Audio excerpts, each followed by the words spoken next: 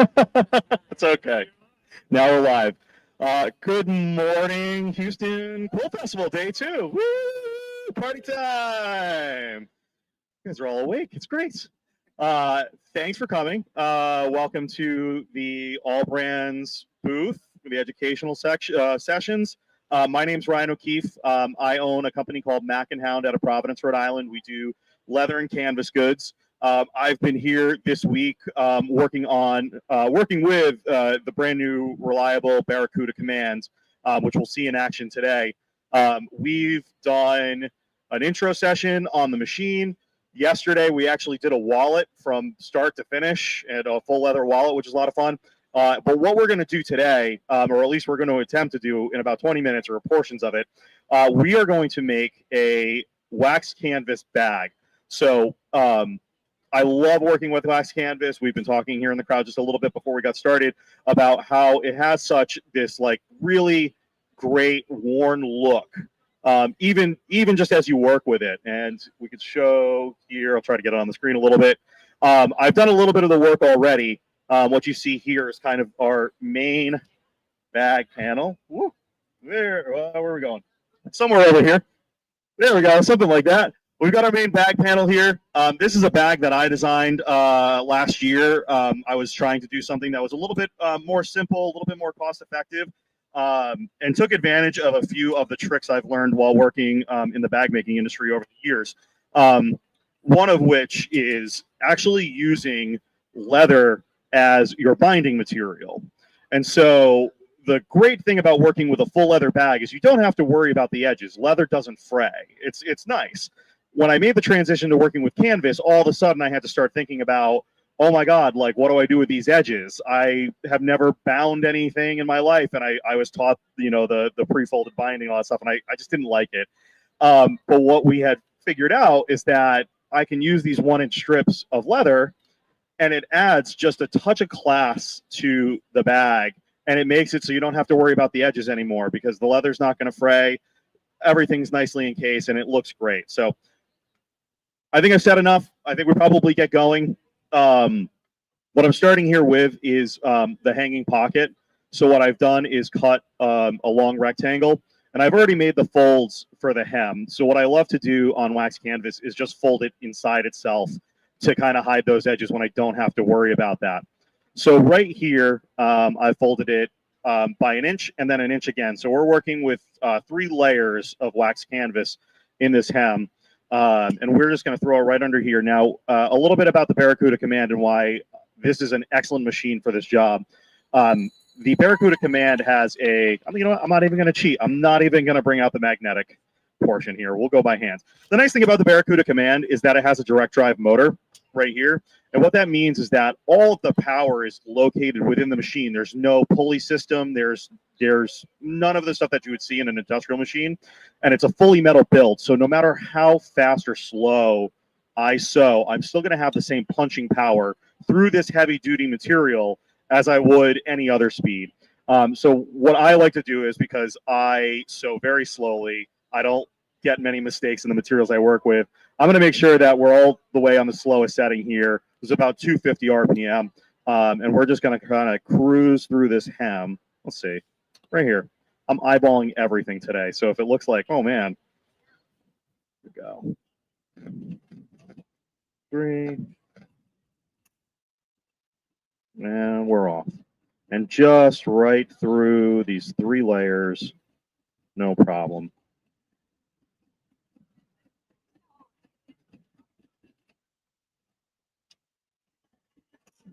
Did I already run out of bobbin?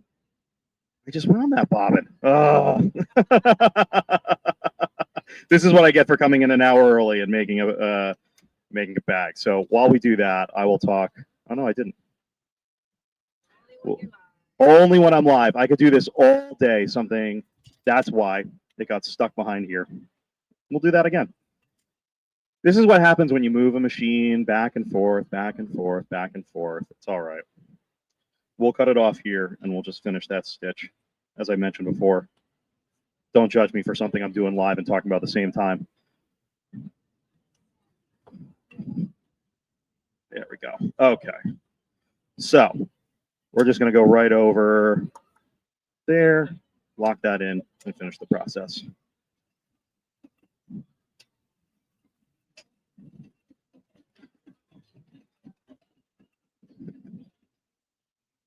I did. It got stuck on the power line, of course.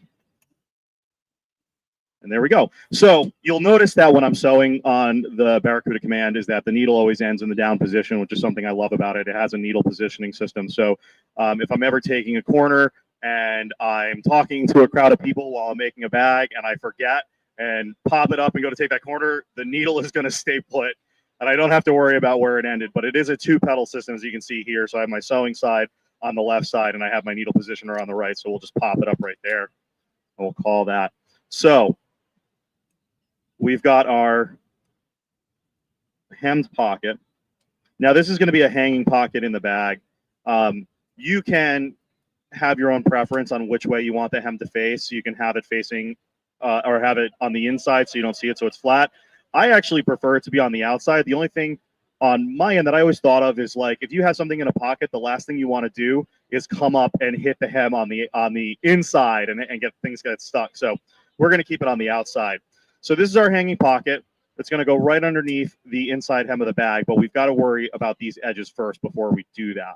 So what we're going to do is I'm going to do a really quick, so you know what? We're just going to go straight for it. What I've done with the inside of this leather is this magic double-sided tape. Absolutely love this when I'm in a pinch. The double-sided tape is great. I folded it in half and I made a little point on the end there because what we're going to do is we're going to hide it in the end, and when it's folded over it just looks like smooth leather, and that's how we're going to make it nice. And no one's going to see that at the bottom of the bag, but it is a nice touch. But we'll also do that at the top of the bag as well. So let me peel this real quick. Come on. There we go. So while I'm working on that, some of the other things that's really helpful with this particular machine is that it is a true walking foot machine, which means that the machine is working with me to push the material through. And if I'm working with leather now, what I have under here is a leather walking foot, which is completely flat. It doesn't have teeth, so you don't mar the leather. But a lot of machines that say they're a walking foot machine are generally close to the truth. They're sometimes just an attachment, but you need to have both the feed dog on the bottom and the needle or and the presser foot up top working together in unison perfectly. And the attachments sometimes get close, but they aren't always working in unison. So we're just going to get this on here. So as you can see, I'm taking, it's always finicky. There we go. That might be the easier way to do it. And we're going to put this right at the edge here. And we're going to use that double-sided tape to stick it right on as much as possible. Now, if you're doing this with like a regular kind of like sailcloth, a lot easier. The wax canvas actually makes it a little bit more difficult for things to stick to it. So it's always kind of a fun adventure when you're getting ready to swear because it's not doing exactly what you want it to do. But we've got it on, and you can see here we've got our folded edge with a nice smooth finish on the end. I'm not worried about the leftover piece at the end. That is just to make sure that we have enough, and I will trim that off when we are done with this. So we're going to make sure that we're on. And the top edge is going to disappear into the seam. So once we cut this, no one's ever going to see that, which is great. So we're just going to start with that right there. We'll go just like that. I'm just going to clip to be safe.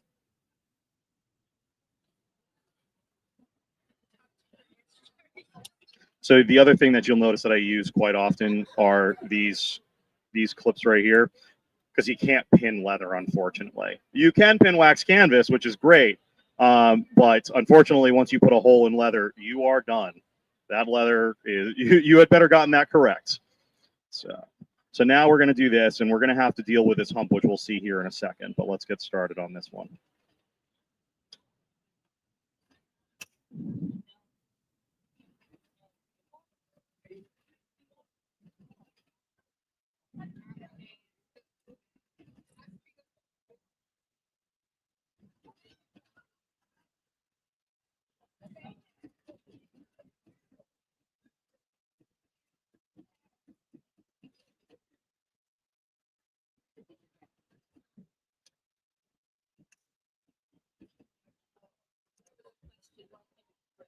Oh, good question. What kind of thread? So we are currently on, right now, hooked up to a Tex 69. I have used up to a Tex 90 in my shop, which is what I prefer for a lot of, like, if I'm doing straight up leather, it's a bonded nylon thread, which is a great thread to use on leather goods, especially things that'll be in the sun. They don't break down as easily. So that's what I would prefer or use in some of these projects. So we're just going to snip these off, and we're going to do the other side now. Always a fun process. Yeah, if you have any questions, feel free. This is always a great time while I'm peeling away all this fun stuff.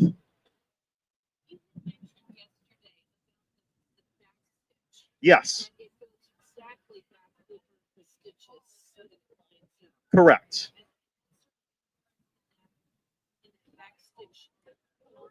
Yes, the Cuda stitch, yeah. So what, it's a great question. So the question for the internet, if anyone didn't hear, is how the Cuda stitch system works, especially with the back stitch.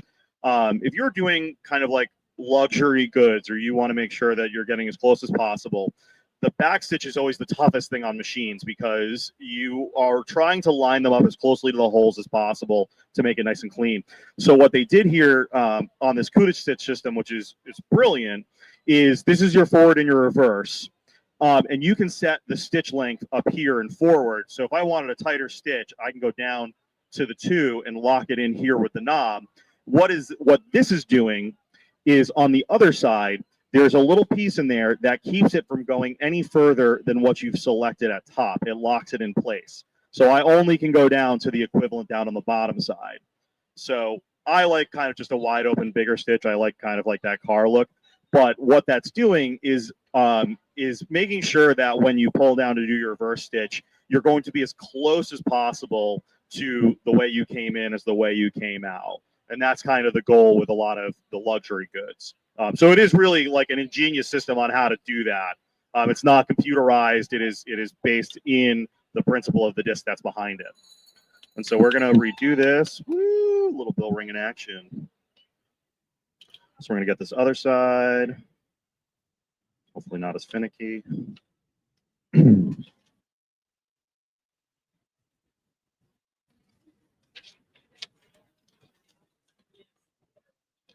So other really great things that I enjoy about the machine is the thoughtfulness that went into a lot of the accessories that come with it.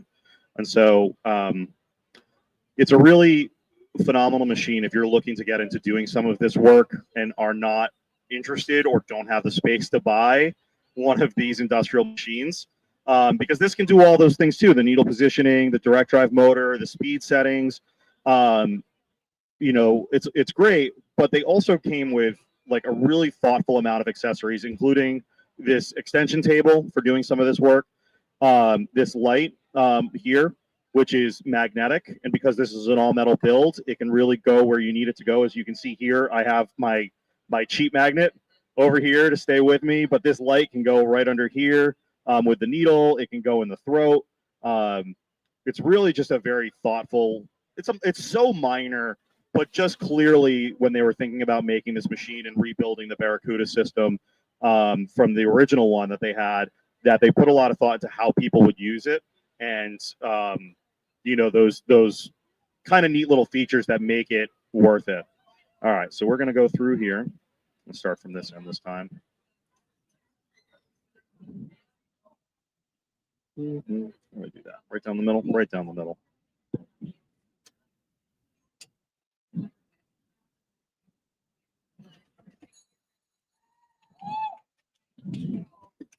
Oop, right off there. There we go.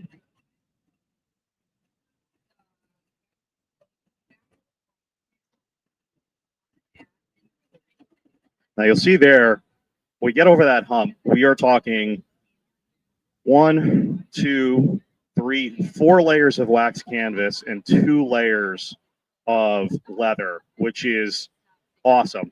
I will say, we're even putting ourselves at a little bit of a handicap. We didn't put a leather needle on this machine, so we're not using a piercing needle, and that's kind of the power of the direct drive motor. Is you don't have to worry about it. It's going to have that power to get over those humps.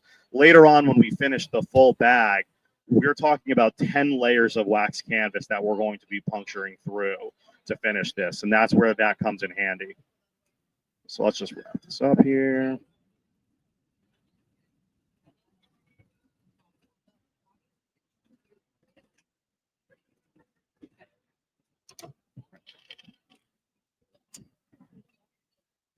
And you can kind of see here how that backstitch system works.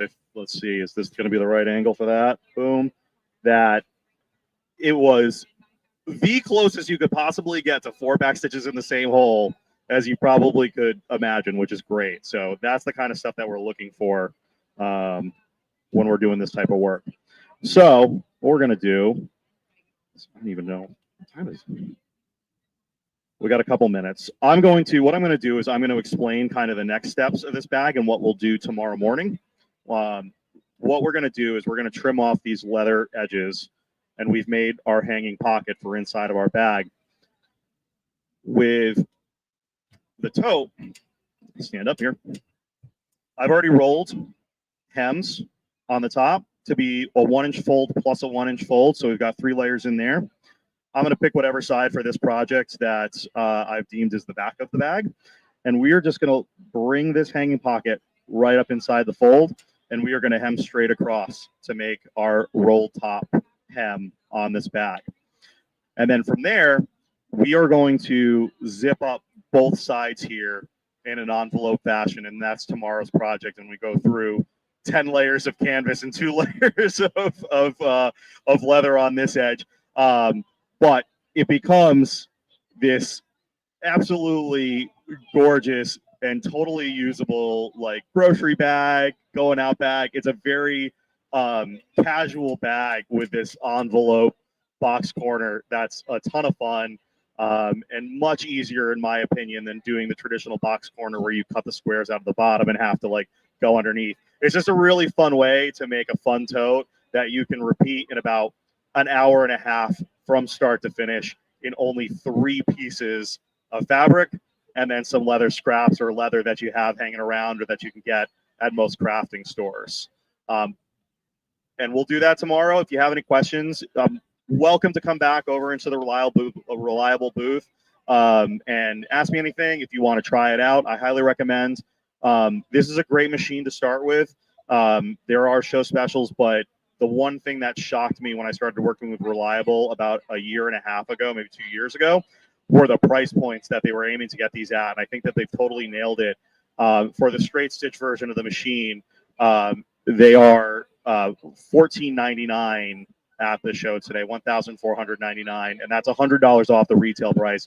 And if you're looking at the zigzag machine, if you do any sail repair or you're looking to do other kinds of material, the zigzag machine is $17.99 or $16.99 at the show today, $17.99 normally, which is an awesome price to get one of these machines in your home to start kind of doing some of this really high-end work. It's plus the accessories. I thought it was just a very thoughtful way for people to kind of get involved in this hobby. And I've been very, very impressed with the people that are Reliable in this machine. So highly recommend. Come and talking to us over there. You may know them for their irons, and their irons are phenomenal as well. But I think that this machine is an absolute hit, and we will finish this bag tomorrow, or at least make an attempt to finish a bag tomorrow. But thank you very much, everybody, for coming. I appreciate it. Thank you. Yes. So you would want to keep the needle. You would want to wipe down the needle, but no, it's not going into the machine. But if, occasionally, yeah, you would want to wipe down the needle because you might have some residual in there. Yeah, so it is. You have to oil. Is an all metal machine, so you do have to oil it in a couple places, but it's not like a traditional industrial machine where it has like an oil pan and you need to flip it up and everything. It's just oiling a couple of the movable positions around there, which they show you kind of the markings, and that's it. Usually, I would say sometime around 10 sewing hours to 14 sewing hours, or every 3 to 6 months, depending on how you use it. But it's just basic maintenance on a machine like this versus the full-blown maintenance of a big tabletop machine, which is nice. Yeah, and it's only 40 pounds. It's very easily liftable. But 40 pounds compared to a table that you strap to the ground is great because you can put this away, which is nice. Or you can in an RV or on a boat if you need it for sail repairs or vinyl repairs. It's really great. There's a lot of thought put into how this machine would be used and why. So, what am I going to do for your handles? I have a few options. I don't have the options, unfortunately, here with me today. Normally, I would either, depending on the type of bag, I would sew them on. And so that would come in this next step of the process before I closed it. I would take it and sew it here or rivet it with some leather backing, which always is nice. And I like that option sometimes a little bit more because I can add a little key hook on the inside so you don't lose your keys inside the bags with a leather piece. So those are the two options I would do on this one. Yeah. Yeah. Absolutely.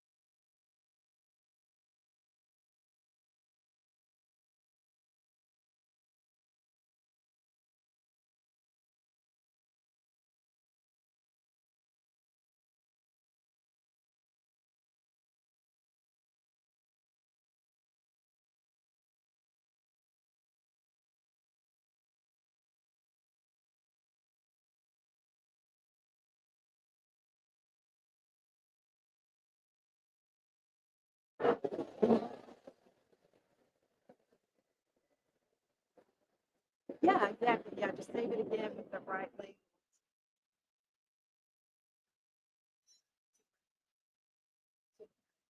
Yeah, yeah. You've done it. Yeah, once you hit end.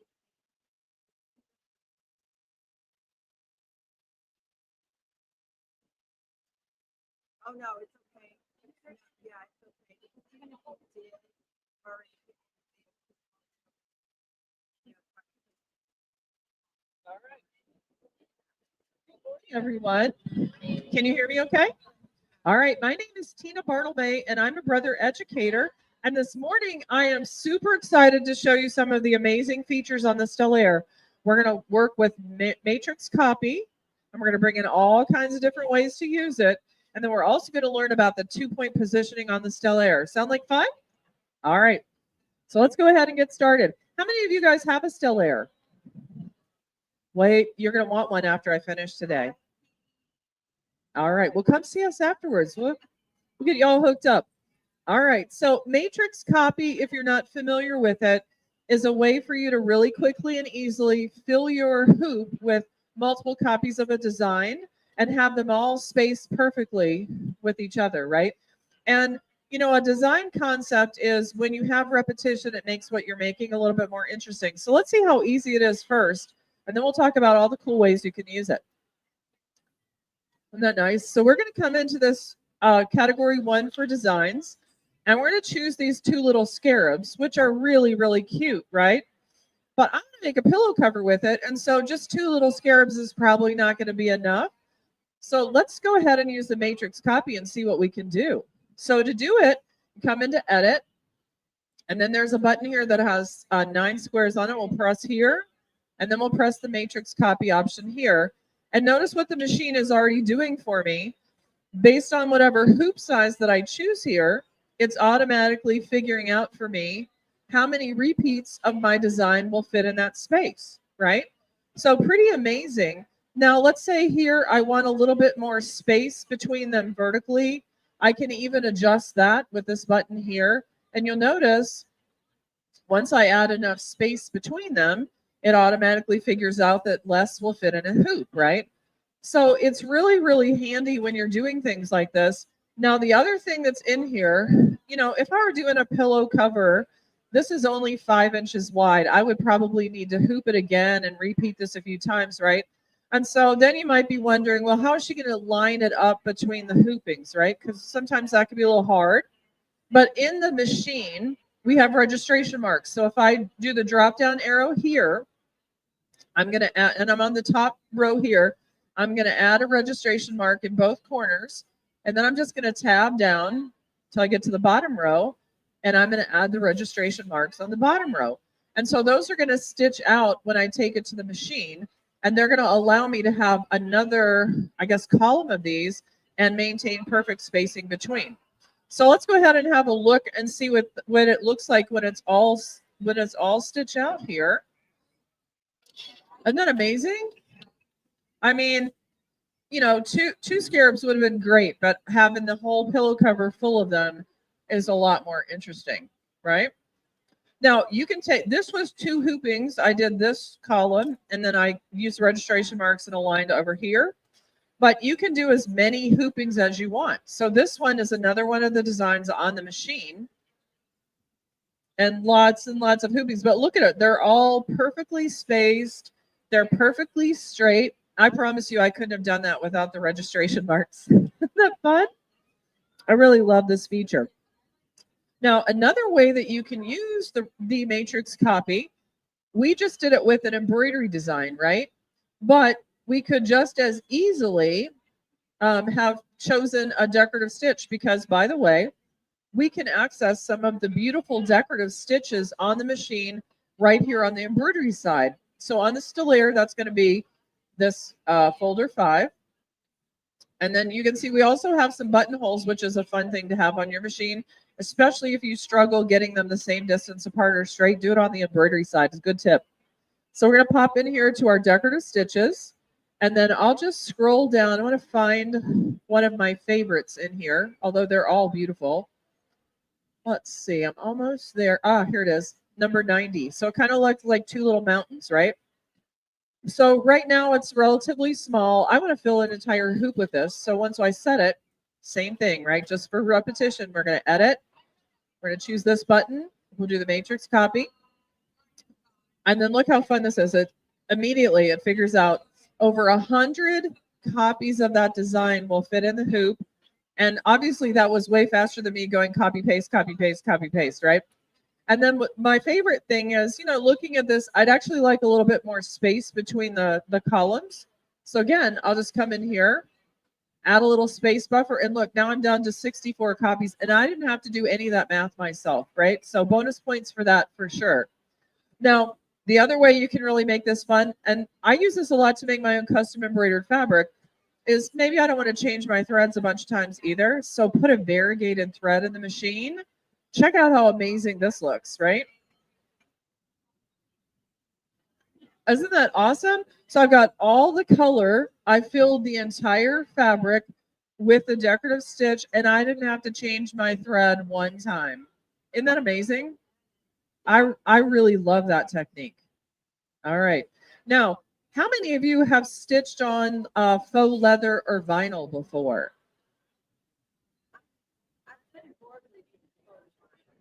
Okay. So this is also a really cool technique to use with some faux vinyls. So here's another decorative stitch. Now this time I've used metallic thread as well, right? So faux leather, I've got metallic thread, and I just the decorative thread is just one of the flowers. And so I filled the entire area underneath the zipper with repeats of the one flower, and then I resized it and had it make enough copies that would fill that area above the zipper. Isn't that fun?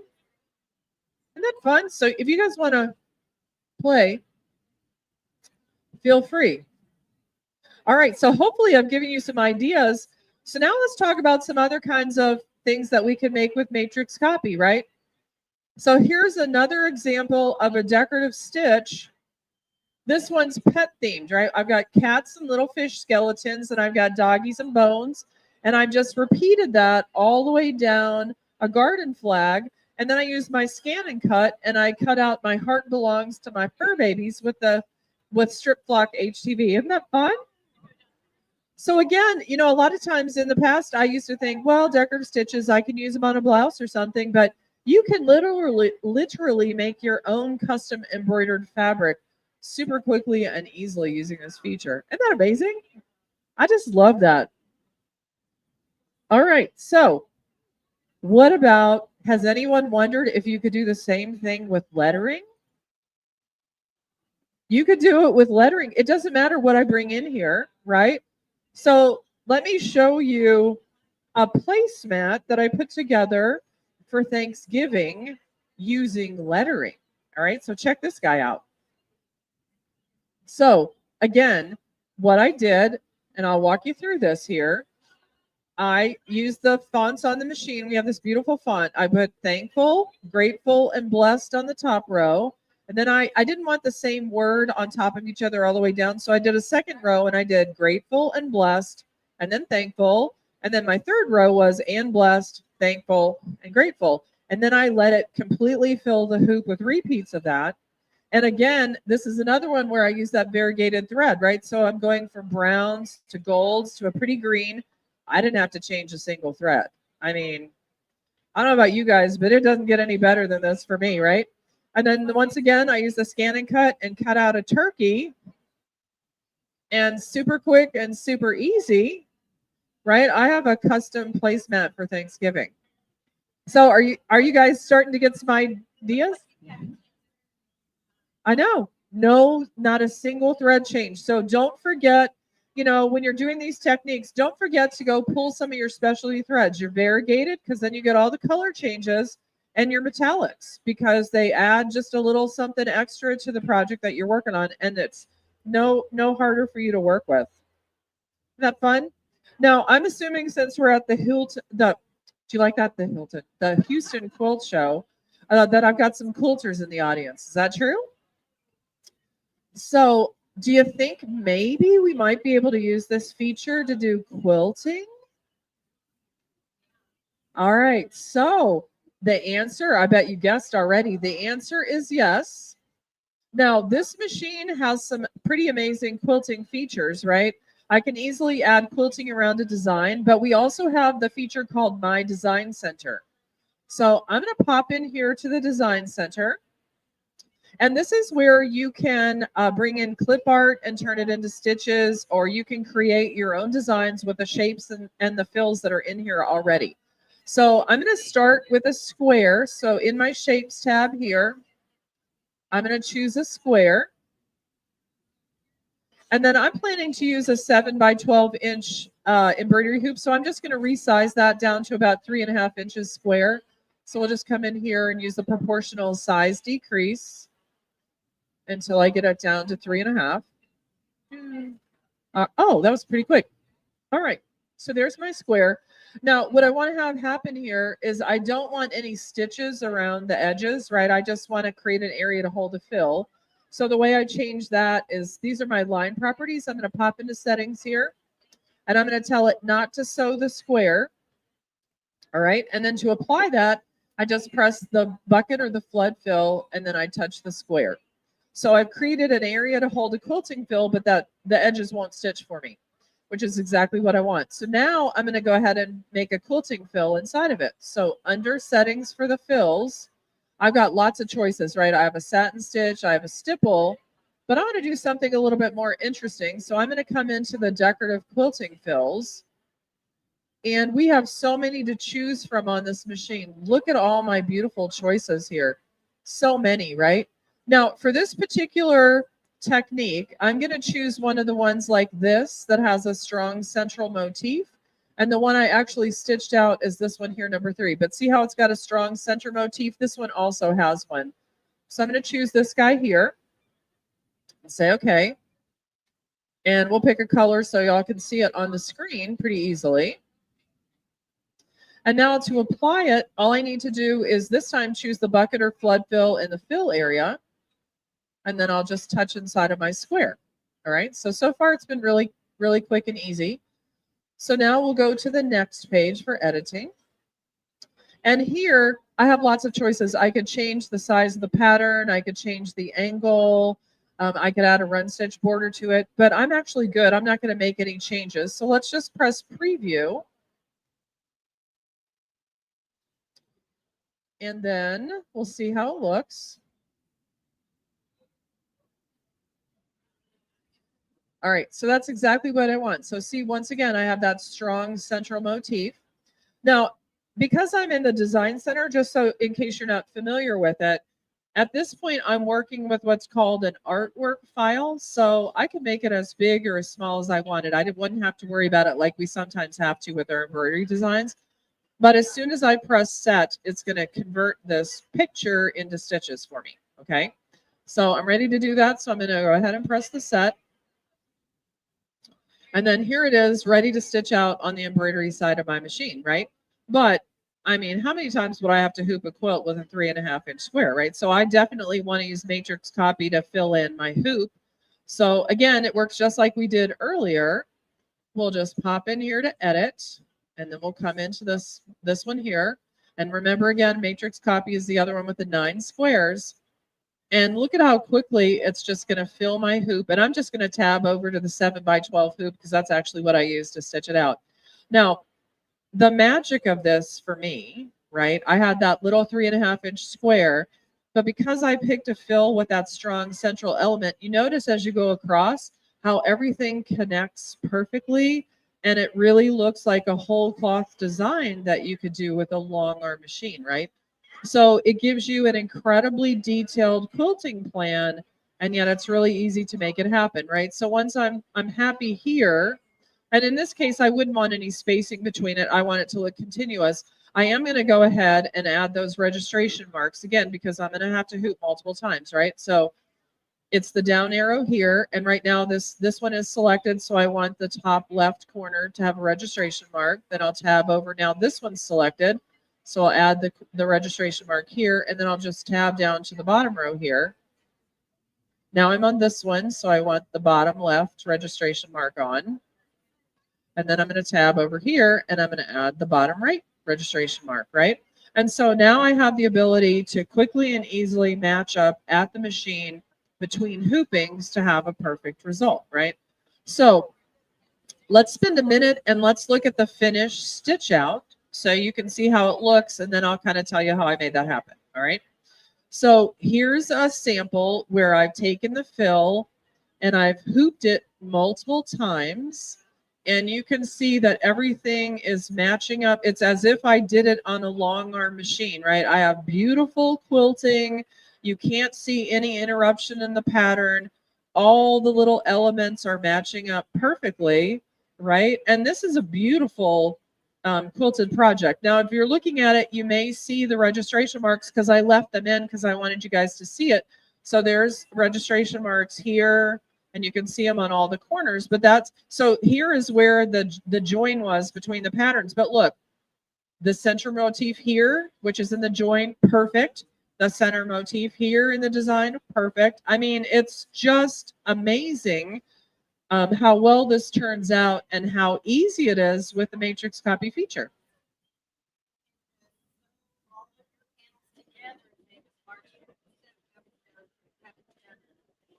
Exactly. Exactly. So it's a really powerful technique for quilting. Now, let me show you from a hooping perspective how we match it up so easily between the hoopings, okay? So I have another piece here where I've done a couple of the, I'm just going to take the magnets off. We're going to start from the beginning. So I have, first of all, what am I using?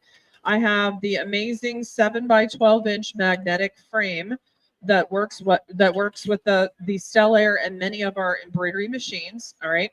So I'm going to put the base of the hoop on the machine here. And then what I'm hooping, this is another quilting design. So it's different than the one I showed you a minute ago, but it's another one that has that strong central motif, right? So I've already done 2 hoopings of it. You can see the join here. And then over here, what I'm doing here, I'm going to use the registration marks in these 2 corners. And I'm going to show you how to match those up in the hoop so that we could do the next stitch out, right? So I'm just going to start by laying my fabric in the hoop like this. So far, pretty easy. Now at the machine, I'm just going to pop over till I'm actually on the embroidery screen. And I'm using the W+ LED pointer foot that comes with the machine. So to turn it on, I'm simply going to press here. And then in the hoop right now, you can actually see the red LED pointer on the fabric. All right. So just a second here, and see the little red LED point. All right. So this is how we're going to match up with a quilt. So again, back to the screen. I'm going to use the trace feature. So if you're not familiar with it, it's the one with the dotted line square with an arrow. So we're going to press that. And remember, my registration marks are the top left and the bottom left corner, right? So I'm going to start with the top left corner. And I'm going to grab one of my small magnets. And then I'm literally just going to move my quilt in the hoop until that red LED dot is right on the corner of that registration mark. And then I'm going to take one of my small magnets and I'm going to pop it in the top. Now, I'm not putting all the magnets on because I have to do the same thing on the bottom corner. So again, back to the screen of the machine. This time I'm going to choose the bottom left corner. And again, I'm just going to move the fabric in the hoop until that LED pointer is right on that bottom corner. And I'm going to put the next small magnet in. And from there, I'm just going to go around the quilt and I'm going to place the balance of my magnets in place. And that's all I have to do. So it's incredibly simple. You know, you don't have to be wrestling an alligator to get it in there. You don't have to be a mathematician or have any special tools. Everything you need to have this incredible, successful result for quilting is right there on the machine. Isn't this cool? I love it. The magnetic hoop is that's a question. Do you know the magnetic hoop is an optional accessory on the Stellaire too, correct? Okay, it's an optional accessory, and we have a number of magnetic frames. So how many of you have used a magnetic frame for embroidery before? Oh, they are like a game changer. They make everything easy, right? Oh my gosh, they're great. We have them in a number of sizes. But can you did you ever believe this could be so easy? It's amazing. No, Oh, it does? All right, so it comes with the Stellaire 2, the 7x12 magnetic frame. So even better. Even better. All right, so let me show you one other thing. Oh, oh, all right. Oh, we're back to optional accessory, but that's okay. They've got them on special sale at the event, and so you can't afford not to get one. Okay. All right. All right. So let me show you one other kind of amazing positioning feature on the Stellaire. That is anybody here like me, kind of a professional crooked hooper? Do I have any friends in the audience? Yeah, me too. So, I mean, I don't want to have to spend 20 minutes trying to get my stuff in the hoop perfectly straight every time. That takes all the fun out of it. So, this machine actually has a process that they call 2-point positioning on it. So, I'm going to use a really simple example. I'm going to type in my name really quickly with one of the beautiful fonts on the machine. And I'm choosing my name because it's one I know how to spell, right? So, that's the best part about it. And then I'll press the set key. Now, I'm gonna lay this pink fabric in my hoop, and we're gonna pretend that the edge of my pink fabric is the top of a pocket where I'm trying to land my name, right? All right. So obviously I have no idea where the name on the screen ends up on my hoop at this point, and obviously I've put the pocket in here all kinds of crooked. So I have a number of hooping challenges, but wait till you see how easy this is. So we're gonna pop into embroidery, and then it's under the layout key. And the 2-point positioning is this icon here. It looks like a rectangle with a red crosshair in the middle. So once we select it, and those of you who have a machine with a snowman positioning sticker, this screen should look very familiar to you. The machine says, well, Tina, how can I help you align this? Would you like it in the center above a pocket? Would you like it in the center of your hoop? Would you like it in a corner? Well, in this case, I'm pretending that the pink is a pocket and I want it centered over my pocket. So I'm going to choose bottom center, and then I'll say next. And now it's saying, are there any positioning landmarks to help us straighten out your design just in case you hooped it crooked? It's like it knows me, right? And in this case, the pocket has a horizontal line, so left and right are both equally correct. So I'll just leave it with right and I'll press next. And then now this is really fun. So I'm going to use the move keys here to move that pointer laser so it's in the center of my pocket, right? So I just have to bring it down just a wee bit here, and that looks great. So now I'll say next. And now I'm using the move keys to move the laser so it's somewhere along the top of my pocket, right? So I've got to move it up some here. So we'll just slide it up here. Now, this is the part that's going to straighten it out, even though I hooped it all kinds of crooked, right? So I've got that done here. So now at the screen, I'll just press set. And look at that, auto magically, it has moved my design so that even though it's not centered in the hoop and it's not hoop straight, I'm still going to have it stitched out perfectly every time. Isn't that amazing? So please come and see us in the booth behind. I'd love to show you the Stellaire. I have barely touched the surface of the amazing things you can do, but it is a really fun machine. Anyone have any questions? All right. I hope everyone has an amazing show. Thanks for stopping by.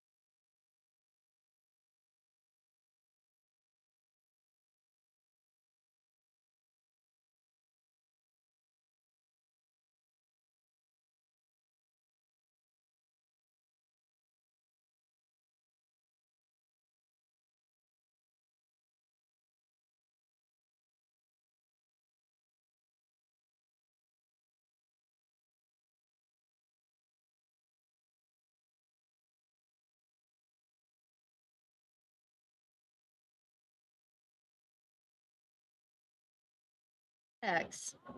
You'll come have a seat. I also have a drawing, so I'll be handing out tickets. Come gather around, have a seat for a few minutes. AllBrands has a very nice place for you to come and sit down. Chairs I noticed are even padded. Come have a seat. Let me tell you about our new products.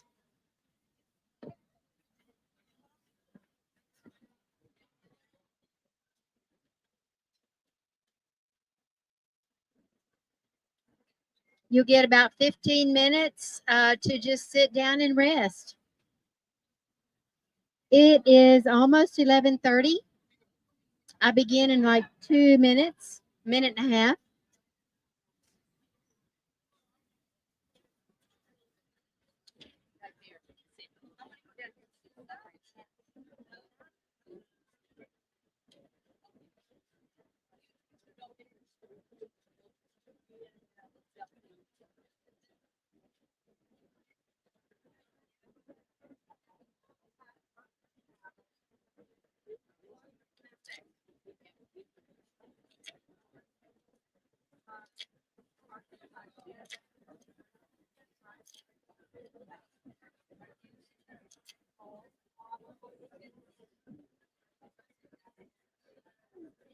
Hi, everybody. Come gather around. I have some new items I want to talk to you about from So Steady.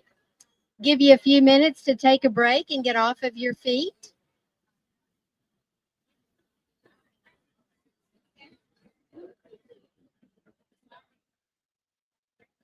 I also have door prizes.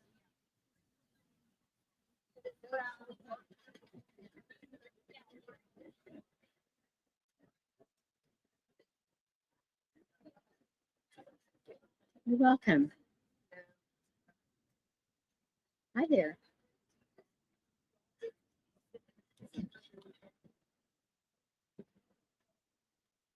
Hi, everybody. We're getting ready to do a live demonstration in just a couple of minutes. I'm going to talk to you about So Steady's newest products. I also have door prizes, so come on by.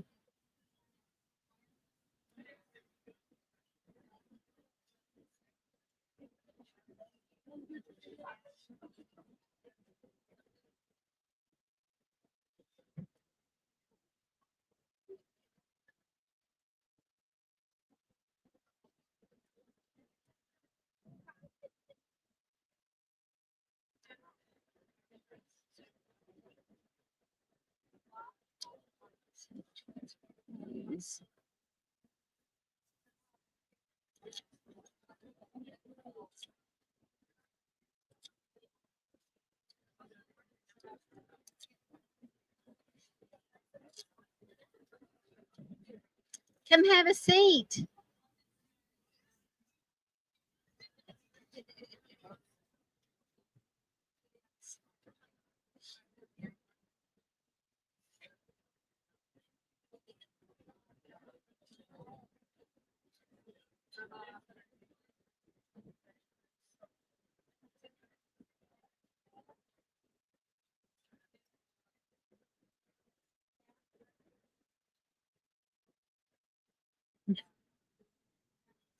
All right, I'm going to start. Well, hi, everybody. I'm Ann Moore. I'm with So Steady, and we have a lot of new products that I want to tell you about. First of all, of course, we have templates, but we have added embroidery to our collection. So now if you want to embroidery the design out rather than use templates, you can do that, or you can actually do both. I actually incorporate both into my work. So I'm going to show you a little bit about that in a few minutes, but I'm also going to show you what is in the box. These boxes will come out quarterly. They are $99. They are a $475 value, and they have all kinds of classes that go along with these. They're all online, and you get free access to all of those classes through the QR code that's in the box. So let me just go through this and tell you what all is in it. One of the first things that you'll see is, I'm making sure you can see it. There is a Shadow Dizzy Geese miniature quilt pattern, and it already has pre-cut fabric with it. And this is the little block that you can make with it. Keep my fingers out of the way. Try to. There you go. And you get pre-cut fabric with it and the pattern on how to make it. And you can, once you've used up your fabric, or the fabric that comes in the box, I would take that pattern and keep on going with it and make even more blocks and make a whole quilt out of it. The next thing that comes along with it is there's a little brochure that tells you about another embroidery that comes along with it. It's called Spinning Ribbons, and I'll show you that in a couple of minutes. I've actually embroidered some of those out. So that is just a little pattern book that comes along with the box. There's a Finish It guide that shows you patterns that are already in the box and shows you how to make each pattern and just gives you a little bit of guidance. You'll see there's a couple of QR codes so that you can actually go into the website and pull off those patterns and also watch guided instruction of how to do it. This is a USB stick that has some of our embroidery patterns on it. There are 32 patterns on here, and each one of those patterns can be made into 5 different sizes, from about 4 3/4 inches all the way up to 12 inches, depending on what embroidery hoop you have available to you. So we have that. We have templates so that if you would rather do the work by ruler work, you can. And I have over in our booth, which is 938, it's the very next aisle over. I have one of these laid out on the table that I'm working from, and I'll be able to show you kind of how that is used. And this package has 2 templates in it, and they're a special size and a special design. They're a new design for this quarter, and they're pretty fun to work with, and I'll show you some of the work from them. This is the Pearled Wreath template. It's a bigger template, and it has a couple of designs built into it. I'm going to pull this out and kind of show it to you. You have a design on this end, and then you flip it over and you have a design on the other end. And the instructions on how to use it are also in the package. And there will be QR codes directing you to some ideas that you can use those patterns to make. They love buttons, so we have cute little buttons that can go on your projects. On this one, there's a green one, an orange one, and a pink one. And there are 3 different designs, and they're kind of built along the same design as some of our ruler work designs are. We have an applique disc set. This is brand new, and it's the first time in one of our packages. And if you make out your design and then you decide you want to cut it out, you can put this down inside your template, inside your design that you've just stitched, and it will show you, it will give you a cutting guide that you can draw onto your design with a pencil, and then you can cut it out. If you like to do earrings and things like that, like freestanding lace, there is a website you can go to and you can download the embroidery for freestanding lace for a couple of designs. One is a pair of earrings. The other looks like it could be a Christmas ornament, and I have them in here. I'll show you. I have a little star, and then I have a Christmas ornament that you can do. I'll lay those down so you can see them. Ah, perfect. Also, how many of you have trouble getting your binding cut so that you can join it from end to end? We have a tool called Bound to Fit, and this is new for this package. They have made it a little bit extra tall so that if you're working with, say, a 3-inch binding all the way down to a 2-inch or even smaller than that binding, you can use our tool and it will help you cut it. You mark it and cut it. There is a Shadow Dizzy Geese pillow project in the package, and this is designed by Nan Pan. These are some of our instructors. Nan Pan, the next one will be Pam Varner, and then I'm going to show you a couple of the designs that I have done using our box. This is another one. This one's by Pam Varner. It's Shadow Dizzy Geese coasters and picture mats. And that you can see they're just a really cute little design that she's done using Dizzy Geese.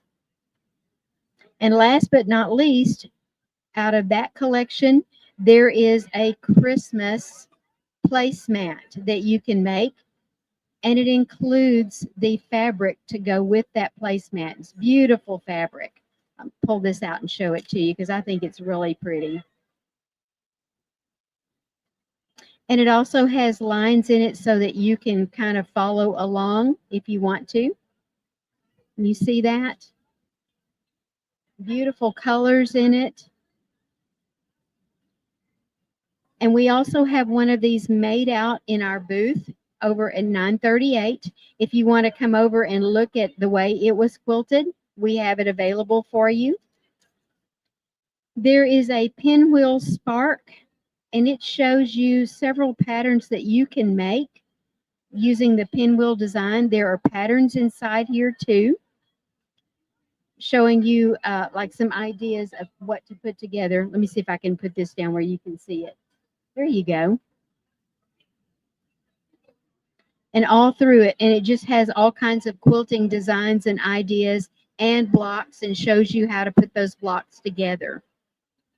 There is a Shadow Dizzy Geese modern quilting on traditional blocks. It's a ruler work and embroidery class kit, and this is just a block D. It's the one I showed you earlier, the cute little block like this. It's just block D. And then we've got a welcome to the Elevate Ruler Club. And on the back of it, there are QR codes where you can go in and look at recorded classes. And there are live classes. I have one next Friday that's a live class that will be on Facebook, on So Steady's website, on their on So Steady Facebook. And it will also go to the internet under YouTube. So please come and watch those. I think mine's at about 11 a.m. I don't remember for sure, but you can look on So Steady's site to find all of that. Okay, let me put these back in the box and I'll show you the box again. I think it's pretty cute. And these will come to you once a quarter if you decide you want to sign up for the club. There is information about doing that inside the box, but you can also just buy the standalone box if you want to. This is the fourth quarter. We'll have another one coming out in January that will have all new items in it. Now I want to show you some of the things that I have put together with this. And y'all be sure and come get a ticket from me so that you can be entered in the drawing too. Okay, this is a design I've done. This is embroidery. And then I just did free motion stippling on the outside. These are placemats that I am making for my family table. And let me show you what I did to the back.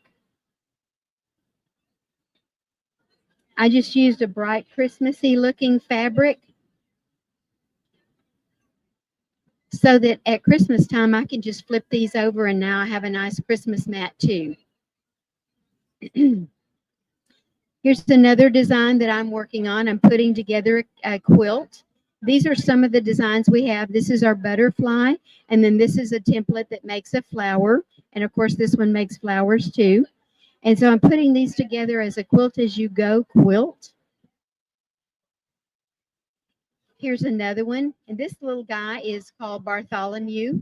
He is made from our templates. And this is the oval templates that were in quarter number 3. But we can order those for you if that's something that you're interested in. Here's one of the embroidery designs that's in the current box. The middle is the embroidery, and then around it are just the templates that we use. And then this is Debbie Dragonfly over here on the corner.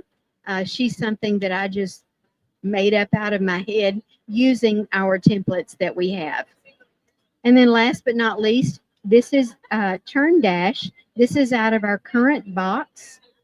And this is a design that I put together. Like I said, I'm making these as placemats for my own dining room table, but every one of them is going to have a different design.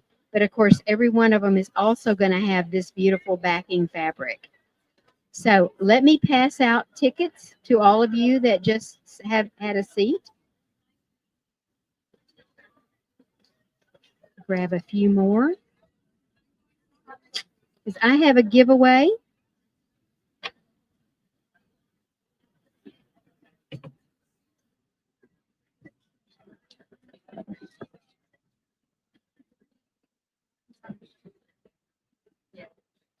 Did you get a ticket? Okay. Oh, sorry. Let me give you one of those too. We have a QR code you can enter to win over at our workstation. We're at booth 938.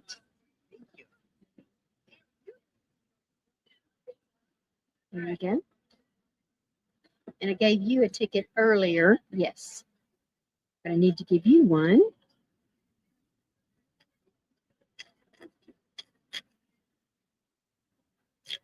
Come by our booth and scan the QR code,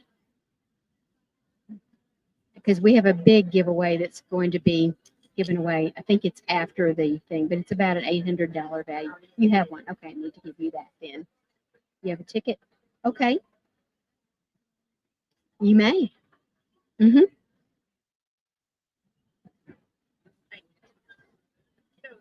I just came in the middle of the box. You sell these boxes? We do. They're at our booth. They can be a subscription or they can be standalone, whichever you prefer. They're $99 and they're a $475 value. They are awesome.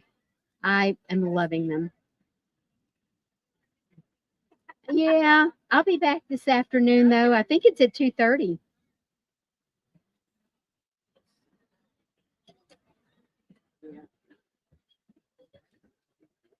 Okay, let me mix these up a little bit.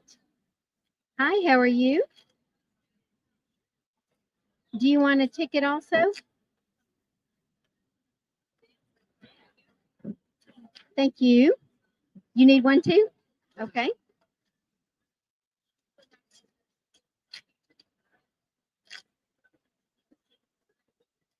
Thank you. All right, I'm going to stir them up really, really good and not look, I promise. Let me see what I did with my fries. I bet I put it in here.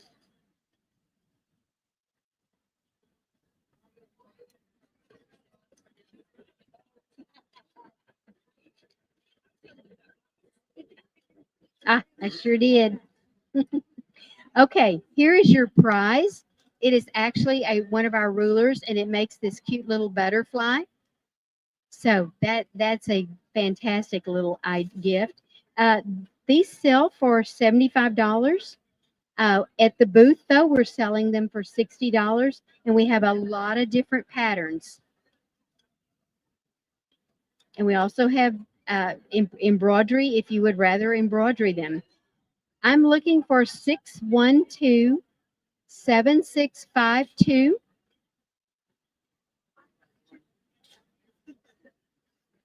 That's you?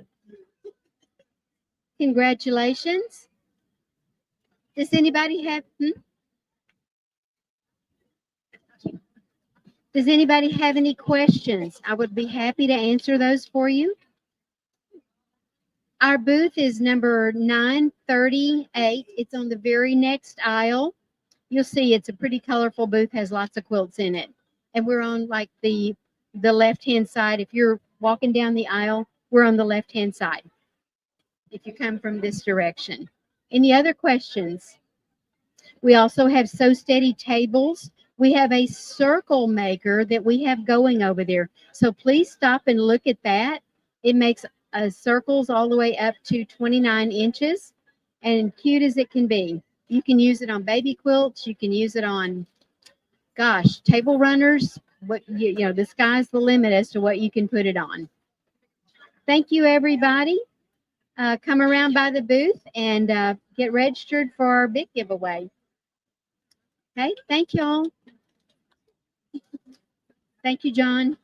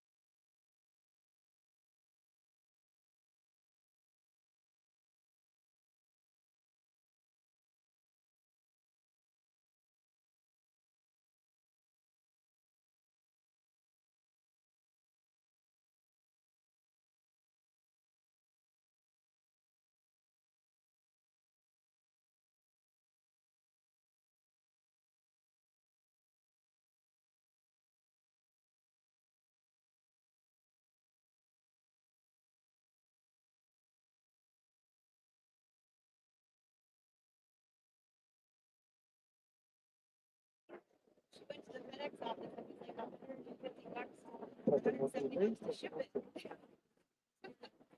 Give it to me. I'll take it home and I'll ship it to you.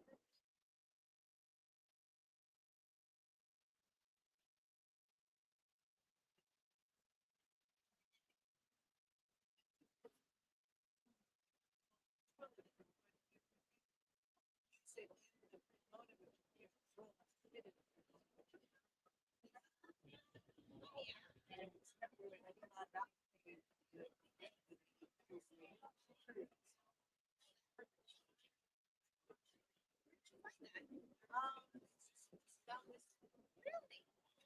Check that out. I love it.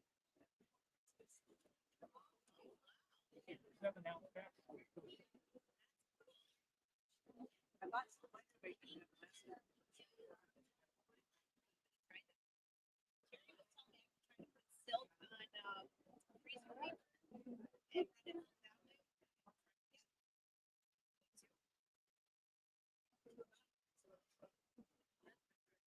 Don't yawn. You're gonna make it. I'll need 1 cup of coffee. I have my little thing of chocolates I'll throw at you. Well, should we start?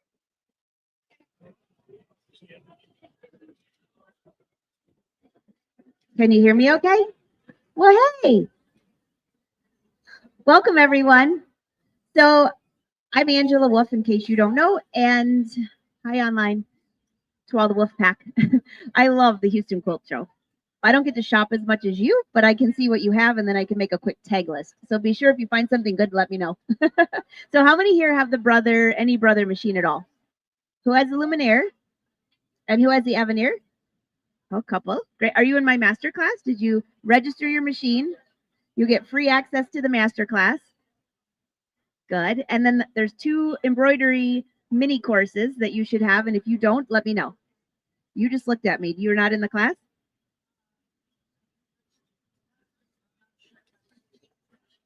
Okay. Well, you come over when I'm done and I'll help you. Because you don't want to miss that. There's over 100 videos. So, oh, what do we got? Oh, hey. Okay, so I requested, since a lot of you are here and I've talked to you a few times, I'm like, you got to give me a giveaway. So at the end, I have a giveaway. Is it raining out? Because we got an umbrella. Oh, and we got some Schmetz. This is the best for sewing machine needles. Did you know that you should change your needles like a lot? When I first started sewing, I don't think I changed the needle the whole time I owned the machine. Don't tell anybody that. All right, so let's get started. I want to talk about the Aveneer. This is the newest machine, and I have been honored to put together master classes for Brother for the Luminaire, the Stellaire, the Aveneer, and the Airflow Serger. So all you have to do is register your machine. You get access to the class. You could watch it in your pajamas, but there's a lot in these machines. So the best part of Brother, though, is as you move up from like the Dream Machine to the Luminaire to the Aveneer, it's everything you had in those machines just keeps building on it. So, and more? Oh, this will be for my next one. Thread. We got a lot. We have 3 presentations today, so mark your calendar. Now 2 and 4:30 with Jerry. All right, so first of all, you all know, if you know me, you know I love embroidery. This is the biggest hoop. It's 11 5/8 by 18 1/4. I've said that 5 million times and I still have to look because I can never remember the 5/8, but it's huge. So I have a couple dresses over there. I can do embroidery, a whole sleeve and 1 hooping. I can do half of a leg. If you're short, you probably could do your whole leg. So the machine, what does it do? It does embroidery. It does quilting. It also comes with the stitch regulator foot. If you're a quilter, come back at 4:30. Jerry's going to do a whole tutorial on this. It's a stitch regulator foot. So when you move that fabric, your stitches are perfect. I love it because I'm terrible at that. Because the hoop is so big, there's an extra tray, which goes back here, but there isn't room. So it keeps your hoop stable. Because the big thing is you have a huge hoop like that, and it can start to wobble. It doesn't at all, and it's very quiet. If you're new to Brother, you get this fabulous box for all of your accessories. Everything's in there, except it's not, because we took a lot out. But it's a great way to store all of your stuff. So I always point that out because some people are like, what is that cool box? Well, it holds your bobbins, all your feet. All right. The newest thing on this machine, so I'll kind of focus on the new things, is that's my backside. You don't need that. If I stand here, is that okay, John? And then point? Okay. So on here, the projector for the luminaire was 3x5. Now the projector is 5x8, meaning it projects right onto your fabric. So this is awesome. So in here, I'll just go under embroidery and pick a design. There are many, many built-in designs. You also get my collections with this as well. Let's pick something really big. How about that? And you can change the colors. You can do all of those things. You can change any design except for Disney. It does have Disney in it, but a lot of times you can't edit those. You want in? She wants you out. All right, so I'm going to click on projector, and then I'll try to move my back so you can see what happens here. Do you see how big that projector is? And if you want close-ups of these, we'll be back over there here in a few minutes. But that is projecting the design on the screen right onto my fabric. So when I first started embroidering, I had a really hard time with placement. I'll be honest. I mean, I was like, I have no idea where this is going. They gave me a snowman sticker. I wasn't sure which end was up. I mean, I know that now, but so, and there are snowman stickers on this, but for placement, how much easier than to look at the design right on your fabric, and I can move it around. Now, from people who had the luminaire, you would have the projector, which was a little smaller, and you'd move it around on the screen. You had a stylus like this, but now with the Aveneer, you can use the stylus right here. So I can look right here, and when I click here and turn it to the projector, I can now, I'm just touching this and hovering over my arrows, so it's moving the projector so I can see that entire part of the hoop, so you know exactly where your embroidery is going. And then I always like, if you have a really thick fabric, I always like to put the needle down just to make sure that's right where I want it, just one time. But that's huge for the projector. So I can change, I can move the design, I can move the projector, all from here or from here, whichever one you're more comfortable with. The other nice part that's different from the luminaire to the Aveneer is that prior, with the smaller projector, you would look at the projector and you would come over here and move it, and it would turn the projector off. You'd have to wait for it to turn it back on, and now it stays on both places. So it saves you time. Hi, welcome back. All right, so that's the projector for embroidery. Some other things that they have in here on the embroidery side, because it's impossible to remember everything, but in here you can change the size, you can rotate. There's also, somebody had asked me about this yesterday.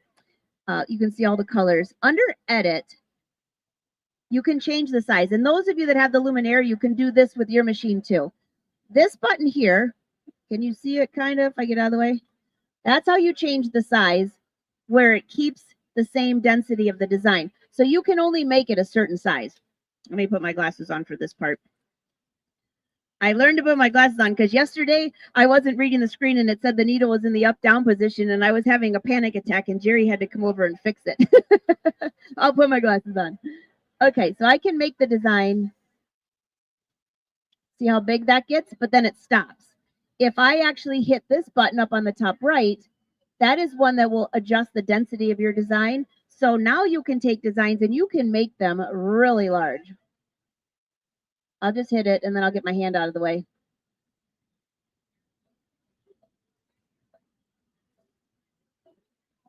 And it keeps going. So you have just a regular size button and you have a density size button. Hey, Robin. And so you that have the luminaire, you have that on yours as well. So that's really nice. You can still use the projector. You can still use the snowman and all of those things. One more thing on here that I don't know if any of you have ever used. I'm going to just go to this home screen. Right here, this is an outline button. You can take an outline of any design. I do this a lot on, I'm going to pass some samples around. Now, you have to give them back or I will chase you down. Literally. All right. Let's see. I did this on my husband's Valentine's gift that I gifted back to myself for a sample. Can I just throw it to you, ladies? Thank you. If you look at the lettering on there, I wrote the Valentine's note, hit this button right here. It's an outline. Sent the font over, I embroidered my font, sent it over to my design center, and I added a fill around it, like 3 seconds to do it. And then I waited about 15 minutes for it to embroider, had a cup of coffee, and his gift was finished. You can make mug rugs and little things like that. So simple here. So that's the outline, which lets your embroidery work with My Design Center. You have all of these fills. Now, in the past, like Dream Machine days, the fills, you had to go to My Design Center. Now you can do it on the embroidery side or My Design Center. Look at how quickly I just added stippling to the whole outside of that. And let's see if I can, these are all the other fills that it has. Click on select. And look at all the fills that are built in. If you look closely, the one for my husband has fish on it. I asked Brother if they did that just for me, and they did not say yes. I think they did. Just claim it. I'm going to say it is. And it just takes a second, and it will look at all the fish. So it has so many possibilities, regardless if you're quilting or embroidering and you want to add a quick fill. I'm not very good at stippling, but I do this, and it looks beautiful. So a couple more things the machine does. Do any of you do edge to edge or quilt sashing? I didn't even know what that was because I only make garments, but now I love it, and it's great to make gifts. So these designs are built right into the machine. And I'll pass this around so you can see it. But what I want to point out, and I'll take you to the screen for this. And I bring this up because we're at a quilt show. All of my friends are like, we don't do that. I'm like, this would look really good on a garment though. But in the embroidery side, if you look at all of the different categories, we have a couching category, and I'll pass this sample around. Can I just toss it? Thank you. I'll try, nothing in there sharp, so don't worry. Couching, you can add couching, meaning yarn that you can add in embroidery or sewing. You have Disney, you have, here's the quilting section right here. It has a Q on it. You can't miss it. So in here, this is what you call quilt sashing. So these are outlines to go outside of your quilt. Here's some more. These are a little bit bigger. You can make them any size though. And this is the one I'm showing you right now. The rectangle. And you're like, well, yeah, but how do you know what size you need? Well, this is the best part. When you click set, this is so simple. You can see on the screen, number 1 is highlighted. Number 1 is what is the measurement inside. So I would measure, and if you can't follow the photo, then that's really bad. It says measure from here to here inside, right? So you take that measurement, it tells you it has to be somewhere between 7.09 and 102 inches. That's big. So let's just put 50. That sounds good. Hit set, and it shows up here. The next thing it wants to know is how wide do you want that quilt sashing? So for this, I was just trying to do something small for a table runner. Obviously, I didn't finish it because it's here. I made another one. But I measure from here to here. How wide do I want that sashing? And this you're limited to 1.18 to 3.94, but that's pretty big for quilt sashing. So let's just go with 3. Click 3, click set. The number shows up here, and you can choose what size hoop you want. I love that part because have you ever hooped and it says change to a bigger hoop? Okay, no more. You just pick whatever hoop you want, click set, and it does the math for you. Right here, you can change the color if you want the color to be different. You can choose single stitch or triple, and it tells me there's 24 pieces, meaning I have 24 hoop changes.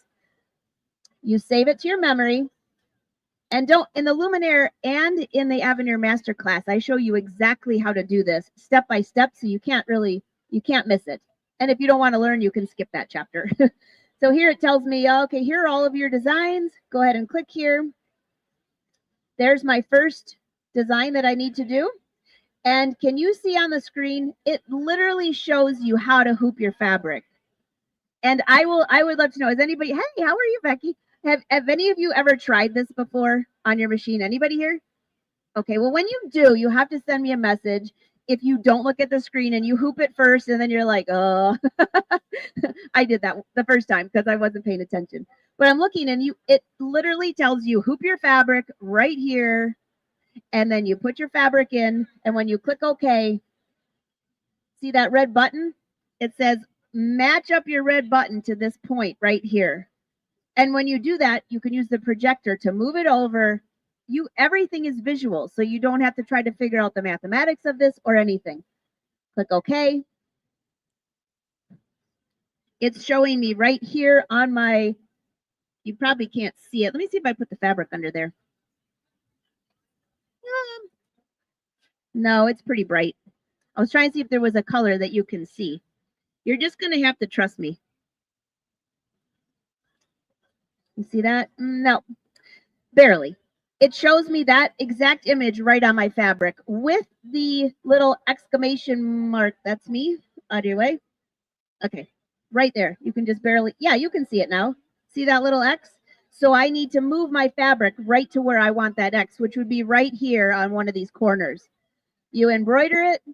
It tells you to go to the next one. And when it's finished, it walks you all the way around. And it even gives you options when you get to the end to make it a little bit longer or shorter. Maybe your fabric got skewed a little bit. I mean, it's really simple to do. So that's quilt sashing. And I'll just, if you don't mind, I'll throw, can I just, you be my hitman? All right. So that's quilt sashing. Any questions on that? So, oh, go ahead.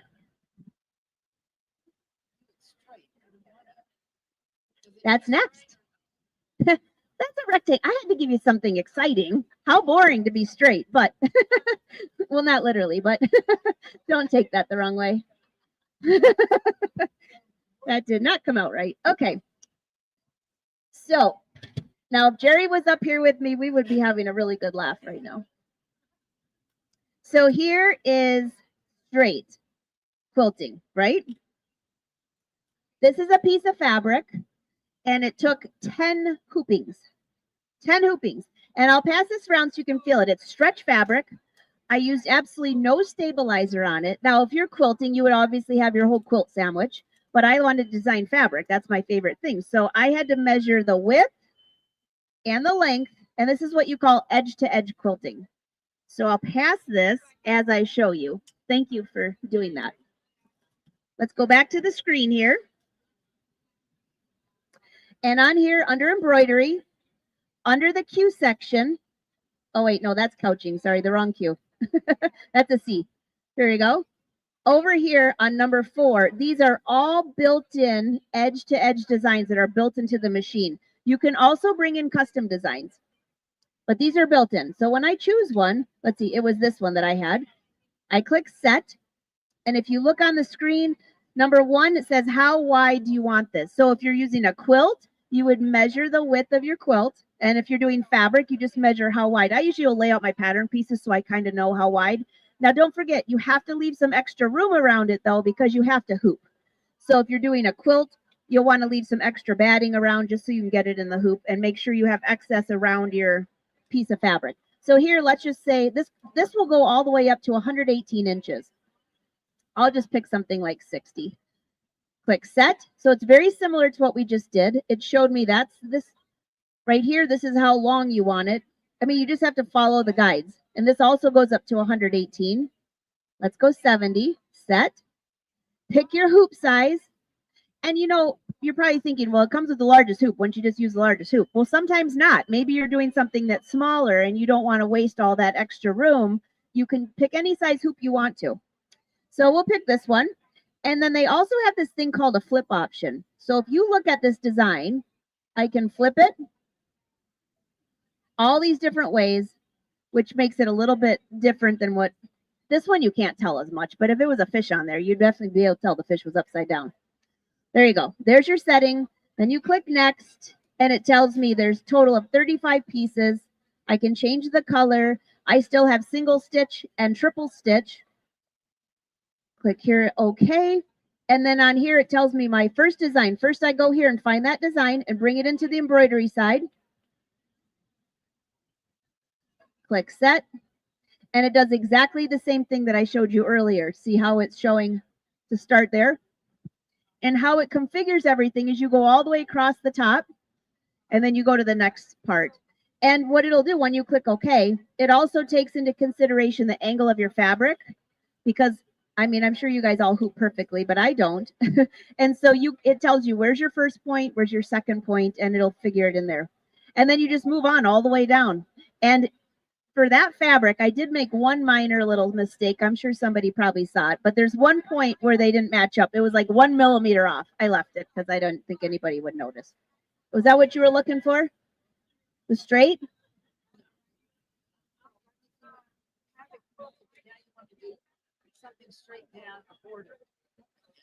Oh, like a rectangle? Okay.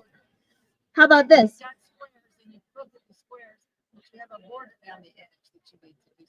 Okay, well, two things about borders. I did a new embroidery collection for this, and it's called Corners and Borders. So I'll pass this around, and then I'll show you what you were talking about. This is one of the new designs, which is straight, and I thought this would look great down the side of a quilt. It's really soft fabric. This was in the first collection, roses, but here's the other. These are corners. And if any of you have ever wanted to embroider on tulle, I have a ton of tutorials if you go to my YouTube channel. So here's this. I'll let you guys see this. This comes with the Aveneer. All right, so let's go back into the quilting side. And I'm going to go into memory because I saved a couple quilts from yesterday. If I go in here, the same designs we just looked at, you see these right here? So the first one is where they go in order. These here are all individual. So if you made them a certain size, you can bring one of those up. I'm going to go back here, and let's just say, for time's sake, I'm going to pick something like a different design, just for time's sake. Let's just say you want to embroider something like this. That's very small. But I think this will answer your question, at least part of it. All right, let me go to size. And I'm just going to make this as big as I can. So hopefully you can see it. So we're going to pretend that's the design you want to go all the way down. Okay.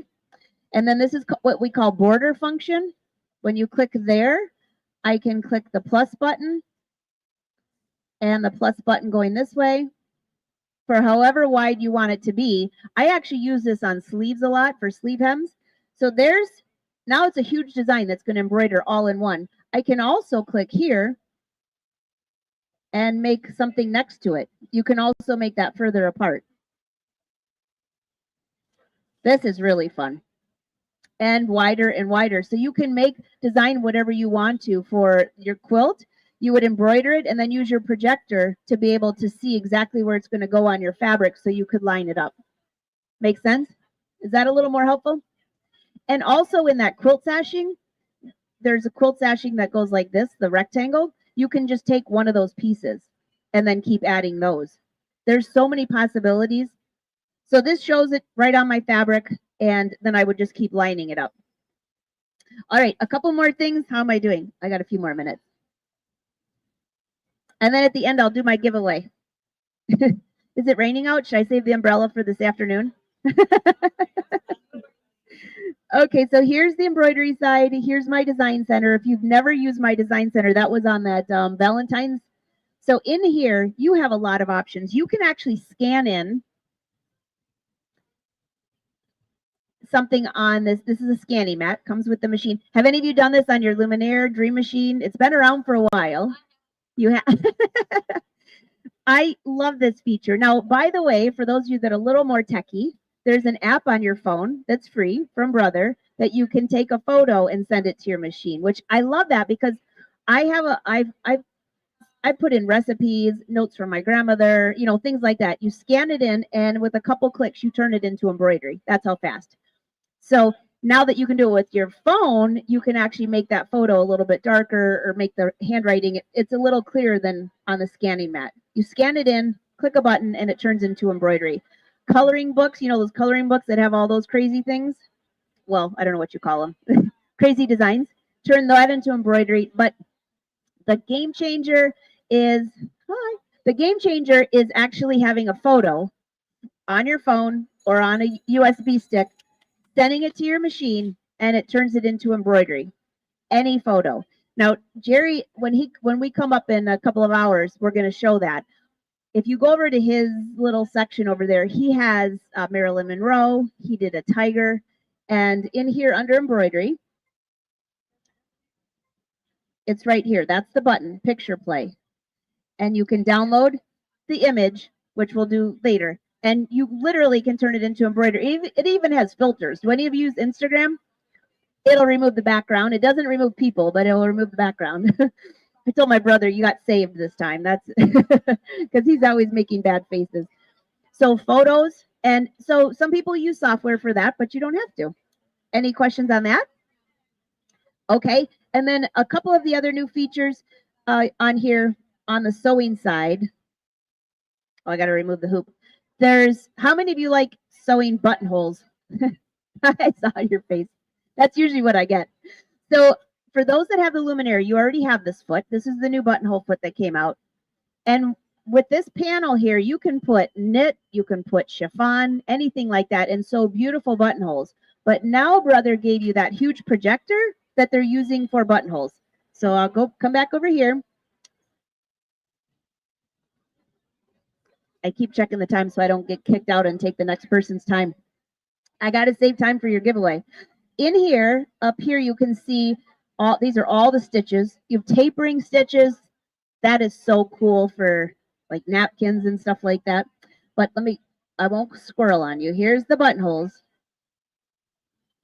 And this buttonhole right here, I don't have the foot on. When I do this though, I can actually hit the projector. It will show the buttonhole right on my fabric. Now I don't have the foot on, but it is working. So let me see if I can put a white piece of fabric. How about this paper? Oh yeah, where was that earlier? Can you see that? The rainbow is not included with the machine. It's just the camera. It shows me the buttonhole right here. Now, if my foot was on, this is where you put your buttonhole. If I made this bigger, it would actually make the buttonhole bigger. You know exactly what it's going to look like. So here's another buttonhole. I can use my stylus right here to change the color. I can change the size, the width, the length.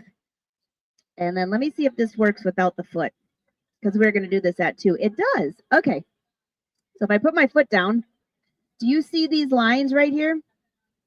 So on my screen, it's telling me, hey, you have spacing. How far apart do you want your buttons? How nice is that? So it even shows me, what is your spacing? You can change it right here. And as I change that, take a look at my fabric. This is where the next buttonhole will go. Again, I have my quilting foot on there, so don't get confused. I just didn't change my foot. And as I move this, it's moving. This is the next buttonhole. So once you sew one buttonhole, you're finished and you move that buttonhole down here. Now, this buttonhole still shows up. Your buttonhole is not going to be there. It's going to be right here. So what are these guidelines? This guideline here is the edge of your fabric. So if you were sewing a blouse, you can also make these go sideways. And this is the red line is where your buttonhole will be located. You can adjust both of those to different places, not the red line, but the edge of your fabric. You can make it far, look how big that projector is. Move it far over, so sew one buttonhole and just look at the guidelines and sew the next one. Very, very simple. And then if you want these to go sideways, it's this button right here. And now it says, how far do you want your buttonholes to go? And my whole grid changes where you're sewing a buttonhole and then moving it to the right. Pretty easy, right?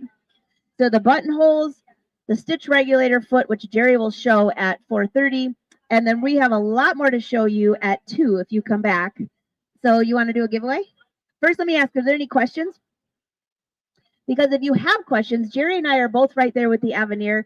They have a phenomenal deal. I'm not allowed to say the price because we're live. And they're giving away a lot with it, including my embroidery designs. I have a package of 50 colors of thread that are all my designs, so you don't have to go shopping. And then a lot of other things they're giving too. So, all right. So why don't we give away this? We'll save the thread for the afternoon ones. The umbrella. It's an AllBrands. I love it. And the Schmetz needles, which you'll love. I love Rhonda. She was here the other day. This is one of the handiest things when you're trying to figure out what needle to use with your machine. This is like and they also have an app. So I know I'm at AllBrands for brother, but Schmetz, you got to have a needle, right?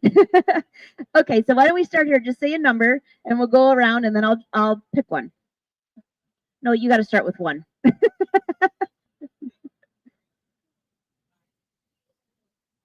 You're 7.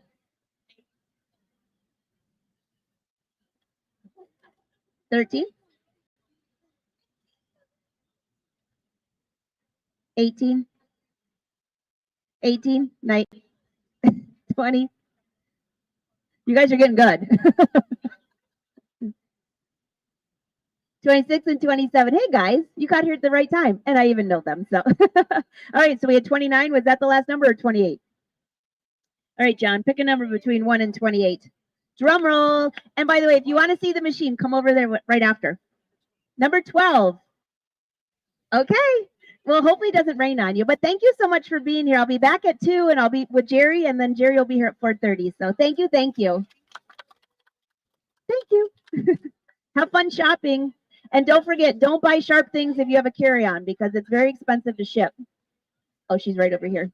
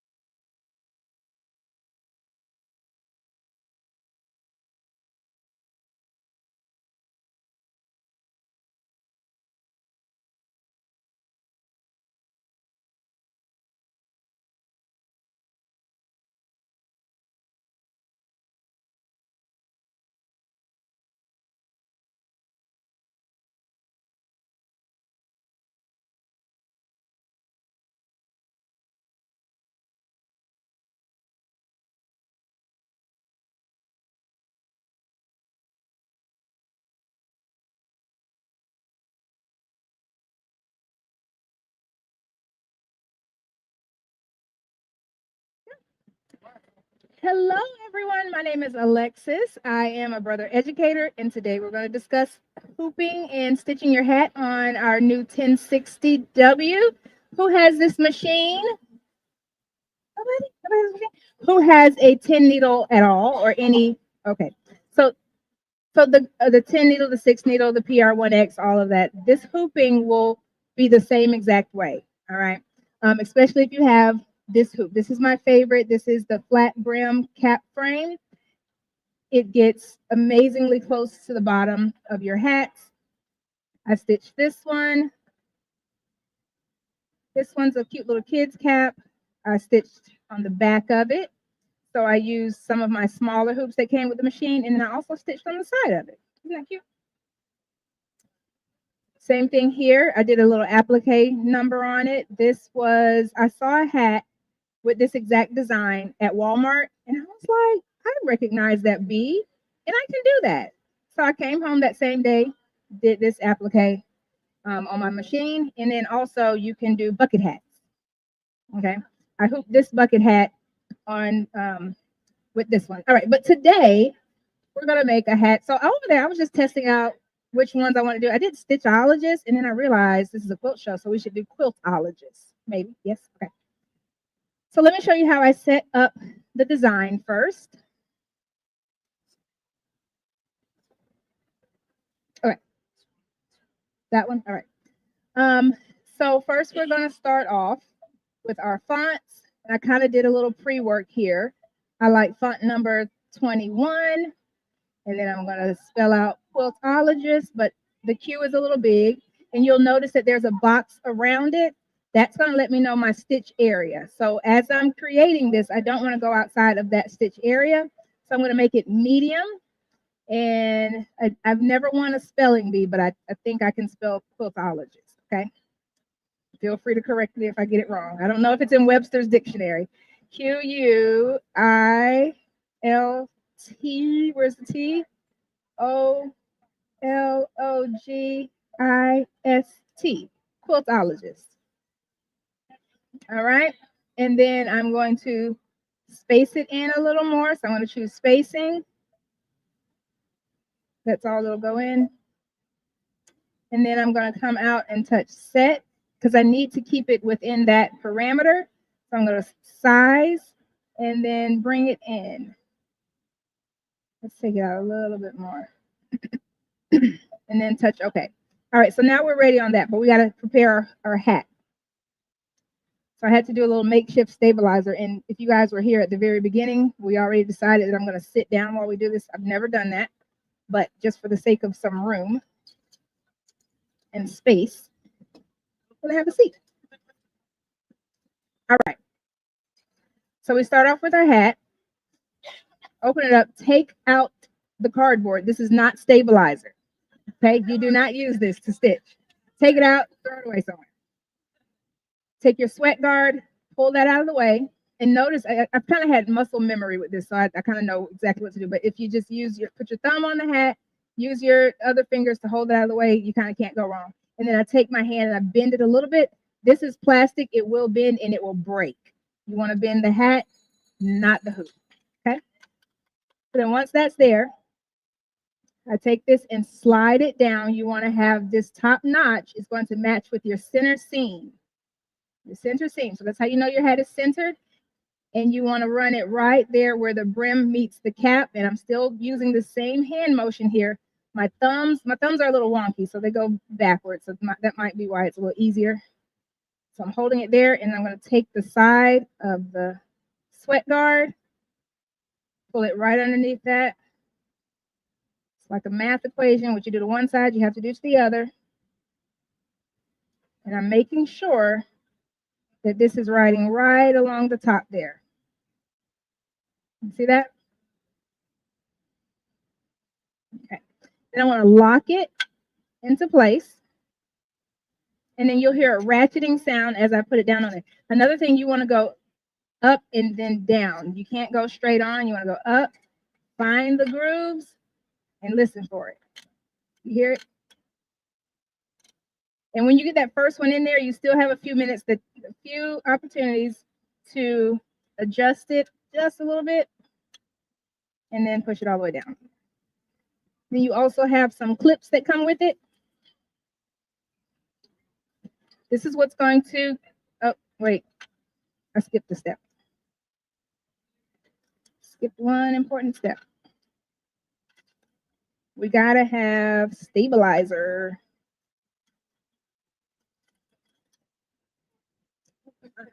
We took the stabilizer cardboard out. Okay.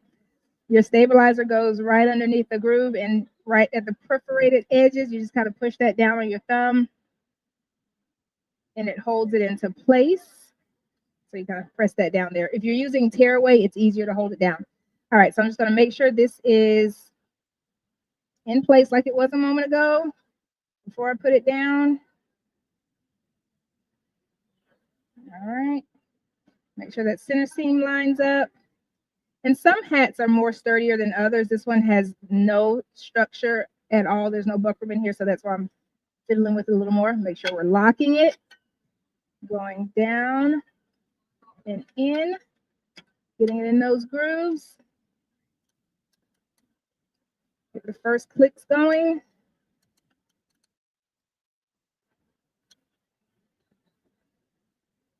All right. And we are ready to lock it in with our clips. Smooth one side. There you go.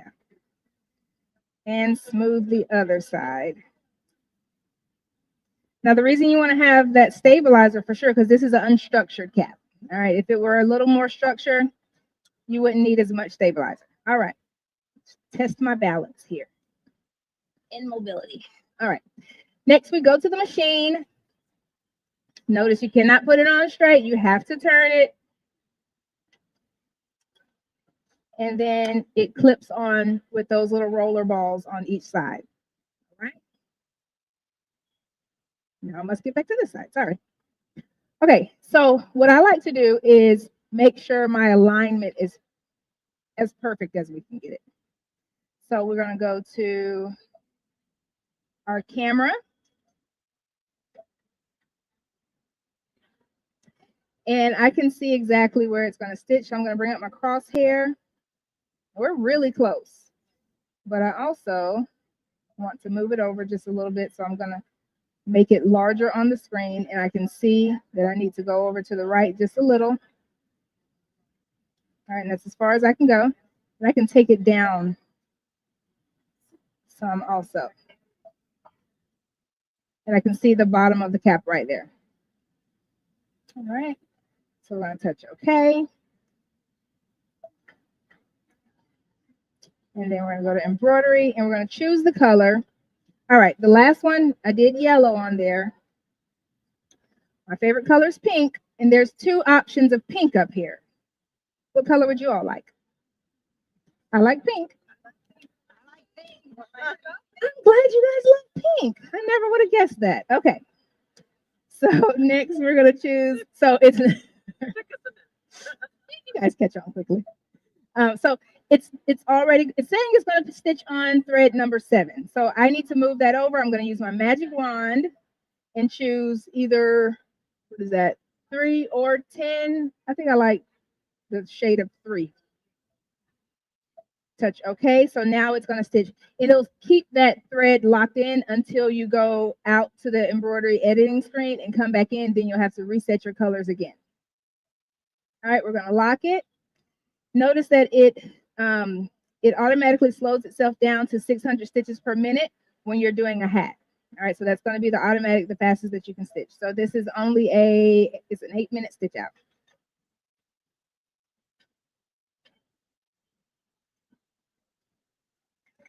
And I got quiet because I always just watch the first couple of stitches. I think we're good to go. All right, any questions? Yeah.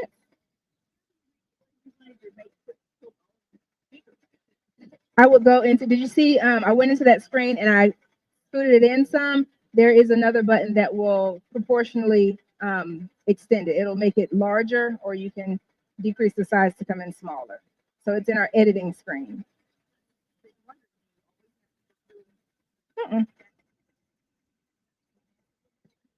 Yeah. It's because the word is such a long word. If I had just put the word quilt, I could have used the larger font size on there. Yeah. Very good question. Yes. So the first time that I used my hat hoop, I thought, okay, I need to rotate it because it's going to be upside down. Well, not only did I rotate it and I didn't pay attention and I stitched it. So it rotated it back and it was upside down. You better believe I still wore that hat. And then a couple years later, I saw people walking around with like words upside down. I'm like, I started a trend. I mean, I didn't, but so it does automatically rotate once you exit the editing screen. It will. So the machine, it's pretty smart. It'll think for us. It just won't cook dinner for us. We're working on it. We're working on it. So I like to do hats because the profit margin for hats is amazing. I get my hats for maybe, under $5. I order them online, wholesale, and I sell them on my Etsy shop sometimes for $35 or more. Right now is a very good time in my Etsy shop because I have quite a few breast cancer awareness designs, and people are always ordering those. I travel a lot, so I could be out of town, get about 10 orders for hats, and I don't worry about it because as soon as I get home, I have two of these machines. I just go ahead, load them, stitch them, and then in a day or so, I'm ready to ship them out.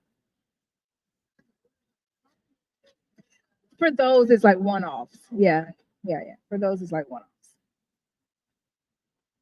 But even if I did get 10 in one order, I'm just gonna stitch it. I'm not gonna cry over making money. Yeah. Well, it depends. So this one was just 8 minutes. It depends on how much how much your thread count is.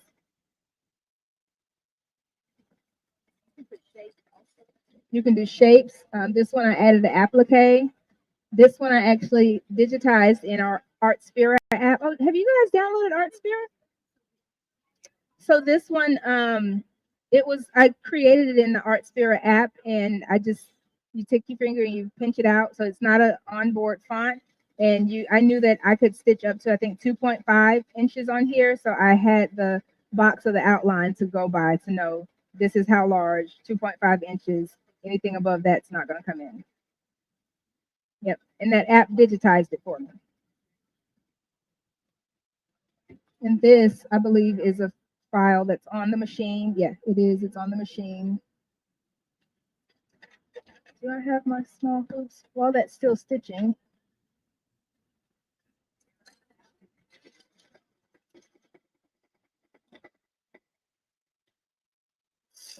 So the way I did the back of the hat,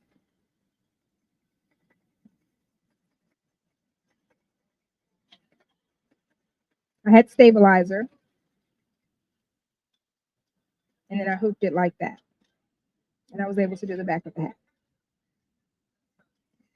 This one also comes, there's also an option for a ear-to-ear, a wide cap frame, and that stitches 14 inches from ear to ear. It's set up a little differently from this. I have it over there in the booth. If you all have any questions, I can do a demo on that once we're done. This one just happens to be my favorite. I don't do a lot of ear-to-ear designs, but if I did, that would obviously be the one that you do. Now, the ear-to-ear one will only fit on this machine because this machine has a stitch fill of 14 inches. On the side, I think I used, I have some small monogramming hoops. They're actually in the booth there. And I clipped it on just like that. And it's like a little very small circular hoop that goes on here. I should have brought that up here. I'll bring it. I'll show you next time.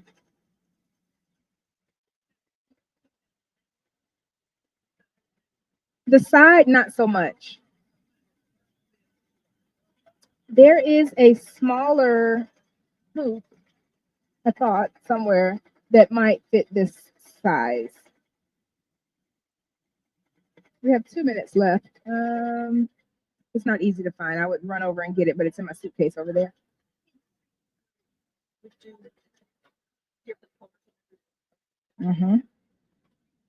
Yep. You can do different colors. You can do, I could take it and I can arc it if I wanted to. I could arc it up down. I can space the words out.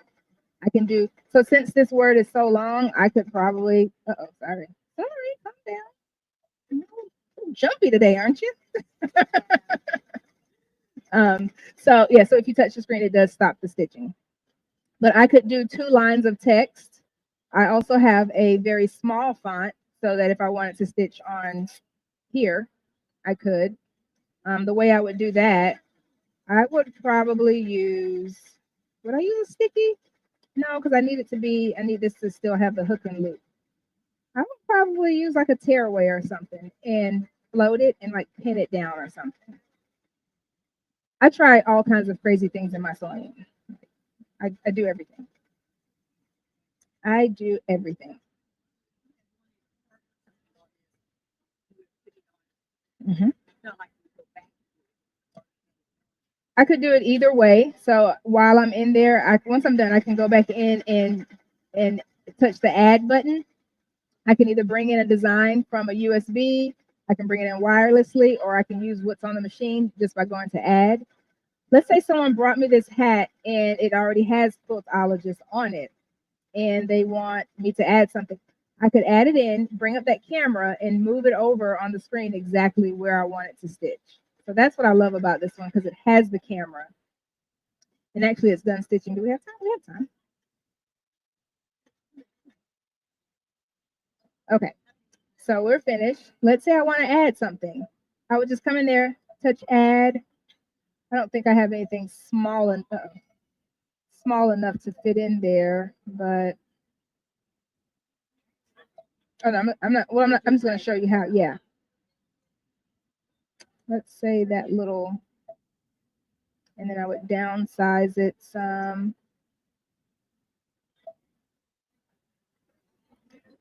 Touch OK, and then I would move it down, select that, move that up, and then I would take my camera and see. So that one has the other one there already, but if I wanted to add that, or let's say I wanted to delete, let's see, go back to the edit screen, I could delete Stitchologist altogether and only add that in. So now I only have that, and I can just move that down there. Yep. And so I didn't leave enough room, but if you didn't hear it, there's a double knock that happens, and that tells you that's as far down as it'll go. I wonder if it'll let me put it at the top. I could put it at the top. You know, it's my thinking cap. All right. Also, let me show you one more cool little feature, just because. Let's see, will it let me?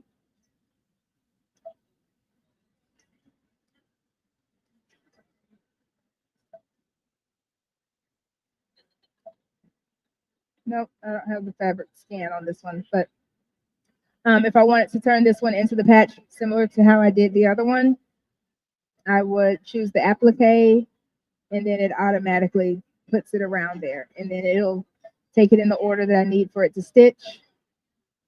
You'll see all that here, and it automatically does my reserve stops so that I can cut everything out. Okay, that's all. Oh, well, let me show you how to unhoop it at least. You're done. You can either take it off just from here, or you can put it back on your hooping station, unlock it, take your clips off.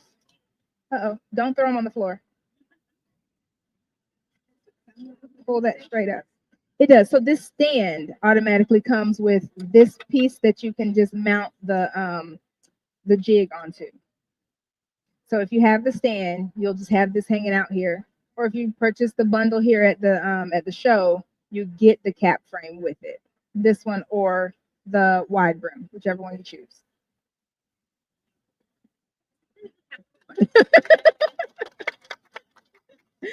All right.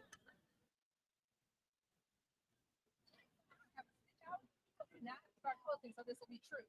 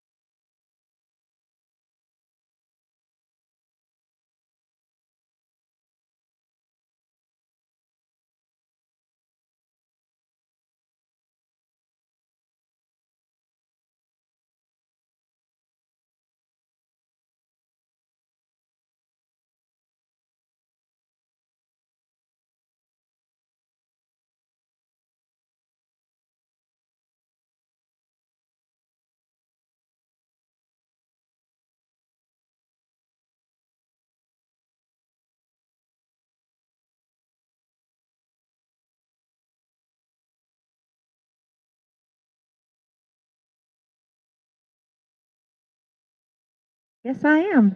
I almost said good morning. Good afternoon. How are y'all? I'm Cindy Hogan. It's good to see you all today. We are talking about our new Celeste. This is a sewing only version of Celeste. We have a sewing only and a version and an embroidery only. There is no combo on this. Okay. What is unique about this one is it got the stitch regulator on it that the Aveneer got.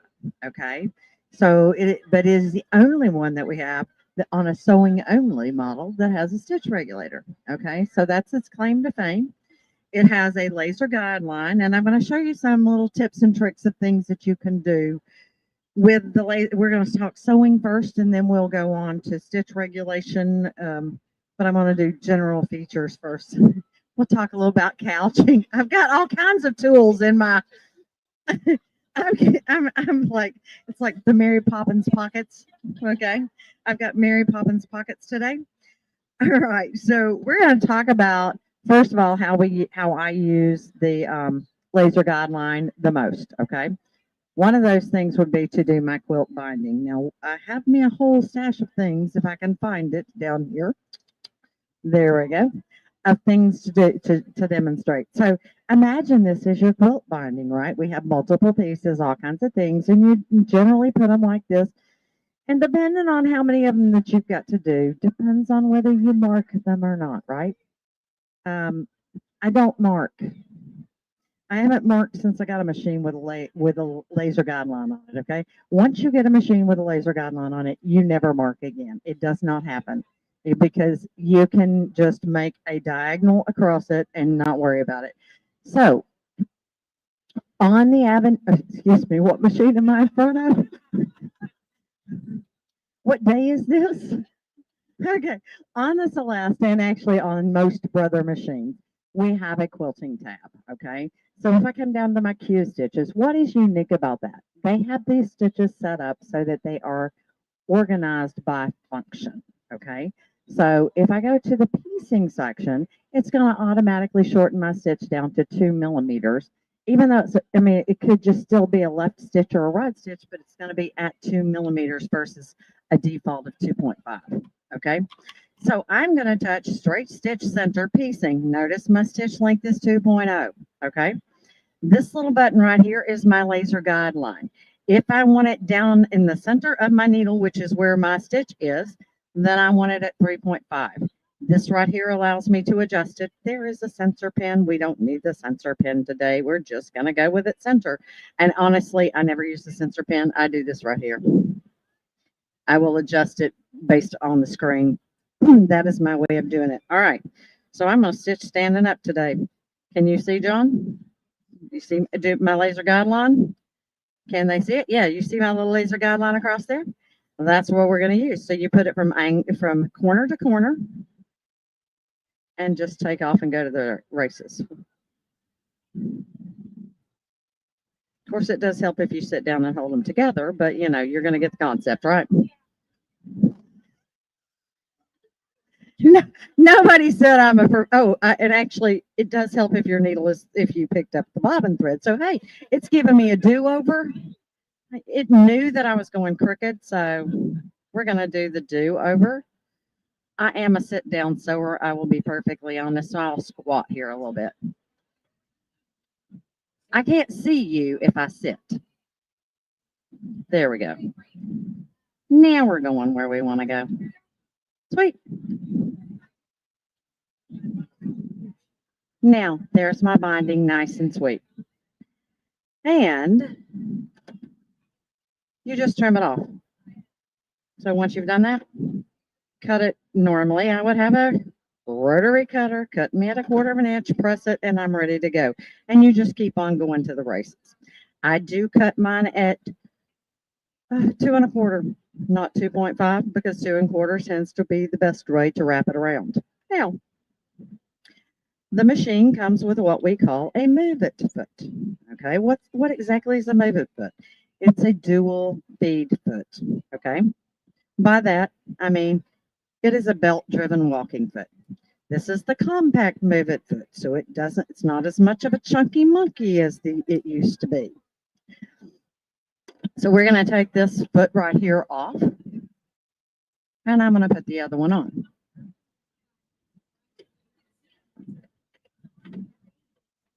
And we'll plug it in.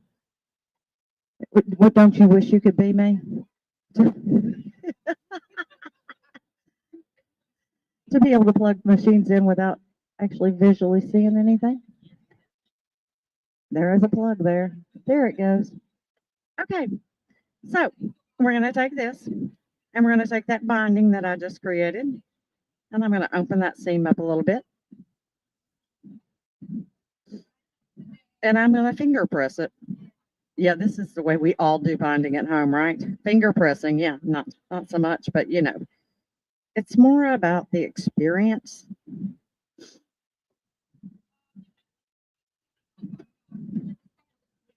Okay, now I am going to put the Move It foot comes with all 5 feet on this machine, which is huge. Okay, Pandora's pants, right again.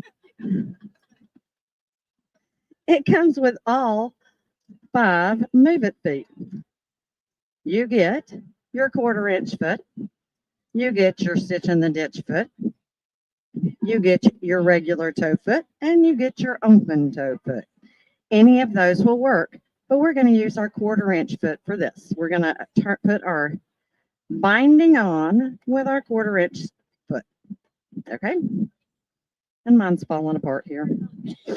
Now, I am that prissy person that usually attaches it to the front, pulls it to the back, and hand stitches. But for those people who do not like to do that, who want to sew it by machine, I'm going to show you the way to do it by machine. You'll be perfectly happy with it. So, imagine that I've clipped this down and it's going to be lovely, right? We're going to line it up with our 1/4 inch foot. I'm going to put my foot down, although I do have it set up to automatically put the foot down, but if I'm quilting, I will usually put the foot down the way I want to, just to make sure I'm where I want to be. Now, sorry.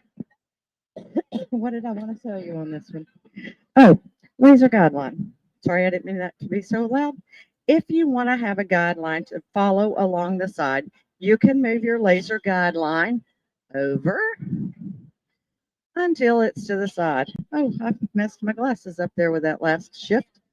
Usually about 12.5, somewhere around there is about perfect and on the edge. So you have an edge to follow along, but we have the guide on our Move It foot. So for this one, it's not really necessary, but if you were using your J foot, you may want to do that. All right, and we're going to take off to the races.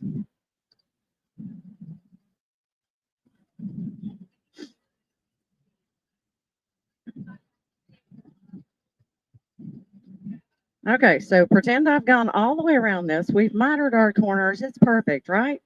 Now we're ready to flip it to the front. We're going to switch feet to the edge joining foot. It's got that guide down the center. This is going to make your life much easier.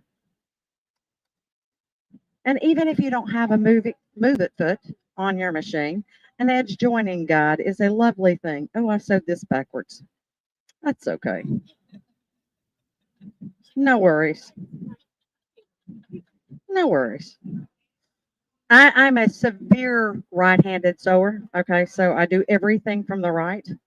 Do not ask me to go on the left side of anything because I am paralyzed. I am a severe righty. Okay, so I'm going to put my foot down right there. Do you see how that guide is going along the edge of my binding? Now, if we look at my needle, it's not going to drop in where I need it to go. It's a little bit too far this way.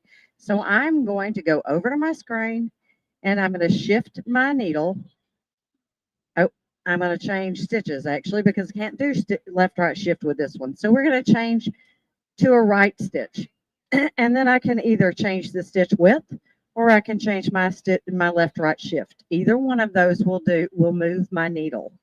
So if I change my stitch width to about 3 points, let's see here, 3.6 should be pretty good because 3.5 is in the center. We'll go with 3.75. just so we're close to it. Now I could pick a different stitch. If I want a blanket stitch on there, we could put a blanket stitch on it, and I could have left it at 3.0 or 3.5, sorry. And then it would have been the blanket stitch on the edge of this, but I want it to catch the edge of the fabric. Oh, I do usually do this sitting down. Sorry, it's going to be lovely today. I'll sit here and tell you it's going to be perfect. And you're just wanting it to catch just the edge. Slow your machine down. Slow your roll a little bit better than I did. Yeah, because I did that terrible. We got a wave. I've done it much better the other times. We definitely have the wave stitch going on, but you're going to that is the concept, is that you get it right up against that edge, you clip it, and you don't do the wave. All right, so what's the next trick? I'm batting 1,000 today. I really think I should sit back down. What do you think, John? I'm doing so good. He's laughing back here going, what is she thinking today? Of course, I'm keeping you entertained, so that always is helpful, right? All right. Do what? That was the edge joining foot, move it foot. This is the move it foot. Edge joining foot was this one. Yeah, basically. I mean, it's similar. There is two. This one's got a longer and a deeper guide, I believe, than the stitch and the ditch foot. But it does the same thing. They're both very similar. All right. So if I am doing half square triangles. Now, sometimes I'll do 8 at a time, okay? And the concept is the same thing. You're going to mark down the center. If I'm doing 8 at a time, I will mark a cross here in them, okay? Marking in the center. We are now going to change our guideline to 12.5 millimeters because that's going to make 1/4 of an inch on either side, okay? I'm going to change my stitch to a center stitch, piecing stitch middle. All right. Now I'm going to line my guideline down the center where I have marked. So I'm making one mark, not multiples. And I got to get on some fabric here to get started. I'm going to put my foot down, and then we're going to take off and go to the races. Follow the guideline. Let's slow our machine down a little bit so I can follow the guideline. See, I do much better when I slow the machine down on these things. It's hitting right on top of the line that I drew. See, I drew this line right here. Okay. And so I'm following the guideline. My guideline is set off at 12.5 millimeters. So I'm following along that guideline on this side, and I'm stitching over here. Now I'm going to rotate, and I'm going to follow that guideline, and I will stitch on this side because I'm doing a center stitch, okay? So now I got to rotate, and I'll put it back on the guideline. This is one of those weird ones for me because I would normally be sewing on the opposite side. We will have a 1/2 inch between the two seams.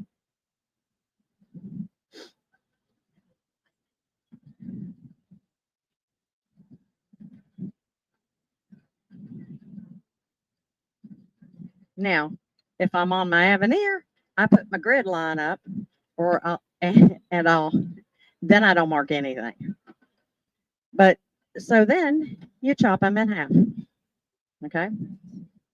And then you have a perfect half square triangle on each side. And that's, well, I guess I could chop one of these in half now. But the seam here is a 1/2 inch between the two seams. And the key is the 12.5. Okay, so let's talk couching. Couching is when you attach yarn to your project, okay? So we're going to put this couching foot on, and it does come with it. Oh, I forgot it must have popped off the couching guide.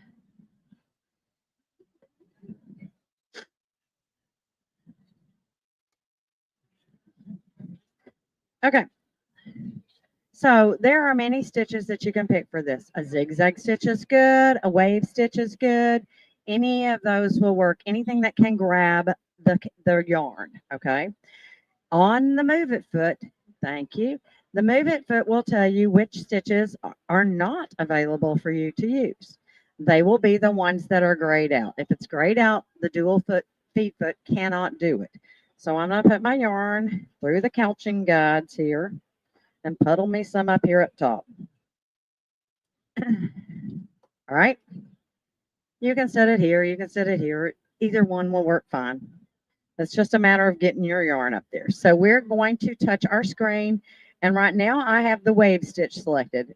Could I do some others? Yes, I could do a zigzag stitch. So I could do a stretch stitch. I could do a regular zigzag stitch. You pick. You're going to want a wider zigzag stitch and a longer zigzag stitch because you don't need it tight. You're just trying to tack the ribbon down or the yarn down. So I'm going to do the wave stitch. And for this one, I am going to use my laser guideline and put it right next to my other piece of couching, just so that I can tell you another way. You can stitch stack is what I'm trying to explain here. So if I want to put 2 rows right together, I'm going to go ahead and press my go button. And it's going to follow along. Of course, I've got it 12.5 millimeters away from center. So it's going to be a little bit further away, but it will be in a straight line. And there we go. So if you're trying, but the other fun way to use this is just to go randomly along things. If you look at the jacket that I've got over there with this in the Celeste area, just randomly do stuff. It's fun. We do have a new zipper foot, and I left that in the box. Brand new zipper foot that will allow you to couch ribbon, okay, like 1/4 inch ribbon, 1/4 and 1/8 inch ribbon. So it's a beautiful one for that. Now, what else was I going to show you? Stitches. Let's talk about tapering stitches because this is one I haven't talked about yet. We have stitch tapering on this machine. These are the tapering stitches that are available. He went to get my zigzag. He went to get my zipper foot. I mean, he's a good man. John is a good guy. He went and got my zipper foot. So this is the zipper foot. This is the hole that you can put the couching ribbon in it. Okay. And it's an adjustable zipper foot. So you can slide it to whichever side you need it to go. And it works on any of the Brother High Shank machines at this point. So it's a good little foot. We're liking this little foot. All right, so here are my stitch tapering stitches. The ones that I can use with a Move It foot are not grayed out. So these are grayed out because there's too much motion to them. What exactly is stitch tapering? It's where it will start at a taper and end at a taper, or you can start it straight. It just depends on which it's going to end at a taper. It is good for things like if you're trying to do a box, you can say, I want a set number of tapering stitches. So let's say we choose this zigzag one right here. And then I go into my tapering settings and I choose what angle I want it to start at. Well, let's see here. I think I want it to start at, we'll try that. Okay, 45-degree angle. And I'm going to tap my end and I'm going to choose the opposite 45. Oops, nope, I want the same 45-degree angle. So we're going to make us a box. All right. Now, I'm going to go here again. We'll just say, okay, I can say go until I press my reverse key or set a number of times. I'm going to set a number of times because if I'm trying to make a box, I don't want to try to figure out where I'm stopping. Okay. So and it tells you how long it's getting. If it gets to an inch measurement and you've got inches as your measurement, it will tell you. I don't know if we're on inches as a unit of measure here or not. Is my arm in the way? Yes, it is. Yeah, okay, so 25 would have gotten me inches. That means we're not in inches. 25 millimeters is approximately an inch, okay? So we're going to go with just that. We're not going to worry about it. Let me pop this off, take this off, slide it to the side. And just so y'all know, within the first 45 minutes of putting your couching foot on and threading ribbon, and then you put your little tool away, you think you've put it away, it has fallen down into your floor and you will never find it again. So I'm going to tell you the trick. Go get you a dental floss threader, a whole package of those dental floss threaders. They work great. Or excess thread that you have that you've cut out, just loop it and tuck it through. Okay, there's a couple of ways around that, but we all lose that thing first thing out the gate. All right, so we're going to take this back to the center position. Actually, that will reset me back to the negative, and then we can go to 3.5. There we go. That's center needle. So now we're going to do our little zigzag and we'll make us a little box. Optimally, you would have stabilizer underneath this. Okay. Obviously, I was prepared for this activity today. All right. So it stopped. I'm going to lift my foot. Now, I'm going to show you. Oh, yeah, that ain't going to work. Hold on. Let's move down and get a little stiffer fabric underneath there. We'll cheat. 2 layers of fabric. All right. If I set this up for pivot, if you don't have pivot on a machine, you are missing out, is all I got to say. We're going to stop. Pivot means the needle's going to stop down, foot's going to raise up, okay? If I put on, if I engage my scissors, when I touch my reinforce key, it will tie off, trim, and lift my foot at the end. But when I stop, it's just going to raise my foot. So we're going to go ahead and go forth. So it's going to do my first part. Much better. So now it's going to stop that stitch. Oh, I guess I don't want reinforce and trim on a pivot stitch, on a tapering. So let's drop our needle. There we go. We'll take off again, and we will take off the trim.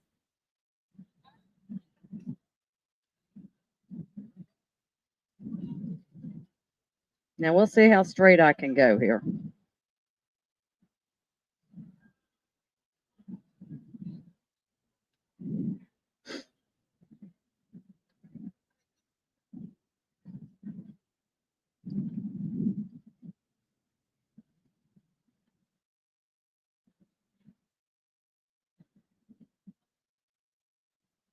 All right. And this should be my last turn. So since it's my last turn, I'll put on my scissors.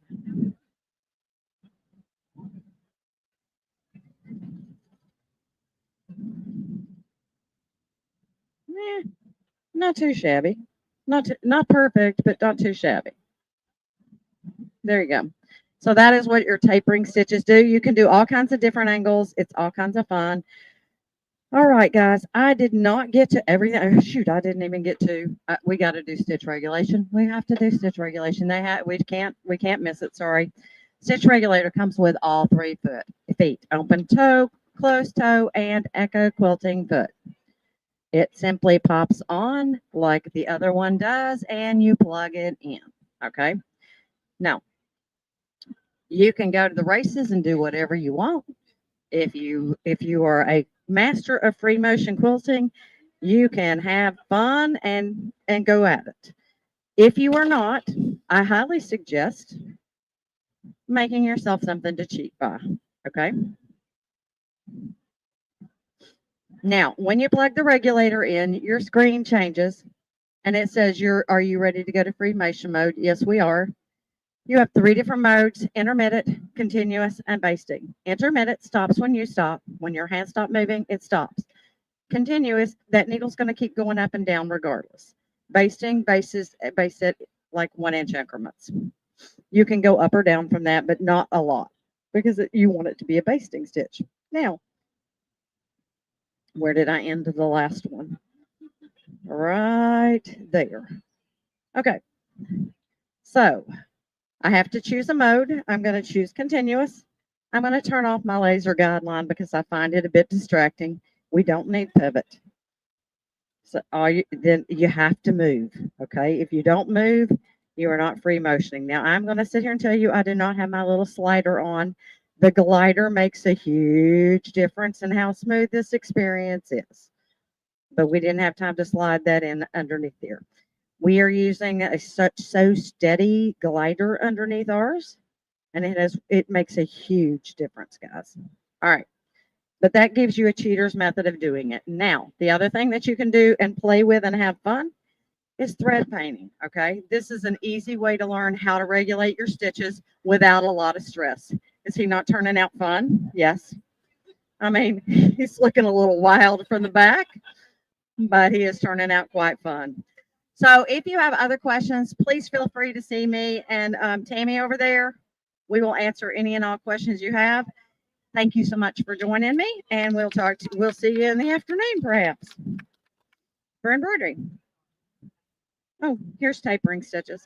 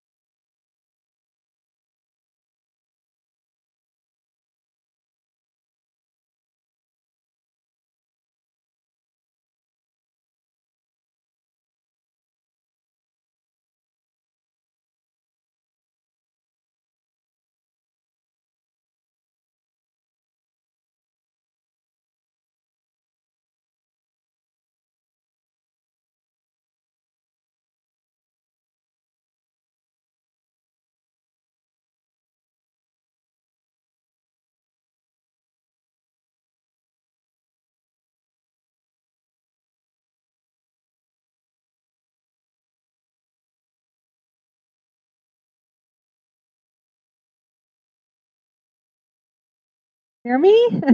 Okay. All right. Today we are going to be talking about cutting fabric with the ScanNCut, which I think many of you are interested in regards to sewing, applique, and quilting. It's super handy, and there are several different ways that you can actually cut your fabric. So I'm just going to demonstrate a few of those today, talking about the mats and the blades that are super helpful for that. So let's first go over the supplies that I find very handy in cutting fabric. So I have two mats. I have the standard mat, which is the purple mat, And then I have the fabric mat, which is the gold mat. And those two, I use both of those to cut fabric depending on what kind of fabric that I am cutting. And then blades, very similarly, we have the rotary fabric blade, which is the new Brother blade. It's actually a little tiny rotary blade. And this is really helpful if you're cutting any fabric that is extra fibrous like flannel or felt or anything that's a little bit thicker than quilting cotton. This will cut right through it.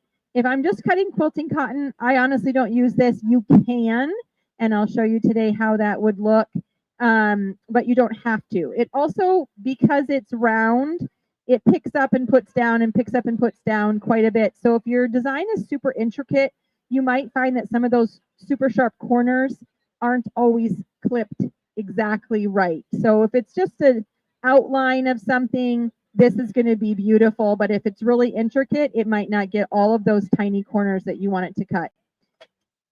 And then the other one that we're going to be using is the thin cut fabric blade, which is gold, which matches the fabric mat. So sometimes that's easy to remember that those two go together. And this will cut your quilting cotton beautifully. Okay, so we're going to talk about how we can cut on both of these mats and using both of the blades.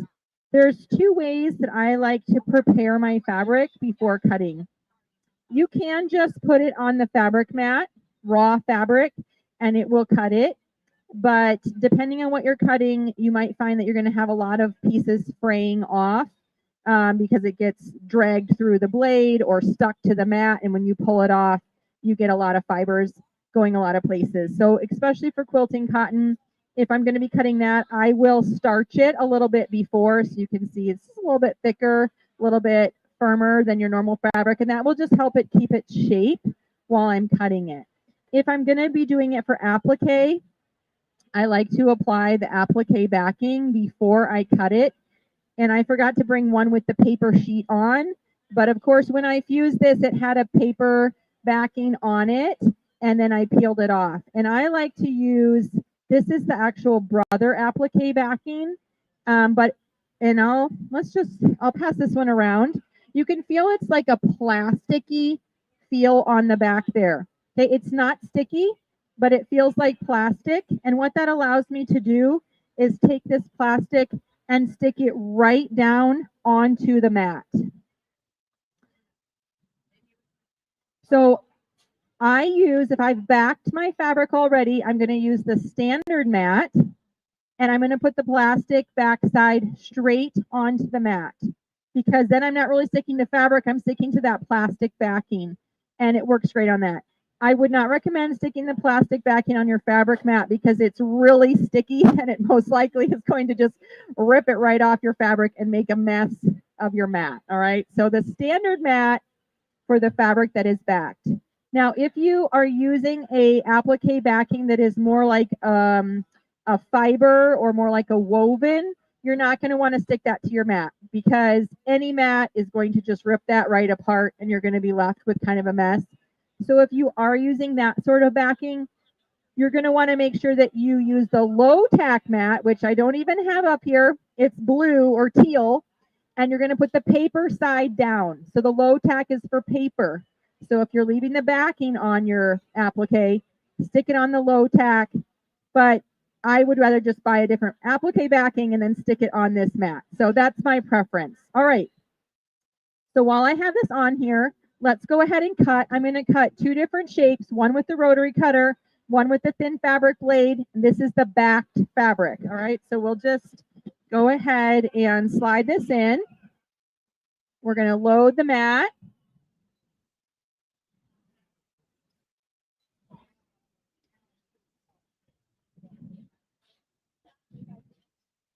Oh, there we go. All right, and we're going to choose a pattern. Something pretty simple.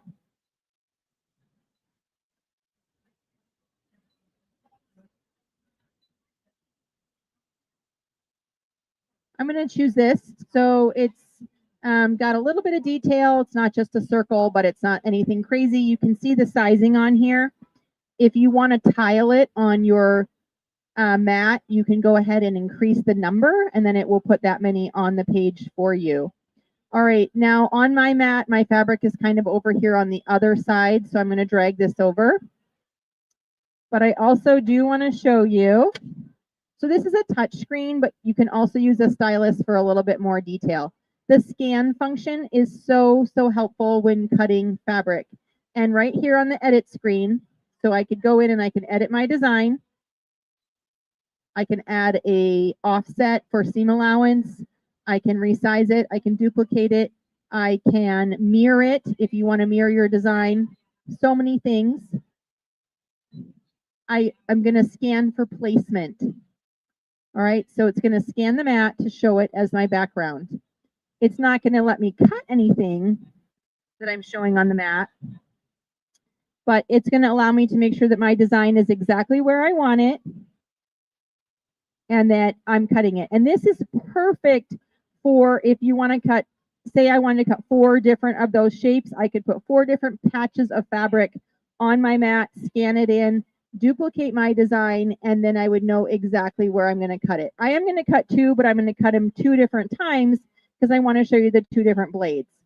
All right, so now it's placed in a good spot over my design. You can see the faint outline of my fabric.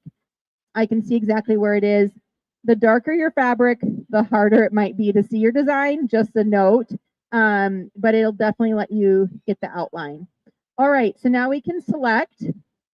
We have many choices here. Okay, so this machine can do a lot of specialty things with some add-on packs, including the embossing, foiling. The main things you would use for quilting would be the drawing to draw your seam allowance, and then the cutting, which is what we're going to do now. And it's all auto set. So you don't have to adjust the pressure. You don't have to adjust the speed. You don't have to adjust the cut depth.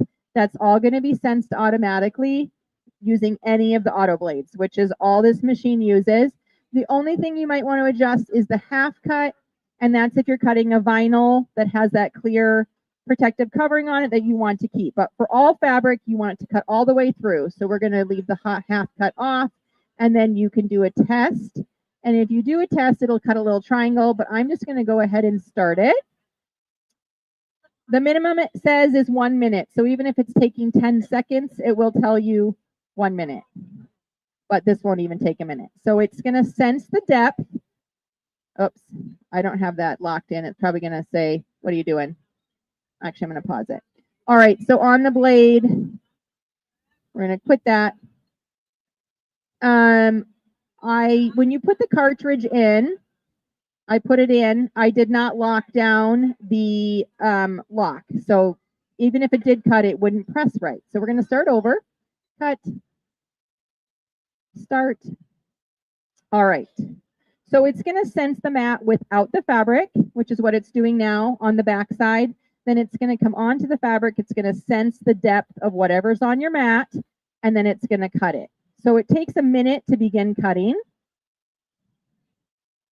and then it gets right into it. Okay, super fast. So I'm going to use my picking tool now. You can see we can release that and grab it, and there it is. So I'll pass that around. So that's backed fabric cut with the thin fabric blade. And now I'm going to do a quick switch. We're going to put in the rotary blade. We're just going to go back 1 screen so I can move this shape over next to this one. I'm going to move it over so I can cut the same thing again.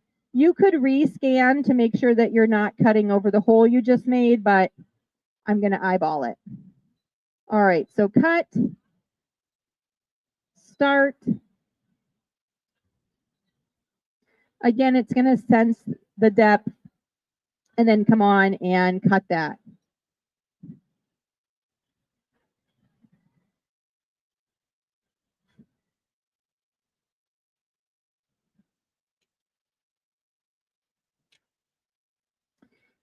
And you'll notice if you look closely, the rotary blade is going up and down more than the thin fabric blade. So that's why, depending on what you're cutting, the rotary blade is super helpful because it's not dragging through the fabric. So for a felt, that thin blade just drags along. It never lifts up. And sometimes it does make a mess. But for thin fabric, it works great. And then the rotary blade also works great and cuts that right off. So there's the other one. There's really no difference. But now we have two cut with that. And you can even see on my mat, the two spaces where it was are perfectly cut out exactly the same. Okay, so that's the standard mat with applique backing on your fabric. All right, now if you don't want to put applique backing on, or you're cutting something that you really can't put an applique backing on, like a knit fabric, I actually didn't bring a stretch fabric with me, but you can cut that on your fabric mat. All right, it will stick. So a nice clean mat. And if you need tips for cleaning, come back and ask me later. I'll show you how we clean it. But I'm going to put these 3 different pieces of fabric. This will also be able to show you how we can cut and arrange different pieces on the mat. So these are all just quilting cotton. All right, so we're going to load this mat. When you're loading the mat, you want to make sure you have it lined up, and that it is very helpful as well to place one hand sort of in the center and guide it in. You don't really want to shove it from the back or shove it unevenly, because if the mat gets loaded crooked, it really doesn't like that, and you don't want to bend or ruin your mat. So we're going to guide it in. Just, it does pull it, but just give it a little bit of stability as it's going in. All right, so the same thing, we're going to select a pattern. This time we're going to do a letter. Okay, and then from here you can set the size. And I'm just going up. This is the sizing. This is the actual size in inches here at the bottom. So if you have a distinct size that you want, you can go ahead and choose that. And just like before, we can edit that design in any way we want. We could go back and we could add another letter if we didn't do it in the first time. We could grab a second or a different font and add that, and you can continue to edit right on this screen. And we're going to do the scan just to quickly see all the fabric that we have on the mat. And if I did want to cut 3 different C's of 3 different colors, I could do that all in one pass, especially once I can see where everything is here on the mat.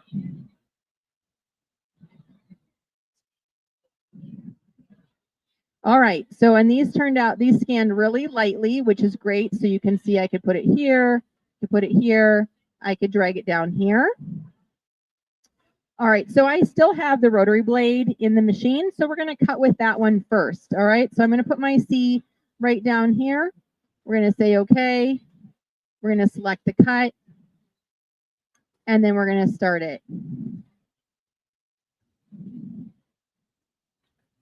So again, it's always going to measure the distance at the top, then come down to the fabric, measure that fabric. So that's why even if you have 3 different fabrics and they're not exactly the same, it will measure each one of them before it cuts it to make sure it has the accurate depth. So each letter, it would remeasure, so it's going to accurately cut. Now, I wouldn't put like really thick felt next to a thin cotton. The results on that might not be great. I mean, you can try it, but no promises. All right, so there's the rotary blade with the unbacked fabric. And check that out. All right, and then we're going to switch out to the thin fabric blade and cut that exact thing one more time just to see how that one's cutting.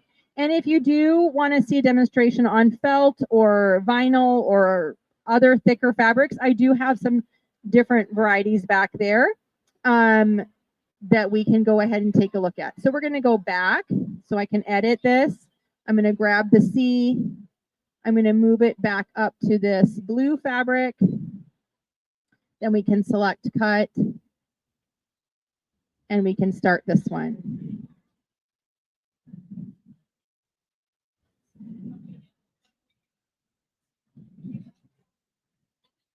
So that's going to measure. cut it. And I don't, yeah, if you're noticing, it does not lift up the whole time it's cutting. So it's dragging through the fabric. So that's why on like flannels or more difficult fabrics, the rotary blade has been a life changer because it lifts and it glides through rather than dragging through. We're not noticing it as much on this that we're cutting here because it's pretty easy to cut. But on other fabrics, it really makes a big difference. Okay, so there's that other one. All right. Any questions regarding fabric, cutting fabric? Yes. Yes. So you can, if you have a brother machine that has my connection, you can send it wirelessly. If not, there's a USB and you can, for applique, open it on here. If you're around at 5:30 tonight, I know it's the end of the day, I'll be talking specifically about my connection with the sharing of applique files between the machines and demonstrating that. So, yes. Any other questions? Yes. Yes. Yes, you can cut fleece with the rotary blade. It can pretty much cut anything up to 3 millimeters thick. Yes.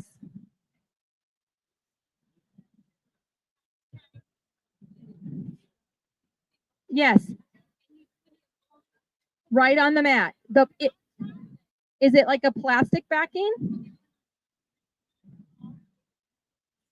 Yeah, so this comes right off. This is the brother applique backing. Can you pass that one to her? So it feels like a plastic and it's not sticky, which is why it can go and come off the mat. If it's like a woven or feels more like a fabric, it's going to rip apart. This is still a fusible, double-sided fusible. Yes. So I fuse it to this and then you can take it and fuse it to the next piece. No, doesn't stick on the mat. Yeah, so try a different kind. Yeah.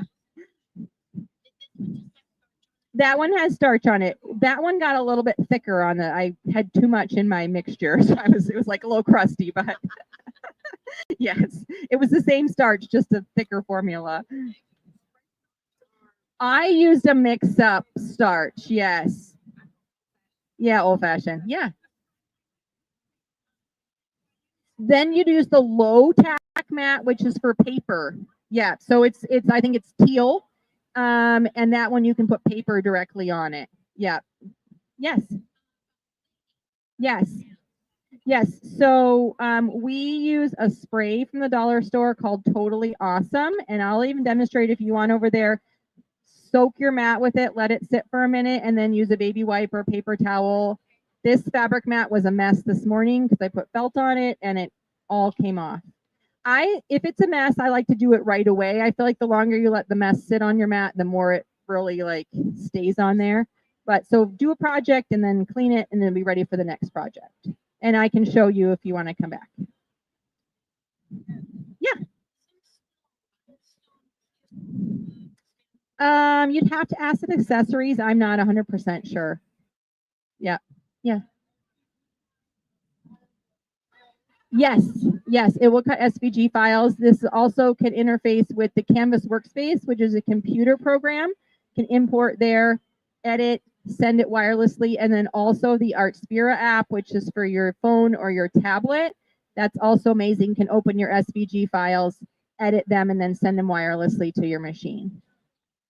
So any cutting file that you find online, like there's limitless possibilities you can cut on here. Yes. It's the fabric applique sheets. They don't have them there. Yes. But I can give you the exact name and then you can look for it. Yes. Okay. Thank you very much.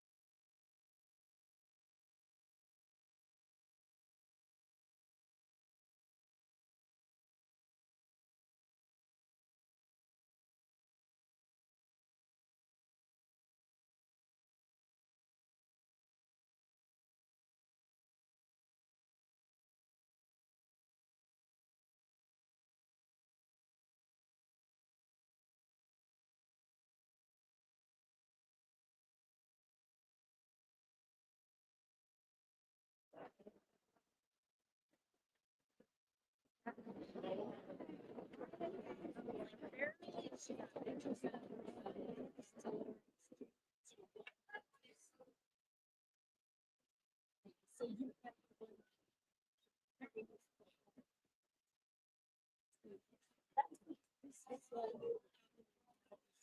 Aveneer. What do you sew on?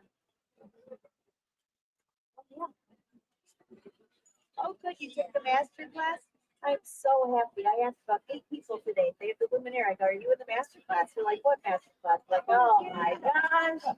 What the heck? I went through all of this work. Oh, yes. Yeah. Oh, thank you. Hi, guys. Welcome, welcome. Nice to see you again, too. Welcome, everybody. All right, now you just have to tell me if I have to move, okay, John? Because I don't like the back view out of here. You ready? Yeah? Okay. 3, 2, 2, 1. go. All right, so Jerry and I are teaming up because we both love the Aveneer. That's Jerry. Although yesterday we were trying to come up with a name for our quilt show. Would it be Gerangelo? That was Jerry and Angelo? That sounds like orange jello, Let's but put out a challenge. The winner will get a thread set. yeah, I do have a thread set. See? That's my mic. I do have a thread set that we're giving away at the end right there. Gergela. No, Gergela. No, that sounds terrible. Gergela. Angelary. No. Testing, That's not testing. working. There. No, can you hear it now? We'll just go. Okay, so how many of you have the Aveneer? Anybody? Okay, we got a couple. Congrats. Go, yay! So it comes with my master class, so don't forget to sign up for that, and lots of embroidery designs. But we want to show you some cool features on here. So Jerry, where should we start today? Absolutely. So let's go to the home screen. Brother in its love of simplicity and intuitive sewing, that's as complicated as our menu gets. Just tell the machine what you want to do. So let's start with sewing. Take my embroidery frame off. Oh, by the way, do you Off notice we the go. hoop? It's huge. Huge. We lovingly call this the hula hoop. It's great for wrangling children, grandchildren. Just throw it over there. Let's go. So this is how big it is. Yep. And it has this little support table that just snaps in the back like this. And that holds it because it's so huge. If you're embroidering way at the corner, you don't have to worry about it flopping. No flopping. No floppage. Also, what's nice about the support table is if you wanted to, so we're in sewing right now, and notice I do not have to remove my embroidery unit. I could if I want to, and there's a large extension table that works with the support table. So imagine if you don't have a table you can put your machine into, imagine how much space you're going to have for sewing and quilting and any of your large garments and anything you want to do. They're giving the support table with the machine too, by the way, the big one. Yep. So just FYI. Yes, they are. So we're in sewing right now. And, you know, we have, like Angela said, we have projectors, cameras, all this neat stuff. Well, that works on both the sewing and the embroidery side. So let's just pick a decorative stitch here so you can see it. There we go. And let's turn our projector on. I'm going to put the hoop up here just so you can see it a little better. Do you need some fabric? I'll just put the hoop up. Well, yeah, let's do fabric. Thank you. Fabric Just is use easier. the red. It showed up pretty good on the red. Yeah. And it shows up really good on white if you want white. Let's do Use this. the back. There. Oh, there. Perfect. There. We're going to start sewing garments here in a minute. So So check this out. Isn't that amazing? So these are projected. This is all projected guidelines. So I can audition all my stitches before I even take a stitch. And I can make all my changes from here using the stylus. Is that working? ET phone home. Turn on your heart light. Okay, I'll never do that again. Sorry. So we can make all the changes from here. So I can make the stitches longer, shorter. I can move them. I can audition other stitches as I want to. So let's give this a second. And right now I can audition all these other stitches. And then I can just get out of it completely once I'm ready to start sewing. So it's just unbelievable. have any of you ever ripped out decorative stitches? Huh. So now you know exactly when it's projecting that on there, it's showing you the exact width, the length, exactly what it's going to look like on your fabric. Because sometimes the stitch looks great on here, and then you stitch it, you're like, yeah, not so much. Yeah. Yeah. Or you think you've chosen a stitch that you like, and you see it on your project, and you're like, no, it's not really going to work. Not going to work. Yeah. All right, let's get into the embroidery side Let's do. because it's super fun. Let's do. How many of you are quilters? That's a dumb question. Well, I'm not, so it's not really that dumb. it. Okay, do you want to show them picture play? I did not show picture Let's play do- this morning. Let's do it.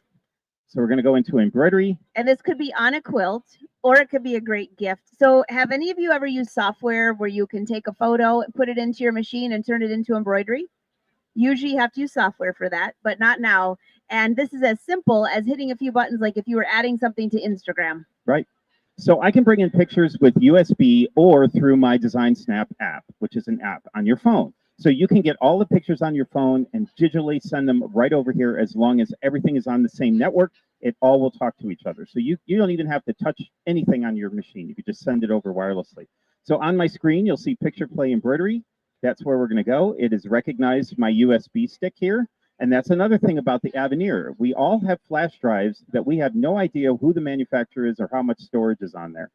The Aveneer will now tells me who the manufacturer is and how much storage. I'm going to get Jerry's picture. It's not here. I'll be right back. So let's go to the USB. There's all my files right here. So everything that I have downloaded, you have to use a JPEG. So let's pick, let's see. Let's pick the tiger. There's a picture so I can verify. I'm holding them because you can touch my stuff because it's all samples. These are Jerry's. He'll chase you down. Hey, or Yes, throw something at you. I have all your addresses. I will hunt you down.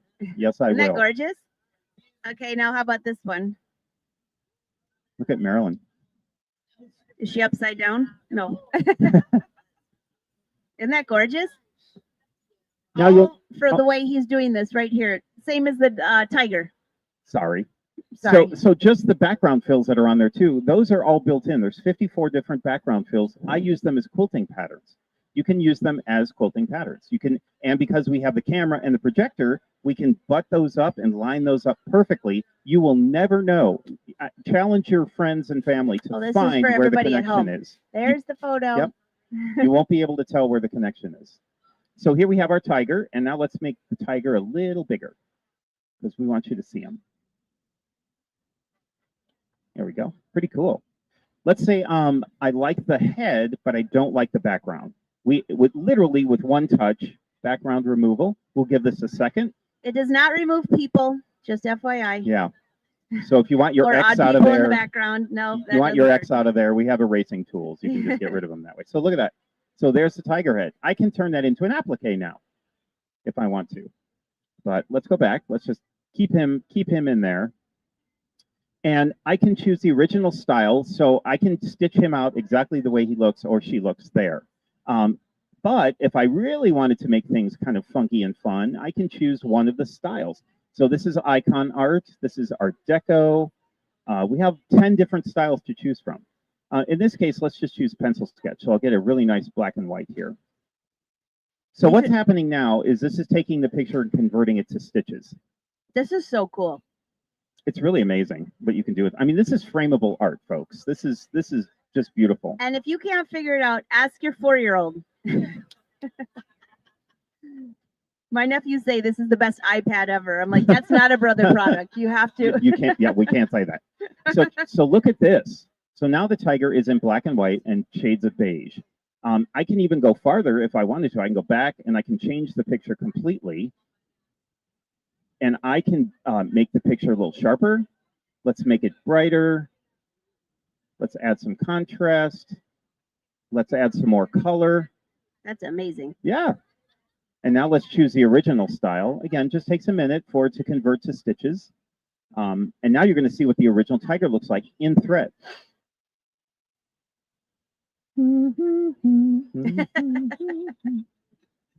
This is where we ask questions and everybody's like, I mean, it takes time, right? Because it's digitizing. It's turning all of that information into stitches. And there we go. So there's the tiger, right? It looks like the original picture. That's thread. And if you zoom in close enough, you can see what that tiger looked. Not a hint, John. Not a hint at all. Look at, you see all the stitches? that is so cool. Isn't that amazing? So I get this question all the time, and Jerry does as well, where they're like, well, how many threads are in there? How long is this going to take? Well, if you only have 6 threads laying around of the colors that match, you can change that. It'll automatically change it for you. So So if you notice right here, it says 15 colors. I can choose between 1 color to 20. 20 is going to add a lot more detail, but it's going to take longer to stitch. So it's just something to consider. You can also change the thread manufacturer. So if we go, let's just say Robeson Anton Poly. Let's preview that. And watch very carefully how this picture will subtly change. I do this a lot because each of these styles looks different depending on the manufacturer that you choose. And you don't, trust me, you don't have to have all of these thread lines, right? See how this has changed now? So I have all of my steps right here. All I have to do is take the thread that I have and just kind of color match it to the screen. And then it will stitch out exactly the way you see it. So let's set it. Now I'm in embroidery, and now I'm ready to stitch it out. That quick. It took longer to explain it than it did to do it. And then if you want to put it someplace special on the fabric, you can project it right onto the fabric, move it around. There's magnetic hoops that Brother has. That's what I always use for this because it is very stitch intensive. But Jerry will put this up and, oh. If Jerry doesn't put the other hoop way? on backwards, yeah. How many times have I It's done not this? Wait a even minute. 5 o'clock yet, Jerry. I know. Usually by then we're brain dead. All right, so let's turn the projector on. So you can see what this is going to look like. This is cool. Now he does not have, for those at home that are going to say, he's not using the embroidery foot. We know. We're just showing. I know, I'm just, Look at at how that. great that looks. Look at that. Isn't that incredible? It's Now, the come on, projector. that has to blow your mind, right? That just has to blow your mind. So the projector for this machine is 5 by 8. The luminaire, for those of you that have luminaire, it's 5 by 3. So look at how big that is now. And then you can also adjust your projector where it is using the stylus, which with the luminaire, you would move it around with your hand and the projector would go off. Now they leave it on and you can adjust it from right there on the, Let me get this right on the hoop if you want to. Get this out of the way so you can see it. Yeah, And that if you looks notice, I can move where this design is based on my projection area. I can move the design, then I can move the projection. that really looks good. Yeah. So I can line everything up perfectly. So let's say I want to put this over a pocket. I can just project this down onto my hooped up shirt or blouse and project it exactly where it needs to be. Does anybody have any questions on that part? So this is what he did. This Barbara has a question. Barbara has a question. The photo image, let me go back. To adjust the photo. That was at the very, very, very beginning. We're good. We're here. Tiger, set. Open this up, make them bigger. You can see how fast you can do this. I mean, it's just a So right now it's just a photo. So when he's making that larger, somebody said, well, is it digitizing it? Is it losing its density? No, it's just a photo right now. Mhm. Right there, Barbara, is Right that what there. you're talking? Right above the clock. That's where you're going to change the original picture. Yep. There you go. You see how fast I got there, right? It just takes no time at all. Seconds. Yeah. All right. What else would you like to see? What else? Oh, go ahead. No, it changed the size. Whatever that size is in there, it showed dimensions of it. That's the size of the embroidery will be. Yep. So some people say, well, if you take one design and you make it huge, it's going to lose its, value of like how many stitches are in it and things like that. You're actually editing the photo first, then sending it to embroidery. So once you've done all this editing, it will know exactly what you want. And another amazing part about this is you can select the hoop size. So if you don't want a big picture, you wanted a 4x4. So for here, we have 10 5/8 by 10 5/8 chosen. The tiger is made to fit that. Now watch what happens when I scroll through all of the hoop sizes. It automatically, has anybody Automatically hooped and it says, change to a bigger hoop? Yeah, me too. And if you notice, there's a black line right around the tiger. That represents your hoop size. So you can see exactly how that's going to fit. I just think this is amazing. This just blows me away. These are beautiful. So this is what he was showing. Awesome. They'll be over here too, so you can look closely. He still won't let you touch them, just me. All right. Jerry, we got to talk about which one you want to do. Oh gosh, This or the there's edge so to edge? much. We only have half an hour. All right, let's do that one. This one? Yeah. So this is upside down. Is it upside down? Okay. Oh, I can't see. Sorry. It. So what this is, there is a scanner in this machine as well. So for Oh, those of you who do any Hold on, hand go get it. oh, I'm sorry. For those of you who do hand, I'll stand up so you can see me better. For those who do hand embroidery, Sorry, that is not guys. me. I am not a Excuse hand me. person. I know some people love it. I get it. It is gorgeous. The first place I go to in the quilts is all the Japanese quilts that are all handmade. It just blows me away. Sorry. I absolutely appreciate handwork. I just don't like it for me. There's the scanning mat. So I let my machine do as much as possible. So what this is, is a hand embroidery pattern. That took all of 3 hours to stitch out, whereas it would probably take me 3 years to do it by hand. So all I did is I took the pattern and put it onto my scanning mat, which goes in just like I my wouldn't do hoop. it. Scan it in, and again, it just like picture play, it converts that picture into stitches. So I chose a triple stitch, and so it looks like hand stitching. I'll show this to the people at home. If you can see it. Well, Jerry and I will add photos later. Yes. Right here? See, John is the best. Okay. We've got No, you're a full producer over here. You want it right here? There we go. Is it upside down? And then if you look at that carefully, that whole thing was one image. But if you look at it carefully, because we have an eraser and we have eraser tools on the screen, I can erase the things that I don't want. So I can now take that one design and cut it up into 6 different individual things. So I can put those on towels and whatever you like. Oh, and by the way, you can use a wireless mouse, like a computer on here now, which is so nice. You know what else with the wireless mouse? We don't have one up here. You just have to trust us. But when you hover over any of the topics, it writes what it is. Like it tells you what it is. Absolutely. You know how frustrating that is? You look at all these icons and you're like, I forgot what that does. Just hover your cursor over it and it pops up with the name. And that name matches what's in the manual. So you can look that up really fast. All right. What's next, Miss Angela? Oh, What we've would you got like? so much I here. know. It's crazy. How about, do you want to do edge to edge and then we'll, oh, this is so pretty. That's another picture wait, play. You got to tell us about that. This is picture play? Oh, That's I got to picture show play. that. So again, this is a geisha I just found on the internet. So nothing fancy. I just brought it in like we just did and stitched it out.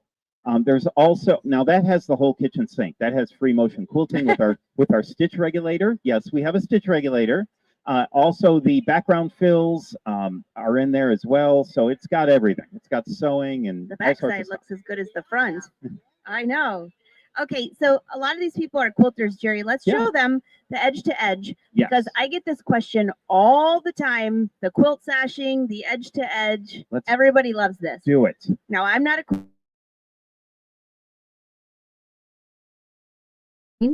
and this is 10 hoopings with a triple stitch because then I can stretch and I could make jeans or skirt or bag or whatever.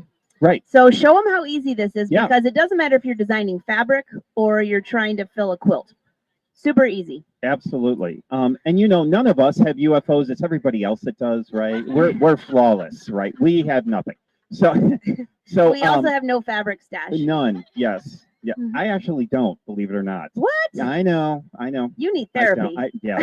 Yeah. In more ways than one. Maybe just I'm going saying. to send you a big gift box. Exactly. If you have anybody, I'll take recommendations. No. All right, so let's go into embroidery. Yes, we're going to do this through our embroidery machine. So you can embroider and quilt. Look at the first category that we have. These are all edge-to-edge quilt designs. Not just one color. You can choose between a 2-color quilt design if you want. So you can add some fill pattern to your edge-to-edge quilting design. So it really makes your quilt special. So use your embroidery machine to get these things done. So let's see what we have here. We have an Easter, we have ice cream. Now that matches an embroidery design that we have. And I have a sample of the embroidery. It's a little girl's dress of the ice cream if you want to see Oh, it's that. over there. It's so cute. I'm not getting it. It's hanging up. This You is- got to come out. You got to follow us after. But don't touch it because I'll hunt you down. No, I'm just kidding. I'm just kidding. So here's autumn leaves. I just found in my stash, I had a UFO of an autumn quilt that I'd forgotten about. I'm like, oh, I love this. I love this quilt. I want to get this done. So I used this, put it in my embroidery machine, and like 10 hoopings later, I had a complete quilt. So, and because we have the big quilt or the big hoop, you can get that done really fast. What's this one? Oh, Christmas. Nice. And then here's Oh, our I here's didn't even see that yeah. one. Got little That's Christmas cute. bells. And here's our 2-color.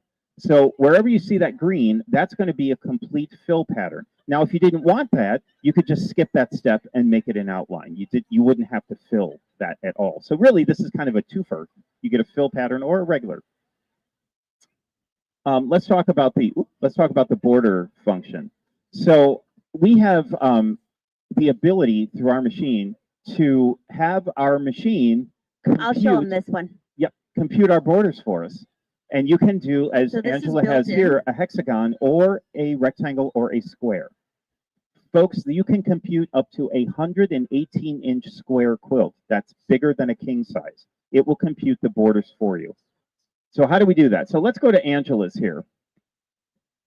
Super easy. Yeah, let's go to Angela's. This was supposed to be a project finished, but it became a sample. So this is my UFO project. Mhm. But my goal is to finish it for Christmas. Because look how cute this is. And then you turn it into like almost like a mug rug. And then you give it as a gift on the table with a candle on it. I've given, my whole family has one of every color, every season. That's a great idea. Yeah, it's Which one great. is that? All right, that's this one. That's the first one. All right, so there we go. So we're going to set it, and this is exactly what Angela did. So what you do is you just measure your area Oh, yeah, where here. you want the border to be from across here and up here, and then how wide you want the border. So And it let's, shows you on the Mhm. screen. So unless you don't have your glasses on, yeah. you Like can't me. mess this up, really. So look at, Angela, you don't need glasses. You're too young. Only when you get old like us. all right, so here we can see on my screen, I can go from 7.09 inches to a 102-inch hexagon. Who's going to have a hexagon that big, right? But you can. That'd be a So big candle. That'd be that's a huge candle. All right, so let's say 50. Now it's going to want the width. Let's just say 60. This is going to be, oh, I can't. That's right. That's the design pattern. Let's go get out of here, clear it. Let's do 3. Now I'm going to go to next, and it shows me how many segments there's going to be. Now at this point, I'm going to go into memory because that's what it wants me to do. I'm going to choose my hexagon, and I will set it. And watch what happens. It shows me how to hoop. Jerry, I had somebody email me and they said, I hooped my whole piece of fabric and I can't fit my quilt sashing in there. And I was like, do I send a photo of this or do I just tell her to look at the front? Like Yeah. It shows you right there. Hoop your fabric, make sure it's straight right here. It doesn't have to be perfectly straight, though, No. but it's so simple. So I would hoop it. The first one would be hooped about right here. And another thing is we have voice guidance on this. Yes, we do. Now it's not going to say, Aveneer, make me dinner, right? I wish it would, but what it's going to do is it's going to read the instructions here. So in other words, if you have a In small many sewing languages. space, yeah. Male and female. Ask me how Yeah. I know that. Yep. So if your sewing space is small, and let's say your hooping station is way over here, turn on your voice guidance, and it will read that to you. It'll say begin sewing from the upper right. So you could just follow the directions as it goes, and then just rehoop, stitch it out, you're done.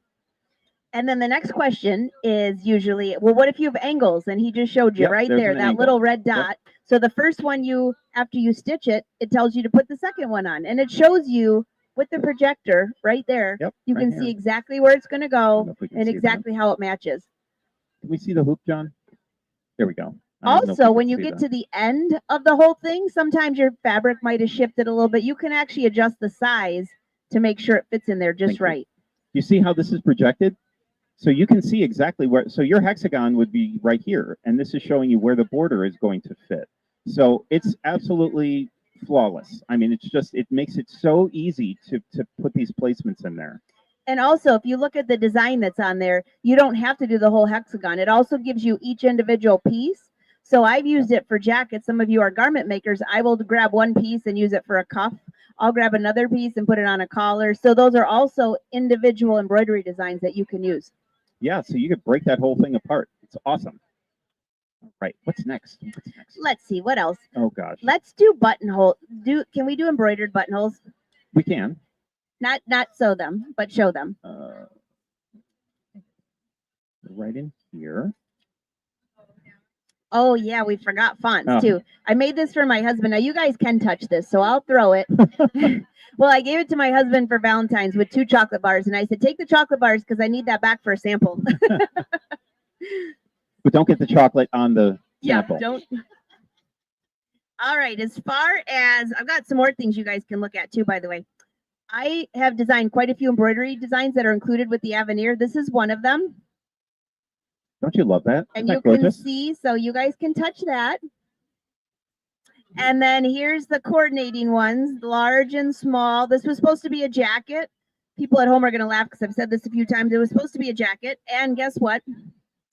I embroidered this, and I accidentally embroidered 2 right sides. So either I'm going to have 2 right sides to my jacket, or I got to start over and make a left side. And then I made it even worse. See, here's my 2 right sides. You can feel those. All these designs are with the Aveneer. And then here's the small ones. I shrunk them down because I love couture jackets, and this was going to be like a real rich sleeve. So I have 2 left sleeves and 2 right jackets. So I don't know. I must not have had my coffee that day at all. She did that on purpose to show you what not to do. She was being very nice. Everyone said, and- did you bring your jacket you were working on last week? I go, no.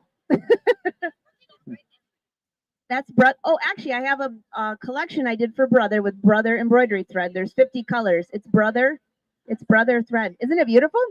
That's stitched on tulle. She was That asking thread what you pack, were it's a stitching. 50 package, comes with the Aveneer too, with me. Oh, didn't you get a bundle with it? Oh, didn't get the thread. You can get it still though. You have to just buy it, unfortunately. Okay, so we got to talk about, we only have a couple minutes. We got to talk about the buttonholes because who here loves sewing buttonholes? That's the face I And always nobody. get. Like, and moving on. So that we have embroidered buttonholes and we have sewn buttonholes. Now with the sewing side, there's a projector that actually there's guidelines where you line up the edge of your fabric. It shows you where to sew your buttonholes, and you tell it how far apart you want it, and there's guidelines. It's so simple. But I want to show the embroidered ones. Let me get over there. Whichever ones you want, Jerry. Oh, let's see. These are all embroidered. You can see the backing. I use sticky back stabilizer. Where would you ever want to use this? Well, on the edge of a pillow. Wouldn't that be cool? Like a pillow, like on your couch or something. And also, they're all the same size. Here's a little tip for you. When you open these, don't open them right to each edge, and then they won't fray. And does anybody make jeans here? Sew jeans? Because if you do, that front buttonhole is kind of thick, like the fabric. So now you just take your fabric, stick it on sticky back stabilizer on a small hoop, and you can embroider that buttonhole, and it looks better than any store-bought jeans. So Jerry's going to show you those. And if you want to sew jeans, Angela has brilliant patterns for that. Wash away. So One please sheet of follow wash her and look at her patterns for jeans because they're awesome. So on my screen here, I'm just showing you all the buttonholes. These are all embroidered. So if you didn't want to sew them, you can embroider them. So you could hoop up a jacket or hoop up whatever it is that you want. And just sew them embroidered. And these are little decorative elements that you can add specifically for the buttonholes. Thank you. Also in this category, you have stitched decorative stitches. So instead, if you didn't want to do them on the sewing side, you could do them on the embroidery side. So there's the one that Angela did with the hexagon. So now you could match a sleeve or a cuff or a collar. I didn't even know that was in there. Yeah. Well, and I went to such stress to like make sure I had the right ones. It's right there. Maybe I shouldn't have. It's not in here, Angela. Don't worry. I was kidding. So that using the border function with that would be super cool. So Yeah. all of you with the Aveneer, you get the master class. Luminaire, you have the master class for the Luminaire, but the Aveneer, I'm adding 2 new chapters next month, and one all has to do with the border feature if you've never tried that. And also those with the Aveneer, don't forget, I did a free webinar last week showing how to make that tool with 1 layer of wash away, and the replay's on there. And I have another webinar. They're just free. Whenever I'm doing something, I send everybody an email and you can join. So I've got another embroidery project for you next month too. So make sure that I know, you never know, Barbara. It gets crazy. It's crazy. So the buttonholes are amazing. We've got long stitch designs, fonts. We only have 2 more minutes. So in 1 minute, show them the font with the font preview, and then we'll do our giveaway for thread. Would can't anybody handle like this to win pressure. thread? I can't handle this pressure. Wait a minute. Okay. Here we are. Here are all of our, look at how many fonts you get. And there are new ones with the Aveneer. So let's touch one of the new ones. I like this one. So notice up here, there is show preview, right? If I take that off, This is how you traditionally kind of have to figure out how your fonts are. You have to touch a letter and say, you know what, that's not really what I wanted. So you have to return, then you got to try, and you got to do this over and over again. With Show Preview, I can now touch any font, and look at that. I see every single character. Then you never have a bad T, you never have a bad S or a J. Yeah, because in embroidery world, my name begins with a J. Well, they can look like a Z, it can look like a Y. It just depends on the font. That's a good point. So look at that. I can see everything, all the exclamation points, everything. All right. Well, we have a giveaway. We only have 1 minute left. So this is how this works. First of all, you have to give a round of applause to AllBrands because they're great and have great deals. And they have great deals on the Aveneer and many other machines too. So this is the top of the line, but they have many ranges. So whatever you're ready for. They gave us this thread to give away. So you start. You're number 1.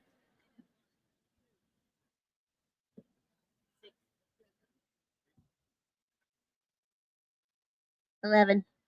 Angela, you're 11. You skipping him?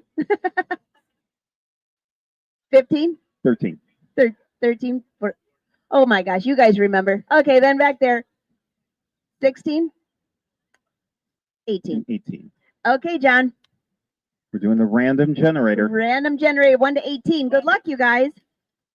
11. Angela, are you 11? Well, look at that. We have our youngest fashion design sewer, and this wasn't even rigged. Congratulations. Well, thank you, everyone. Jerry's going to be back here at 4:30 showing how to use a stitch regulator foot, which is a whole lesson on its own. So thank you for being here, and we'll be over here. So thank you so much. Can you do me a favor? Can you put your hands together, give some love for John, please? He's been back here the whole time.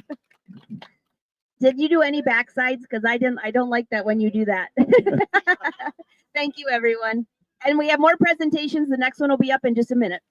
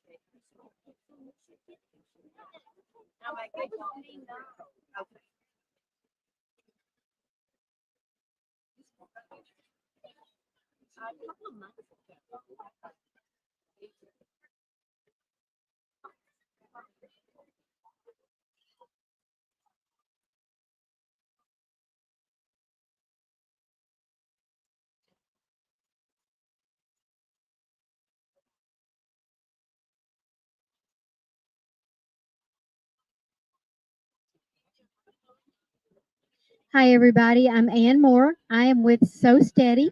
I have been with them since 2017. So Steady is the company that makes all of your So Steady tables. Plus, we also make a lot of the acrylic templates. We have over 500 designs and sizes. And so we can pretty much fit, any kind of design that you want to make. Let's see, what else can I tell you about? So we're located in Eugene, Oregon, which means that our products are made here in the United States, which is very nice. All of our acrylic, I've actually seen it made in person, and it's pretty handy to watch. They're laser cut, so they're very, very precision. And so we've kind of got you covered whenever you want to quilt your own quilts, or if you just need a table so that it's a little bit easier for you to do your quilting work. We have some new products that I wanted to show you. First of all, I wanted to show you this is I don't know about you, but my embroidery hoops are kind of a mess. They lay around everywhere. We have designed a hoop and ruler organizer that you can hang on the wall. There are screws in it that you can hang it on the wall or on the side of your table, wherever you want to. I have 5 of them left. They are normally $25. I will do $20 if any of y'all want them. When you get back over to our booth, which is 938, tell me or Jenny, Ann said I can have the hoop and ruler hanging organizer for $20. And she will grab them out for you. I happen to have one, and they're very, very handy. I got mine a couple of months ago, so I just wanted to show those to y'all. You hang it on the wall, and then it has got graduated. Yes, it's got like 3 graduated heights, and you can hang like your tallest ones towards the back, your middle size, and your lower one. You can hang several of them on there. And if you've got a box full of hoops, you may want 2 of them. But it's nice to get them out of the way and off of the floor and off of everything else that you put them on. So anyway, we have those, and they're pretty handy. I like mine very well. And it's got little hooks in it so that you can actually attach them to the screw and to your wall. So that's kind of my little special. I didn't ask So Steady if I could do that. I'm just telling them that I did it. You can fire me if you want to. No, they won't. They're pretty good. They're good to us. You have one. Aren't they great? Yes, I love it. I love it.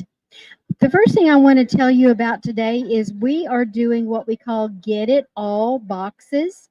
We have gotten into embroidery, so you can actually do all of our work with rulers.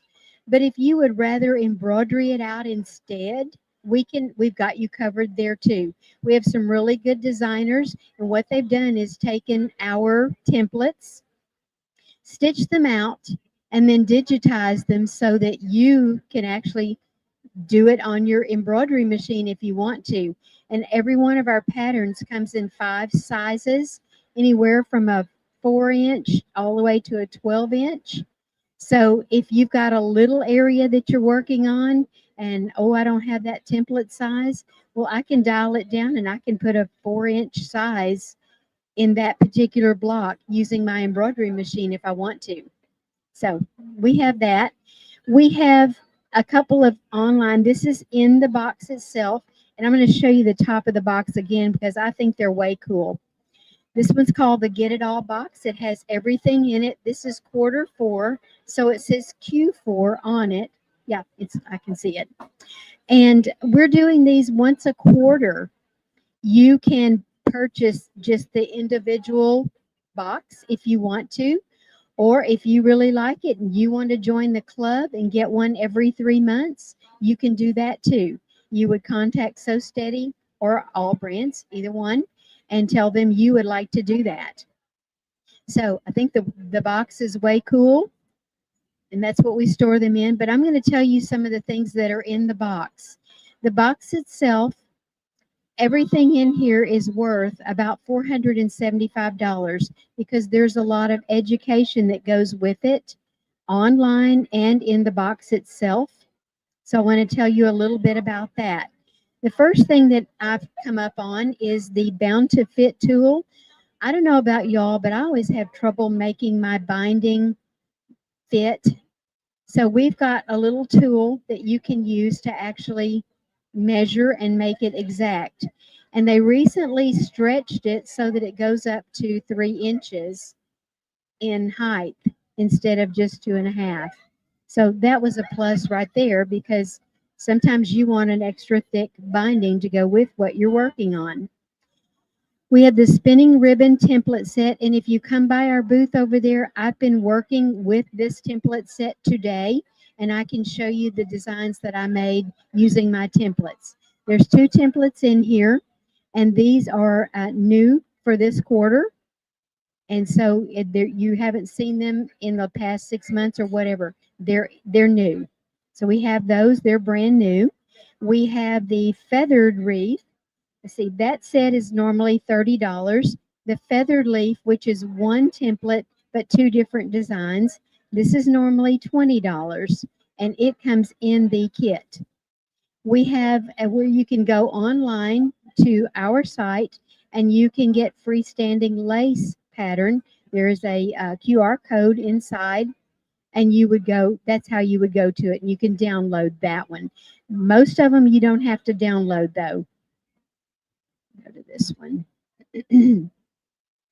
Inside your box, there's going to be Shadow Dizzy Geese, and this has 32 designs in it.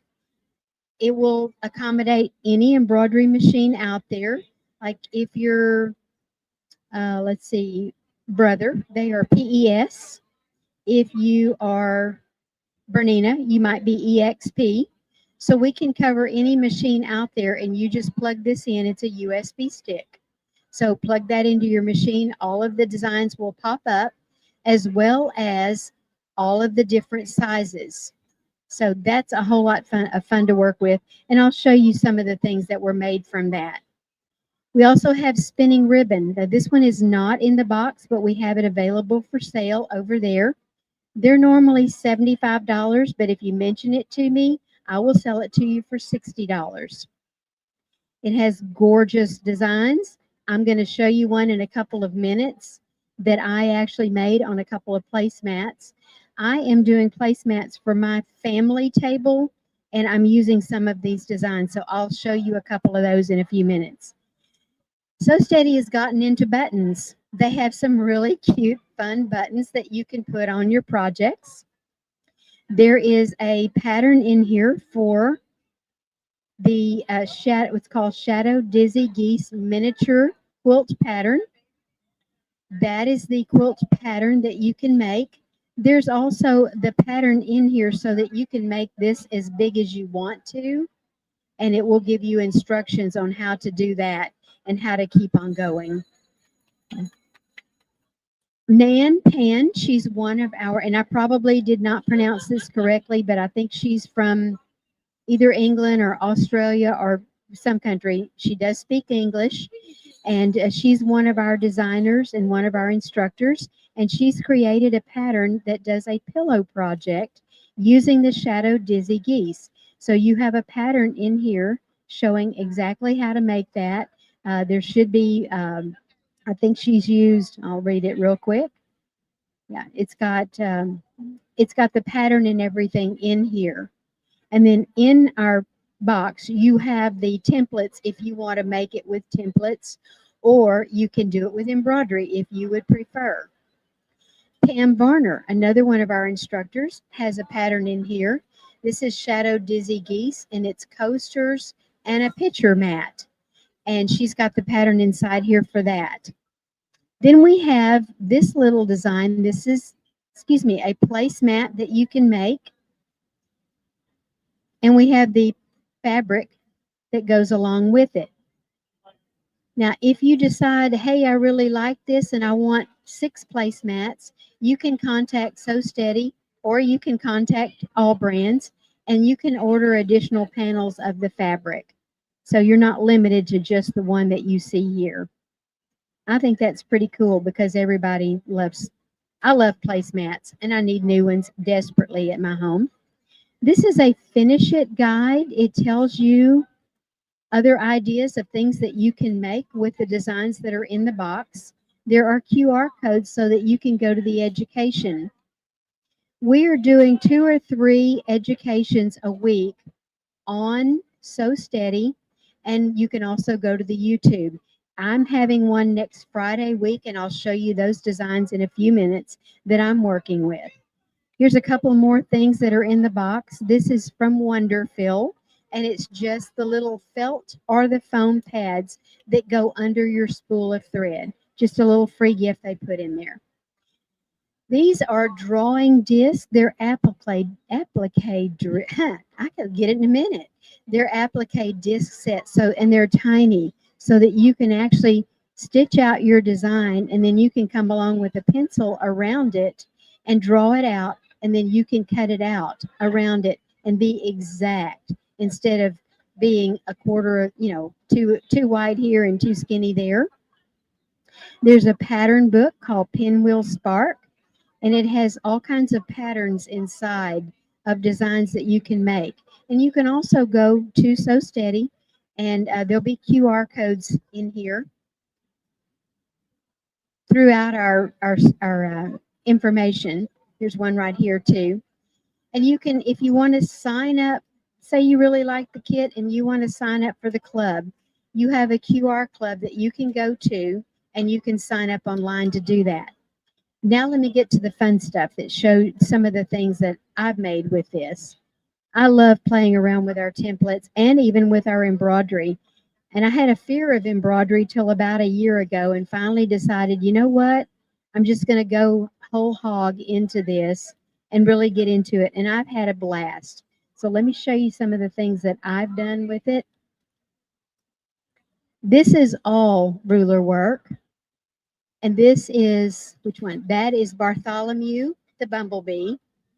And that's ruler work. And I've used the method we call Temple method, where you actually have a reveal fabric underneath, and you can do all of your designs like this one right here.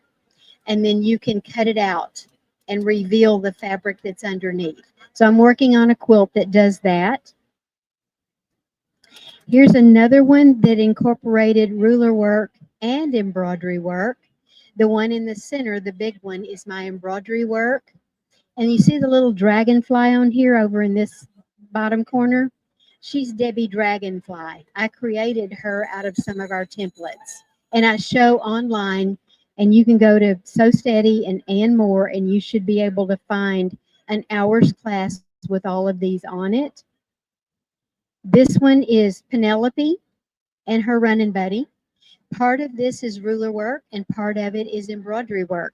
The center part is the embroidery work, and the outer part is the ruler work. We still have a few of the rulers that I used to make her. over in the booth. So if you want one, grab one. There's only maybe 3 left. So that's one that's become very popular. Now remember, I told you I'd show you a couple of designs that I did. This is from Spinning Ribbons. This is the one I told you if you come by the booth and ask me, I will sell you the not the ruler work set. That's in the kit.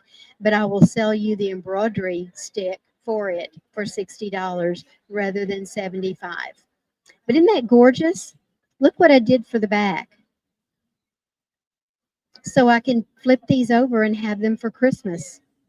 I love it. And my family will too. They'll be glad that I finally got new placemats. This one is from the Churn Dash collection. Let me turn it around this way. And that's another set we have there again. I will do $60 on that if that's something that interests you. And here's the back of that one again. Yeah. But the rulers, you will have those in your kit, and you can make all of this from those rulers if you want to.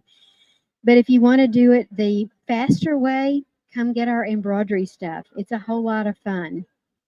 So that's what I have for you today. Remember, these will be $20. Just mention to me or Jenny that Ann said I could have this for $20. Okay? She'll do that. Ann said. All right, and I have a couple of giveaways. Well, I have one giveaway, but I'm going to let you have your choice.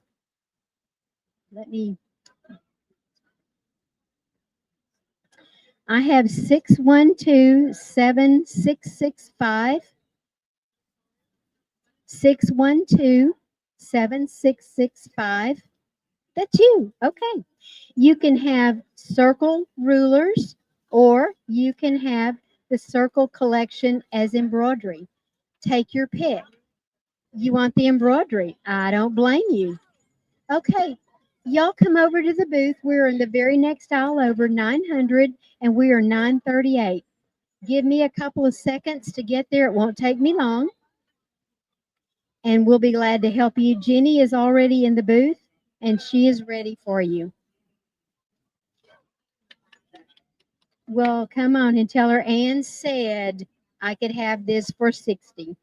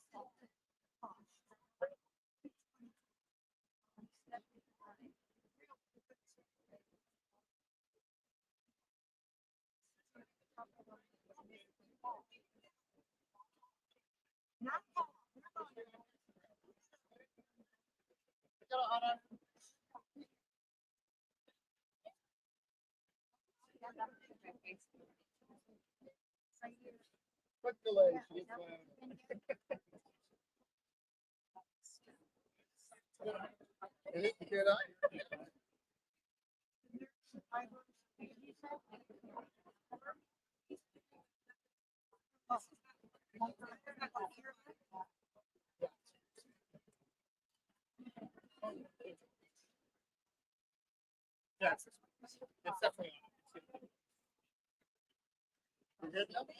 Okay, you're welcome.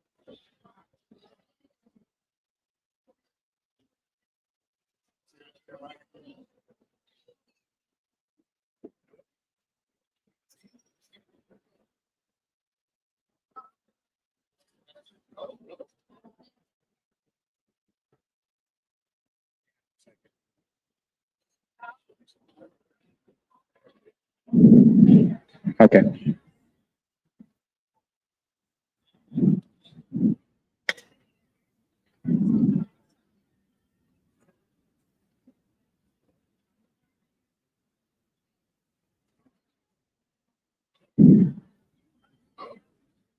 Hello? Okay, there we go. I guess I kept hitting the button every time I put it in my pocket.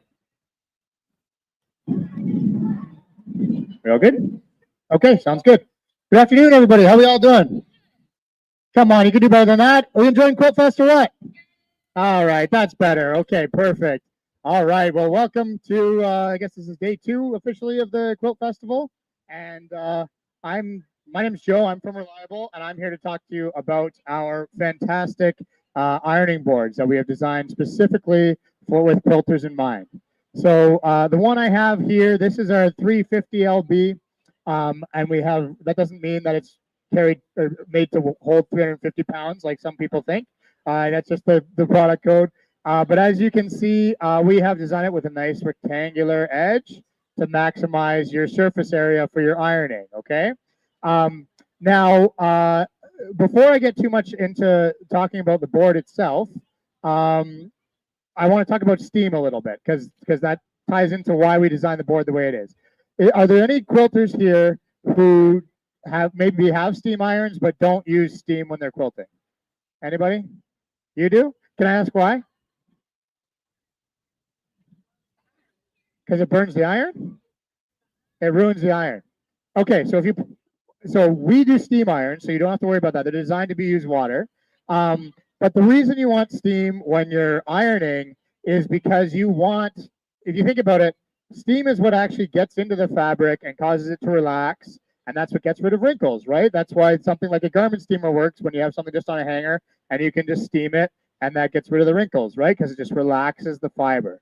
So it's much more efficient than just having a dry iron, which is just using heat to try to press out the wrinkles, okay? So another common reason that I hear people say that they don't like to use steam is because they're worried about it causing the fabric to get wet, and then it can cause it to distort or stretch kind of thing, right? So what I can say to that is, we have designed this board and our irons to make sure that even though you're using steam, which is going to get in there and release those wrinkles, we don't want you to have a wet working surface, okay? So that's part of the design we put into this board. So instead of, when you're looking for a bigger ironing surface, I know I've heard people say, oh, you can just use a table, or I know there's a big board you can put over top of your ironing board that's wooden. Great for good surface, but if you're doing a lot of ironing with a lot of steam, eventually that's not going to have anywhere to go. It's going to sit on your fabric, and then it's going to get wet, and that's what we don't want, okay? So the way we designed this board, if I peel back the top here, I don't know if you can see on the camera, maybe if I do on this side.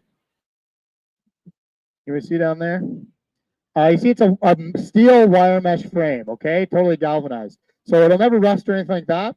But it also allows the steam to escape, okay? So when I'm ironing on here, that steam is passing right through the board. It's not going to sit on my workspace, and then I don't have to worry about my fabric getting wet and then stretching or anything like that, okay?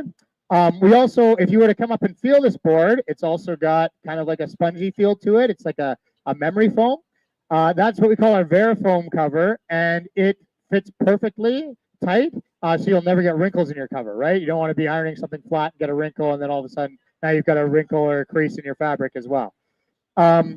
You may notice that, actually I don't need this here, you may notice that I can leave my iron sitting on this black portion of the board as well. This is made, we call it our Connex heat zone. It's made of the same material they make firefighter uniforms out of, so I can leave my hot iron on there all day, every day, and it's never going to burn through. Okay, there's a couple reasons that's good. Number one, the irons, I know a lot of people probably store their irons like this, right? So two bad things about this. Number one, it's a lot easier to knock over, and I know it's a sad day when your iron falls off your board onto the floor. So it's a lot easier to knock over, but also you have to do that motion, right? And if you have a heavier iron or you're doing a lot of ironing all day long, that gets really tiring on the wrist. Okay, so the idea behind this is it's more stable, so it doesn't fall off. But also, if I'm ironing, I can go ahead and then I can just slide it over to the side and leave it. Okay, I don't have to worry about twisting my wrist to try to put it up properly. It's got a nice little drawer for your goodies. So I don't know if you can see this from over there, but you can put your scraps in here or your tools, whatever you want. Nice little storage space. It's fully height adjustable from 28 inches all the way up to 38 inches. So no matter how tall you are, whether you're sitting or standing, you can find a height that works for you. And it also has this removable iron rest on it. So this is a great spot to put your iron when you're not using it. But if you're in a tight space, when you get it, this actually isn't attached. So you can just not put it on, and then you have enough room for your ironing board to fit into whatever space you have available for it. These boards are made in Italy, and they're fantastic. They're nice and sturdy. We have a 10-year warranty on the frame. So if you get the board, you got nothing to worry about. It's going to last you forever. Okay, that's the board. Any questions about that so far? Nope, everyone's good? Perfect. I want to talk about our irons a little bit. So is anyone familiar with our Velocity irons? No? No one's heard of a Reliable Velocity? Okay, so this is one of the favorite irons of quilters. If you have any friends that have one, definitely ask them about it. They will come raving to you. So there's a few features we have in our iron that make it that are reasons that quilters absolutely love it. The biggest one, how frustrating is it when you're working on your squares or whatever, you come over to the board and you go to pick up your iron and it's shut off because it's been more than 8 minutes or whatever, the safety shut off goes off, right? So then you got to wait for your iron to heat up before you can actually do what you wanted to do. This iron has that function for safety. It will shut off after 8 minutes. However, if I hold down the steam button for 5 seconds, it'll show me a D. Oh, I guess it was off already. So it showed me an E that I just turned it back on. But if I hold it for 5 seconds, it'll show me a D, which stands for disabled. And that means I have now turned off the safety auto shut off, which means I can leave that sitting there for half an hour. Whenever I'm ready to pick it up, as soon as I grab it, it's good to go. Steam will start pouring out. It's fantastic. Okay? That's number one reason. Number two, I talked about we always want to keep you with a nice dry workspace. This iron is guaranteed to never, ever leak or spit. Okay? And pardon? Forever. It can't. And I'll tell you why. So the way a traditional iron works is you have your sole plate, which gets super, super hot. And then when you pull your trigger for steam, it sprays water on the sole plate, which then causes that water to evaporate. Now, if you do it too much or that sole plate cools down for any reason, it's not hot enough to evaporate the water. Now when you spray it, it's just gonna leak or it's gonna sputter, right? And then you have to put a wet workspace. The way this iron is designed is that we have what we call our compact vapor generator. So it's like a mini boiler inside of the iron that turns the water into steam before it even comes close to the sole plate. You'll also notice there's no trigger for steam. I have the steam toggled on, so all I have to do is touch the sensor and it automatically starts to steam, okay? So what that means is you're not ending up getting a trigger finger from pulling your trigger all the time, or I know some people use a squirt bottle, which is kind of, it's nicer when it's all in one. So all you have to do is grab it and the steam comes pouring out. And I can hold this for until it gets empty and I don't have to worry about any water coming out. So yes, I would say not just in our irons, in any iron, the enemy of any appliance is sitting water that has particulate in it, right? So if you think of your kettle, you think of your water heater, your iron. If you have hard water that's sitting in there, all those particulates are going to settle, the calcium, the whatever is in there, and it's going to build up on your heating element, might build up in the piping, it's going to clog it up one way or another. So yes, we absolutely recommend to have the longest lifetime you can in your iron is to use distilled water, and then it's going to last as long as it can. This iron in particular has 8 different temperature settings. So no matter what fabric you're using, you can pick the right setting for that. So whether it's something, like a silk, which you don't want to risk melting or causing shine or burning, then you would go lower setting. Whereas if you're doing like a linens or stubborn materials like that, then you're going to crank it all the way up to the top. Okay, you can always, like I said, you can use it as a dry iron if you'd like. You can just simply press the steam button and toggle off that steam, and then you can use it as a dry iron. Even if you're holding the sensor, it won't go off. Another cool thing is the sole plate itself. I'm not going to touch it because it's hot, but it's made of anodized aluminum, which means that it is completely scratch proof. Okay, so that makes sense for if you're going over buttons or zippers. But even if you're not, if you're doing iron-ons, then it gets stuck to the sole plate. You don't have to worry about using any chemicals or anything to get off. You can literally take it like a nail brush or steel wool and you can just scrub it off. You're not going to hurt your iron at all. So it makes it really convenient that way as well. It holds about 300 mils of water. I know there's some of you that they don't like refilling the iron all the time. So for those of you who are looking for a bigger water reservoir, we have our Maven iron station, which basically the biggest claim to fame this has is that it has a 1 liter water capacity, okay? And you don't have to wait for the iron to cool down or anything to refill it. You can do this on the go in the middle of using it, but you can just take this off, bring it over to your sink or your bottle of distilled water, fill it up, snap it back in, and you're good to go. This iron, you don't actually have to use distilled water. Again, I recommend distilled water. It means you'll never have to, but it does have a filter. So if you're not using distilled water, this will filter it out. You'll just have to replace this every so often. If you do use distilled water, you'll never have to replace this and your iron will be happy and you don't got anything to worry about. But it does have the ability to use both. Yeah, it comes with the filter with it, which is usually good. It totally depends on usage, but generally it's good for about a year if you're using tap water. I mean, not all areas are created equal. And then, whenever it's ready to be replaced, you can just get a new one, pop it in, and away you go. We're running show specials for the whole show. We're here with AllBrands, of course, but we're from Reliable. So our Reliable booth is just right over here in the corner. We're doing all kinds of show specials. So the board is regular $3.99. That's where you find it everywhere. For the show, we're doing a $50 off, and that is delivered to your door. Okay, so $3.49 for the board. Our most popular iron, the 270 IR. This is 10% off, so it's regular $230. These are both actually regular $230. But we're doing a 10% off show special for the iron. It also comes with the iron rest. So if you don't have one of our fantastic Italian-made boards, you can use this with whatever board you have. And it's the same idea that, you do your ironing. You don't want to worry about flipping on its back all the time, so you can just simply rest it on the pad. So anyway, regular $230, it's $206 for the iron plus the silicone pad, and you can take it home with you today because we have them here. The Maven, we're offering great deal, 20% off. So it's only $183 as the show special. One thing I didn't show, it's also got this handy lock at the front here, so you can just turn that over, and it makes it easy to carry the whole thing around. Okay? The iron itself, so one thing I didn't mention about this is it's a little bit heavier than a typical iron. The reason is so that you can, if you need to do pressing, you can press without having to press, right? So it saves your shoulder a little bit. But we do realize that some people want a lighter iron, and maybe they don't have, like, if you don't have the powder, you don't want to use it, don't have this board. This one's lighter because it doesn't have to store any of the water in the iron itself. It just pumps it up from the base. Any questions about anything I mentioned so far? No?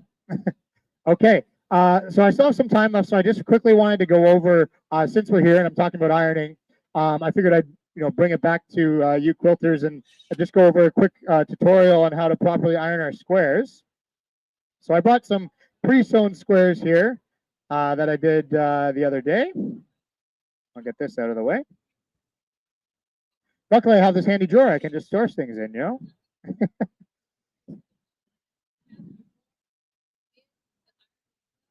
Correct. The blue one does not have iron in the top part here.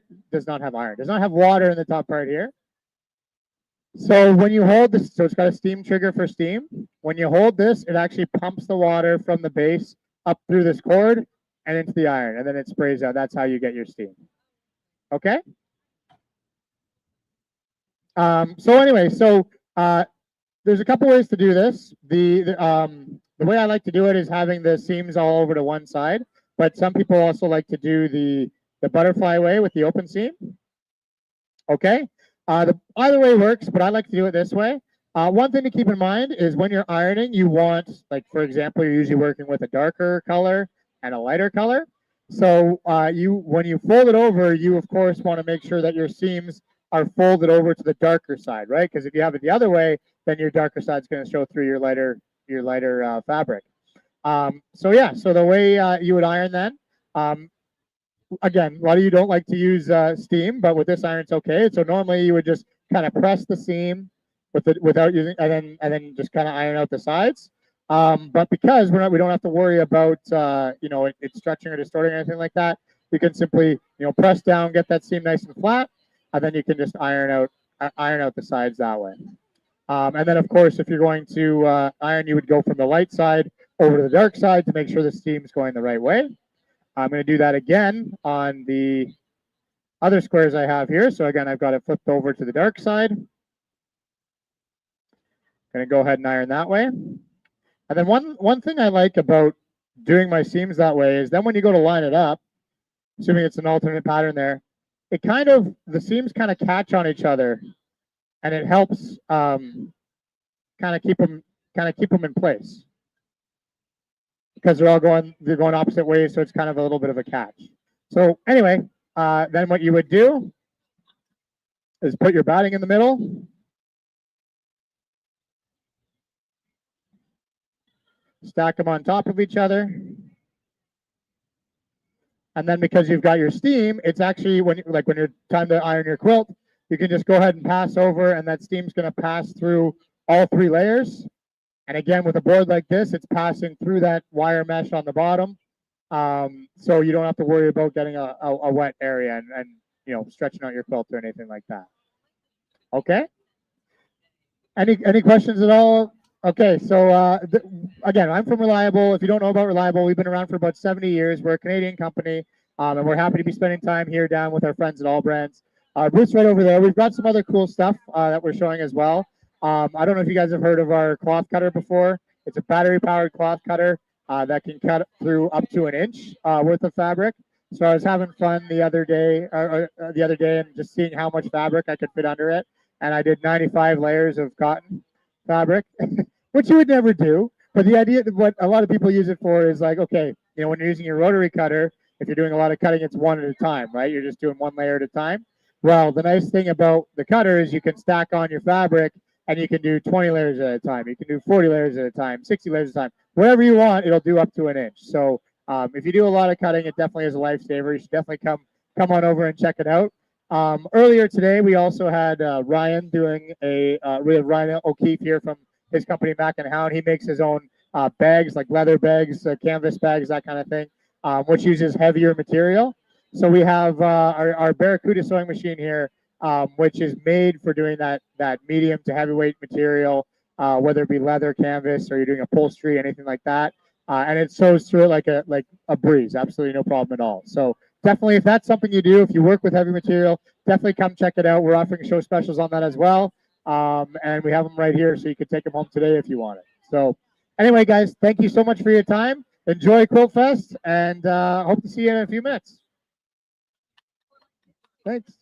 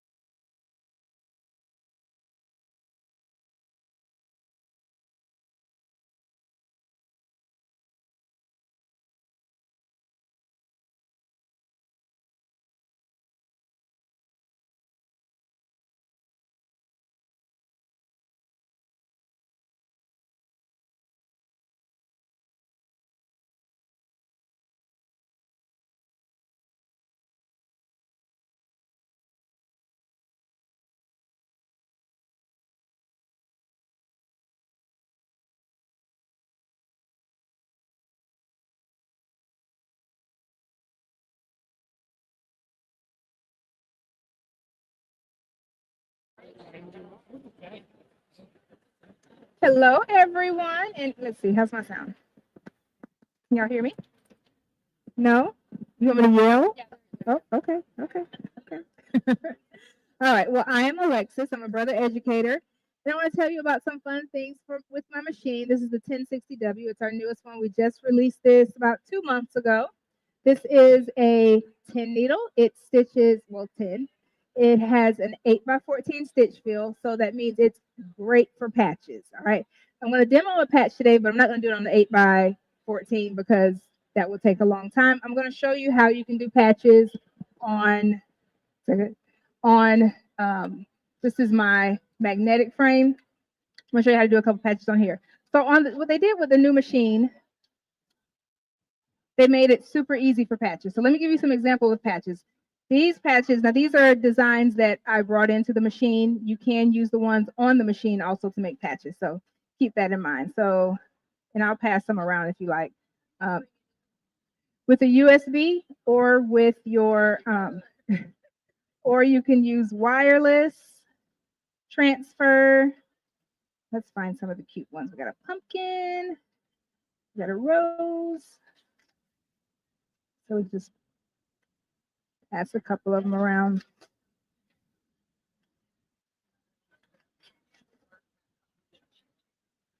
Maybe out there. Pass back. All right. And this one too, it's made with felt. So as you can see, patches can be made out of a lot of different things. So I have some cork that you could use. You can use glitter vinyl. You can stitch them on that. And also twill, like you all have out there. This one is stitched directly on twill, felt, and this one I stitched on twill, but it's a full fill patch. So that means all of it is covered with the stitches. The ones like this one that's on twill, I just let my twill shine through as my background. So those are some options, okay? I didn't bring the other part of it, but Dime has patch making fabric, so you can use that to stitch on, or you can use coated twill. That's what I prefer to use. I'll use like coated poly twill. This is what I was looking for. And this is the one that comes in Dime. So before I get started, I'll just let you all feel that. That one's just regular twill. That one's not coated. If you're looking for one that's coated, this is coated because it has a layer of glue on the back of it. I like to use that one because once I'm done and seal the edges, the glue seals the edges in because I use a hot knife to go around it. Or what? Yeah. That is the coated poly twill. And the coating is something like, it's like a heat and bond light type of material because during COVID, the company that I got it from, they ran out of it and they just told me put some heat and bond light on the back of it. And that's basically the same kind of adhesive. And here at the show, we have a whole package of the Dime one that is sold over in the Dime booth that has the adhesive for the back of it. It has the twill that I have for the front, and it has a couple of sheets of the badge. It's like the plastic part that you can puncture through to it. All right, so I need that one back. Well, both of them, but I need this one back because this is the one we're going to stitch on. So on the machine, instead of just, in the past, we had matrix copy where you could put one design down and then you could copy it to the right, to the right, to the right, and then do that whole row down from there. But this time with our new machine, let's say we do a fire hydrant and we'll set it, and I'm going to make it bigger. I promise you'll be able to see it. So I want to make a patch around it, so I'll set it. So I'll make like an applique cutout area, and then I'm going to set it. And this button that has it's like 3 rows of the same thing duplicated. Once you touch that, it's going to create it on the whole page. If you want to spread them out, the more you spread them out, if it says, okay, you spread it out too far, it's going to take a row away. So watch this. So it recalculates it. And then now I want to take it, depending on how much space I want in between each one of them. So for example, I did this one and I did not add the border around it because this one has its own satin border. So I didn't need to add one. So let's use that exact same one for that purpose.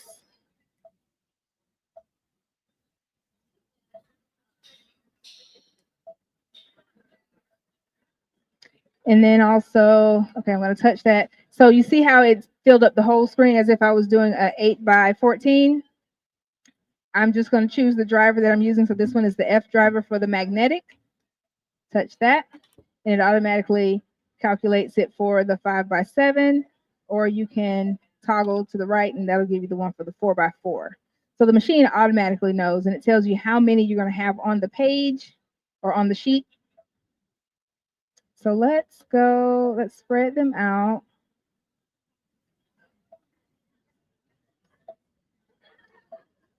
All right. I like to use my magnetic frames for everything. Does anybody have magnetic frames? Y'all have these? So this is our 5x7 flash frames because you can hoop and stitch in a flash.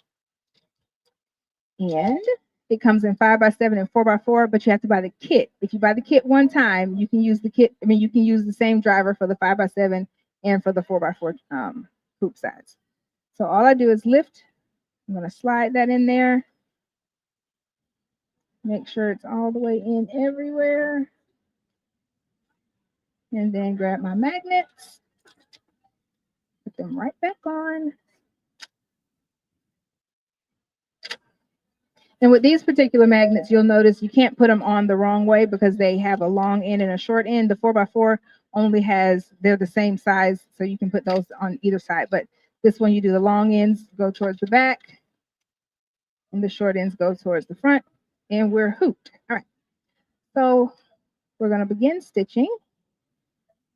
Do I have the right colors up there? Not really. I need a green. We're going to change the color of that. We're going to do yellow, white, and maybe a blue because we don't have green. So, yep. Can I see? So for the yellows, instead of doing that, I'm just going to switch it. So instead of the yellow being that color that's on 1, yellow is on number 4. So I need to switch 1 and 4. So now all of the yellows are going to stitch number 4. Number 2, but I need it to be white. So I'm going to switch 1 and 2. Uh-oh. Did I do that one right?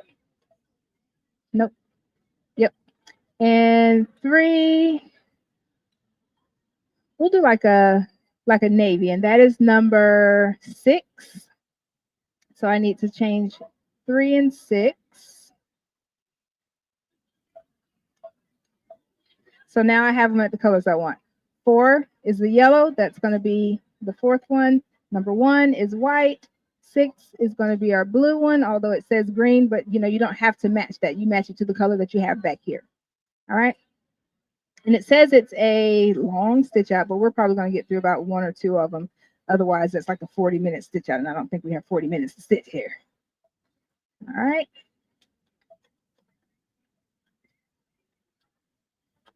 And then we start stitching. So while that's stitching, let's also talk about how you would put your adhesive on the back of it. So you can, I don't have to, let me cut out a piece of this just to pass around. So the way I do it, once it's done stitching, then I add my adhesive. So this one has an adhesive side and like a carrier sheet side. The adhesive side is going to be this rubbery feeling, and the carrier sheet is the part that I tore. So that's like the paper. So I'll let you all feel that. You're going to do the adhesive side down so that when it's hot, when you heat it, you just tear off the carrier page, just like anything else. So you don't want to get that stuck to your iron. And what I do, no, I don't have the card in here.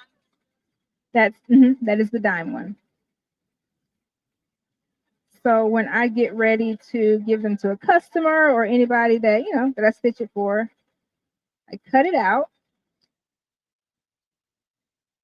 and I leave the paper on it. So I do all that. I cut it out. I take my hot knife and go around it, and I leave the paper on it so that by the time the customer gets it, then they take this off, and then and I'll have a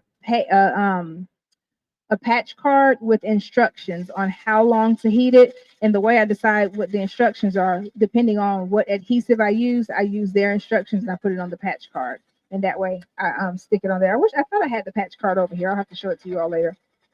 And that's how I adhere it.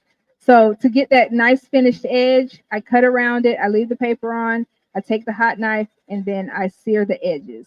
And the reason I leave it on there and I do it after the adhesive is on there, because if I have a little or something and I make a mistake and snip the threads, that glue will hold everything together after I heat it up. It's like a smoldering knife, a hot knife. I got mine on, I think I got it at Walmart. You can get Walmart, Amazon, and craft stores like that. So this will stitch 1,000 stitches per minute for me. It'll take, if I'm doing the whole thing, it'll take 38 minutes.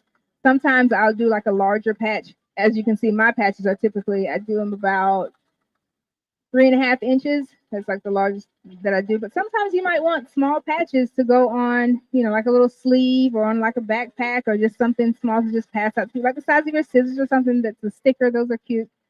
So it'll be a lot quicker. There was something else that I wanted to tell you all. Did I show you the felt? So the difference when you're stitching on felt, the difference of when you're stitching on felt, you will leave some of it out. Did I get all the patches back? Oh.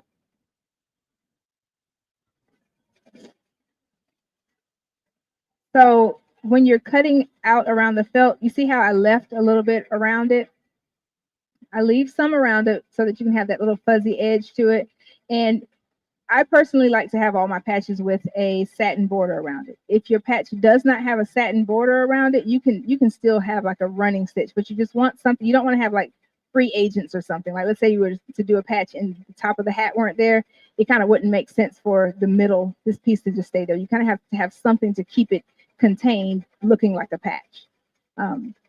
So I did a combination of this. This is where the felt shows through some of it, and then I have a full fill on there. So I did both so that you can see the options of it. Now that I'm thinking, I probably should have done one large patch instead of those different sizes. And the same thing, so I treat the HTV vinyl the same way I would treat the felt, so that some of the where you see the felt showing through, the HTV would be showing through. So I would just leave a little bit, like maybe 1/8 of an inch while I'm cutting around it. And my favorite scissors to use are, you don't use the hot knife on the felt. I think my scissors got left back there somewhere.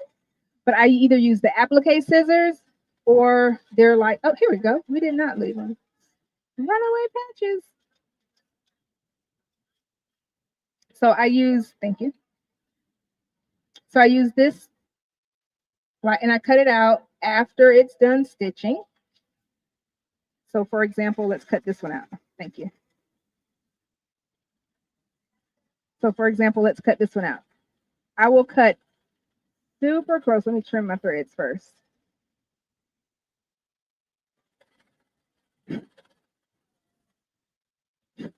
Okay. So I cut super close, but I don't cut the threads. And usually I would have, so if you're not going to iron it on, you don't have to put the adhesive. I put the adhesive on all of it just to give them the option. If you want to iron it on, you can. If you want to just stitch it on, you can do that. So, say what? Yep. Yep.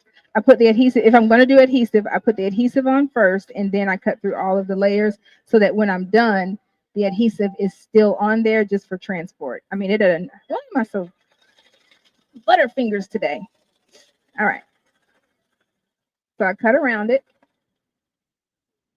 And I like these because they're angled out so I can see and I can have more control. So as I'm cutting, I hold my mouth a special way. And I just cut carefully. There's also another option. You could cut around it with like your ScanNCut. So I've seen people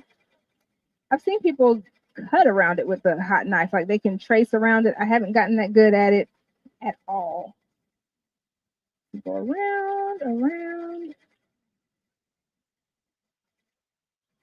Keep going.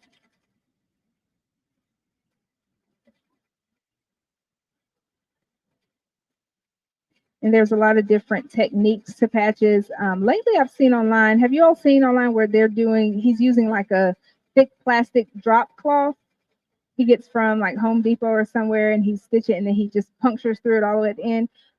I've tried that sometimes, but that just depends on how dense your stitch out is. If it's very dense, if it's a lot of stitches to it, it could pull away before you're done, and then that'll be a misaligned stitch out. So you might want to be careful. That's why I like the twill. The twill has a good foundation, and then with the combination of cutaway stabilizer.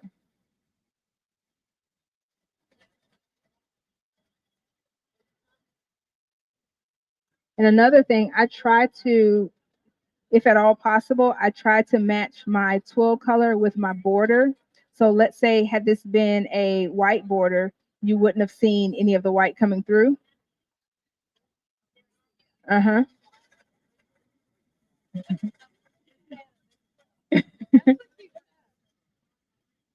Yep, so I used, I did. That one was the patch that I used for Applique Getaway this year in Dallas. So we had Applique Getaway in July. Makes sense, Christmas in July. So if this one had already had the adhesive back on it, it would be okay to have this showing through, because then I'm going to use my smoldering knife and it's going to melt the twill. It's going to melt a little bit of the fabric, a little bit of the thread, and also it'll melt the glue together. So it seals the edges on there.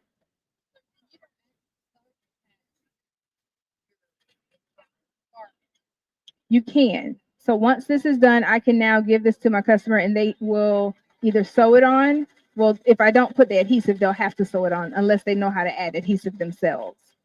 But I typically give mine or sell mine with the adhesive on the back of it. So they have options either way.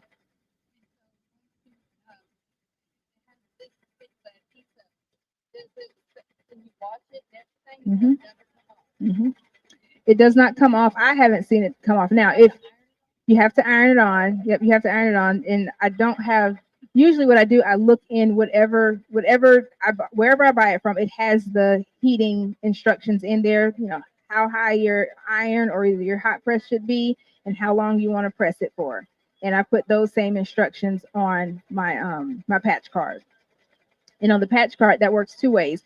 It's just a pretty thing that you can display and show off. Also, it gives the instructions on the back. So it's mine. I use like a 4x6 or sometimes a 5x7 card. I puncture a hole through it. I put double-sided tape on it and put my patch on it, and that's how I display it. It has my logo on it. It has, you know, and the instructions on the back. So you can sell it that way, or you can gift it that way. Yeah. All right. I think I'll let about one more of them stitch, and then we'll be done. But it's gonna come out the same as this one. So I was doing this as a sample. This is just on regular cotton fabric, so I wouldn't necessarily use this as patch fabric. You could, especially if you were stitching it on. You can still put an adhesive on the back of it, but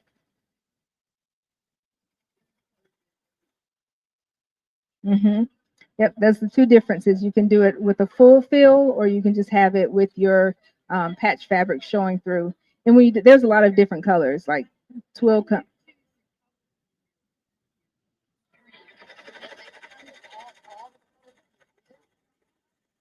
Yeah, so there are a lot of the thread brands are programmed in here already, and you can just toggle through to each one. I typically just leave it on the standard one that is on the machine, and I pick my own colors because, as you can see, these are all different brands of thread up here. And you don't have to change it.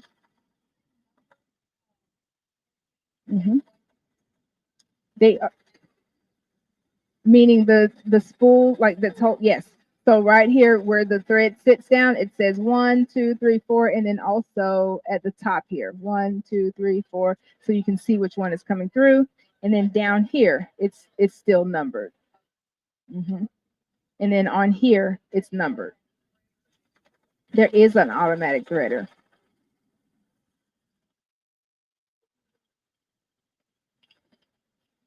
So once that's done, I'll take it off so you can see how that one's going. I forgot where I was going with this part of it. But so, and then sometimes there's some of them that you can, on here, when you do the patch part of it, when you do the applique border of it, you can stitch it and then put the patch on there. You can stitch it, cut them all out, bring this in, put it on, and then it'll stitch a border around it. That's another way. And like I said, there's a ton of ways to do patches. And that way you have your border on there. And I call that one babysitting a little more, because this way I can just set it and forget it. Like, these are my patches, they're going to stitch through. I don't have to take them off, cut them out, then put it back on for a border. By the time I'm done with it, my whole border, my whole patch, everything is done. I'm ready to add my adhesive and keep it moving. This is the last one that I'm going to stitch on there, and I'll take it off and let you see.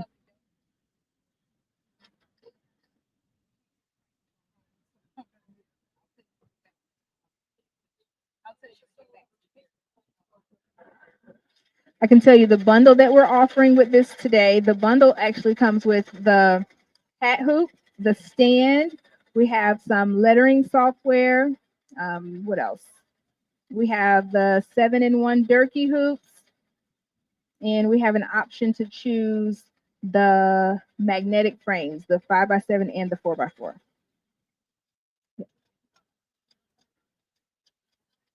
Almost done. Oh, it's got to do the outline border of it.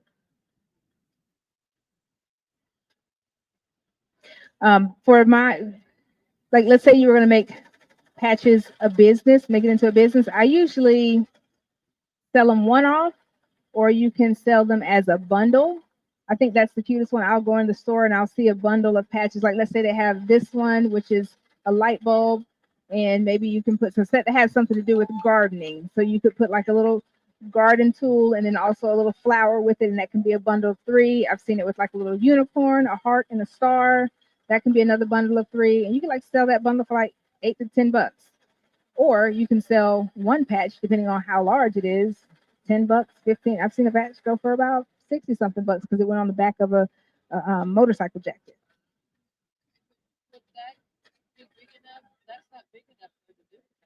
This hoop is not, but our 8x14 hoop is. This one has an 8x14, a really large hoop. And you also can do a repositional hoop, which is 14x14. So you can do a huge patch that's up to 14 inches. Oh, I said I was going to stop there, didn't I?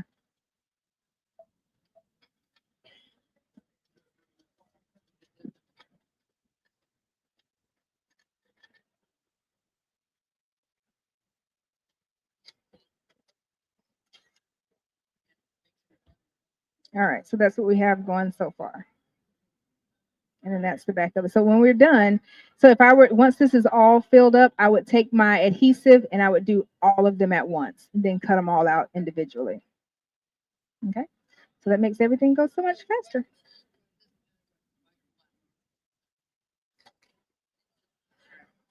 Right. If it's what?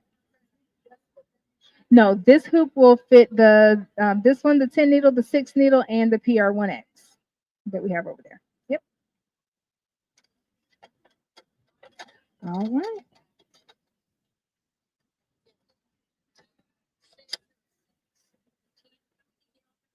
This one is a 10 needle. We have the 6 needle, and then we have the single needle, but it stages 4. So you can hold 4 of them up there at a time until you're ready to change to the next one. You cut it, tie it off, pull it through, rethread it, and you have all of them up there. So it's the single needle. Yep. This one has our camera, our scan feature. You can use your snowman sticker. The 6 needle has the crosshair, the 2-point positioning. Also, the PR1X has that, and they both have the 8x12 stitch feel. So, yep. Any other questions? It is. All right, so we're at time. Thank you guys so much. If you have any other questions, follow me over to the booth. I'm gonna finish stitching this out, and I'll get that other question answered for your pricing.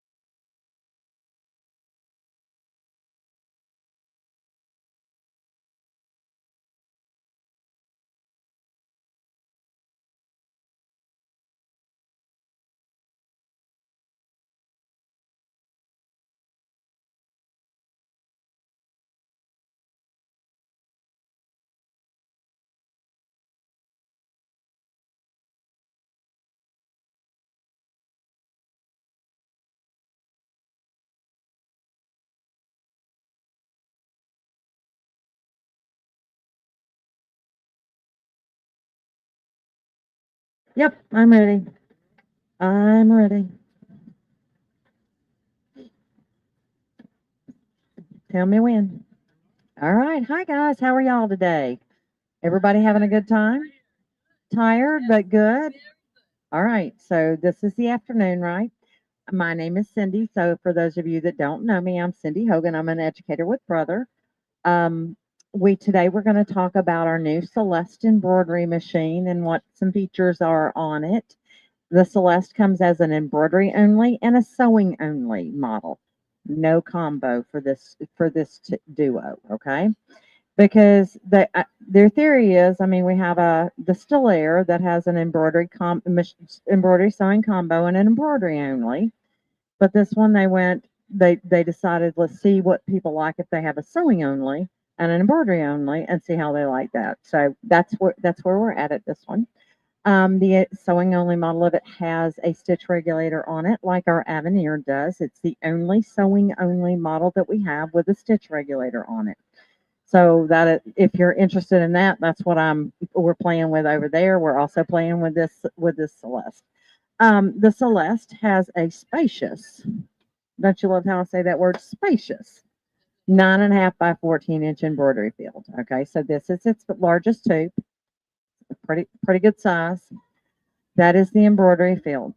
It has 2 point positioning, and it works with the Brother exclusive Artspira app. Let's make sure that the machine is on the web, and it is. That means and I'm on their internet as well, so we can talk. We can talk Artspira here in a little bit. Okay, so let's look at our screen. Notice we have a nice spacious work area here, very well lit. These are the designs that are built in. There are not pages and pages. These are the designs that are built in. You have multiple alphabets. One of the things that I love about this machine is that I can come in and I can type in anything I want. So I'm just going to type my name here and we'll tap set. Well, I get it up there and I add my design in. I'll touch add and bring in a design. And then I decide, I don't like that font with that embroidery design. Well, in a lot of embroidery machines, I would have to go back, delete it, start again, right? Don't have to do that here. I can touch edit, go into my text edit, and I can select all the letters, which is this one right here. And then touch this little font key down here, and it lets me scroll down through there and find different fonts and try them out. So I can hunt for the one. Oops, that one's telling me it's too big. Can't go in there. Hunt and find the actual font that I would like to use. Now, what happens if I misspelled something? I also get to come back in here the same way, and then I can simply take the arrow and find the word. Let's say I spelled my name like a Fruity Tube person and put the Y. Go lowercase. Let's say I did that. Although technically, if I think about how Cynthia is spelled, then that should be the way I spell Cindy, but that's not. But I could go back in and change that. That is not how I spell my name, though, so I'll come back in and do that. You just arrow to the one that you need. And if you wanted to just change one letter's font, you basically come and select that one letter and see how it's got the little dash line around that letter. Now I can come in and grab the font for that one. And I can also change the size of that one and make it bigger or smaller or whatever I want to do with just that particular font. So you do have quite a bit of editing capability in here. You can also space things out. So if you forgot to do it when you first landed it, you can go in and increase your spacing. Oh, actually did I decrease? Oh, I'm only doing it for one letter. Oops. So let's try that again. Let's reset that spacing. And then let's select all the letters now we can touch spacing and spread them all out. That works a little bit better, right? You also have array, so you can arc your text severely. You can arc it mildly. You can do diagonal text. You can arc it the other direction, whatever suits your mood today. Once you're done and you have it all the way you like it, you touch set. And then you can go in and edit, and you can rotate that design however you would like it to be. Okay. So I'm going to clear that screen, and we'll try something else here. Let's come in and let's talk about what other features this has. So I'm going to come in and grab a stitch. This is one of my favorite little tricks to show you guys. You can come in. These are stitches that are generally on the sewing side of a machine. Well, we get to use them in embroidery. So it's kind of fun to use them in embroidery because you come in, grab one, and you set it. And then you can come in and you can say, I want to fill my hoop with that with the matrix copy tool. And it will fill it in, and you basically have a background quilting design or a background design for an embroidery design to sit on top of it. It fills the entire hoop with it, which is pretty slick. One of my favorite tricks to play with, because it gives texture to your embroidery without having to do a whole lot of work. Okay. And there it is. I can space them further apart. I can smush them closer together. It's up to me as to what I want to do with it. And then when you're done, you press set. So now you can come in and we can say, okay, and we can select the color, and we can change all of those to a muted style color to where it's not as loud and proud. I don't actually need black for that. So this is a visual. I don't have to change the color if I don't want to. It's just a visual for me to be able to see things when I start to add. Then I can come in after it gets done processing, touch add. Oops. Touch add. I hit it twice. Give me just a second. Anxious thumb got a little excited there. There we go. Now touch add. And let's go in and let's pick an embroidery design. How about we say we want to put that in the center of it? We'll set it. And there you go. So now your embroidery design is going to be sitting on top of your fill, and everything's, I mean, that's going to be a pretty light stitch. It will not be that big of a deal. So that is a cool way to do that. Now, if that's not what you want to do, we have a select arrow, and as you touch the select arrow, it navigates through the different parts of your design. So I've selected that background, and you'll notice that it has a red dashed line around the whole thing. And if I touch edit, it is grouped. Okay, so if I wanted to get rid of some of those in the center, I could ungroup it and delete some of those in the center, but we're not going to do that. We're going to delete the whole kit and caboodle. So what if I want to quilt this and I want to specify the hoop size, but I don't want to have to quilt, or I don't want to have to figure out how to quilt around it. We have a solution for that. If you touch your stippling key right here, you'll notice how it stipples around the design. It's not stippling inside it, it's stippling around it. You choose the hoop size you plan on embroidering in. It's got all of our hoops in here that fit this machine. So let's say I want to do it in an 8x8 inch frame. I touch preview, and I will have stippling around that embroidery design in an 8x8 inch frame. So that whole design that's ready to go. I can also increase my spacing. So if I want loosey-goosey stippling, I increase my spacing and I touch preview. If I want micro stippling, I shorten the stitch and I touch preview. Well, that's not very clear today, but you get the concept. When you're done, you say, okay, and there's your stippling and there's your embroidery design. When we touch embroidery, it is ready to go. Okay. You'll notice that you have thumbnails of your embroidery design. It's telling you the thread color. That depends on what setting you've set up in your settings as to what thread style you have and what number shows up. So usually mine's set for brother embroidery. That's the way I go. Okay. I do not sit there and try to convert. I have brother thread. I don't really worry about it. To me, a red is a red is a red. But if you're a color 101 kind of girl, you may want to know that. So I never have the numbers up. I have the color name so that I have a reference in my head to match whatever I'm doing. But this is based on whatever setting you've set up. So I'm going to touch OK, and we'll just touch OK and get rid of that again. Now, let's talk about what else can we do. Let's say I want to make a patch. This design right here is a lovely design. It's telling me that it's when you touch the screen, it does something, right? Let's try that again. When you select the design, you'll notice that it tells you how many stitches are there, how many minutes, and how many colors are in that design. So that's how many color changes there are in that design. If you don't want to do 18 color changes, you might want to pick a different design. That's all I'm saying.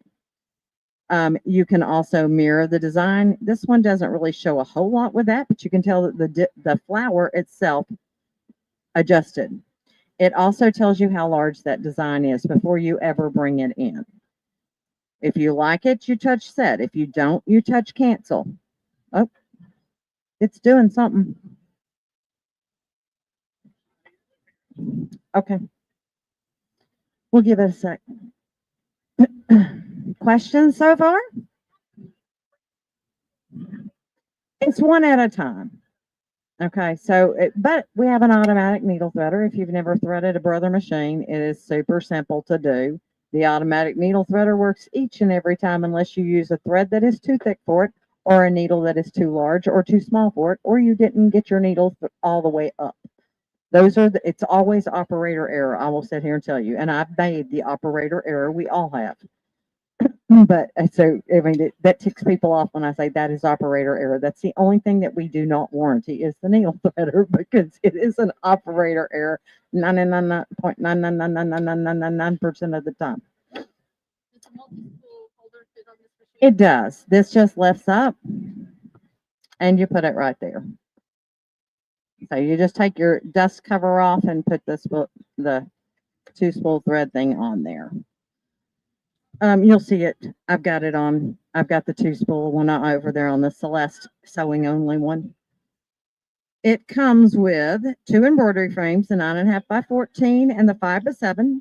It comes with an LED. I'm going to show you this in a minute. The LED drop light comes on this machine. So your embroidery foot has the little LED drop light on it. So it plugs in back here. I had to see what style I had. I forgot which one we were doing with.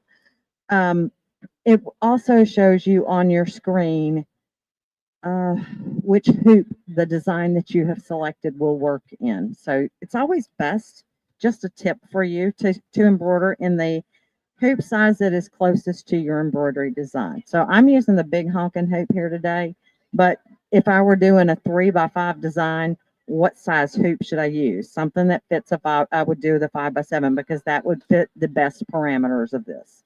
4 by 4 wouldn't work because it's too small. 6 by 6 would also be 6 by 6 would work. That would be a good option for this one. Is it back? Nope. Okay. All right. So what I want to do is I want to touch my edit screen. In my edit screen, I have the mirror tools, the rotate tools. I can duplicate and move things around. I'm going to delete that one. I can change colors of the design. I can turn off colors. So if I don't want a color to stitch and I want to preview how that's going to look to see if I'm going to like it, I can check that out. Now, if I touch OK on that and we look, let's zoom in.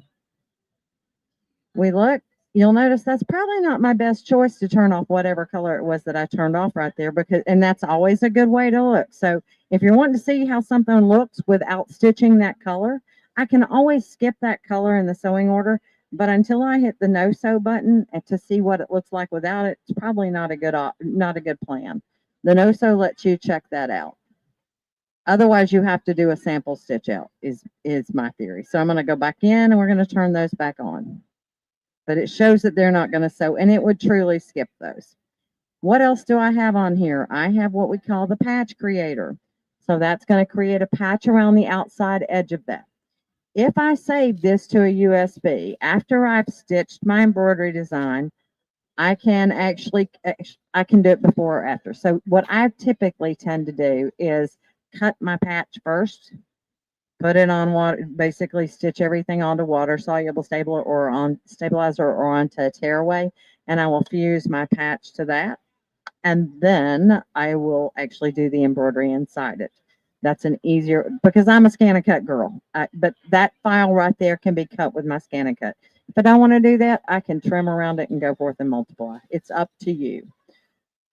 But that is the way to do your patches. Now, if you wanted to make a whole hoop full of patches, you can once again use the border repeat function. Matrix copy will fill whatever hoop size you're planning on using to maximize its space. So if I want to shrink it in, this is my key to get more in there. It's gonna put them all in there and maximize the space between them based on whatever hoop you've selected. And then you would have them all set. You'll notice when I say okay, they are all grouped together, and so they are going to move as a unit. All right. When you go to embroidery and you touch the layout key, this is a button that you would want to be very familiar with. That's color sort, okay? So that will color sort all of the colors to where all of your yellows go, all of your blues go, everything goes in the order that you want it to stitch instead of having to change out that many times. Now, it cannot color sort within a digitized design. If the digitizer decided it needed blue to go first, it needed white to go next, it needed the same blue to go next, it's not going to combine those two blues. It can't do that. But if I have multiple designs in there with the same colors, it will color sort within those multiple designs, okay? Because it is assuming that your digitizer knew what they were doing and they made those decisions correctly. Having said that, not all digitizers made those decisions wisely, but that's what it's assuming, okay? In all brother machines, we have frames and shapes, okay? These are great to add to different monograms. So if you're trying to do a monogram, this gives you a nice frame or shape. This one has 10. They all have the same basic 10 shapes. So you can pick an oval, you can pick a square, you can pick a rectangle, whatever you want to do. But all of them have different numbers of decorations, decorative elements that you can choose. So one of the ones that I like to use is the oval and the rope. You touch set, and then you can come in and add, and you can add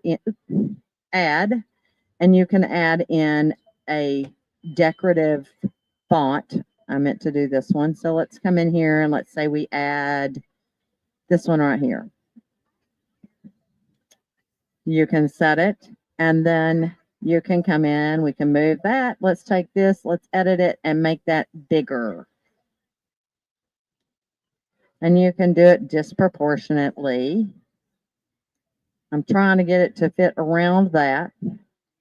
Circle might have been a better option, but there we go. That looks pretty good, right? Now, I can come in here and we can move that to the center. Move center. Tap that one, move center. And I'm all set. Now, if you want to change the color of the frame, you can obviously do that with your thread color. Let's say we want to grab that. We'll say okay.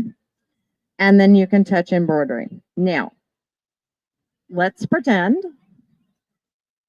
that I'm trying to fit this along the edge of this, that I'm trying to get it in this area. And I did not hoop straight. We're just going to assume I did not hoop straight. This one has what we call 2-point positioning. So I'm going to touch layout, and I'm going to touch my 2-point positioning key. And you can choose the center of the design. So if you marked center, center, you can choose the center of the design. I'm going to choose bottom center this time because I want the bottom of it to stitch right up against this red. We're assuming this was hooped, okay? So I'm going to touch next, and we're going to say that this little fold right here is my center, okay? So, and I'm going to orient it this way. So we're going to go ahead and say next. And I need to move my bottom center. Actually, let's go previous. Did I not hit the right one? I want bottom center next. And why did I know that? Do y'all see that number 1 right there? When I had it right here, look where my center is. So I knew I wanted to check it right here. If I were trying to get it up to the placket of a shirt, I might choose the left bottom corner. So it all depends on how you're orienting your design. So it's telling me number 1's there. So I need to take my drop light that's popping down here and move it up to where it's at that center mark. So this moves fast leaps. This moves middle size leaps, and this one goes little bitties. Okay. We're going to take we're going to take the big ones first. And when you get close, slow it down. And it takes smaller leaps. And when you're trying to finesse it, you go to the slow. Okay. And now if you look down, I'm going to try to get it on the blue pretty well. Let me go a little bit faster of a leap here. All right. So can you all see my little dot? My little dotty? I know that they can't see it from over here. They can see my hind end really well. I'm going to move that out of the way. So can y'all see my little red dot? Okay. That is where my center mark is. Okay. So now I'm going to go back to my screen over here and I'm going to touch next. This arrow right here, I need to move it up to where it's along the edge of my fabric again. So once again, we're going to go with larger jumps.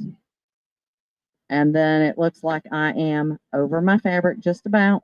So we're going to go with smaller jumps.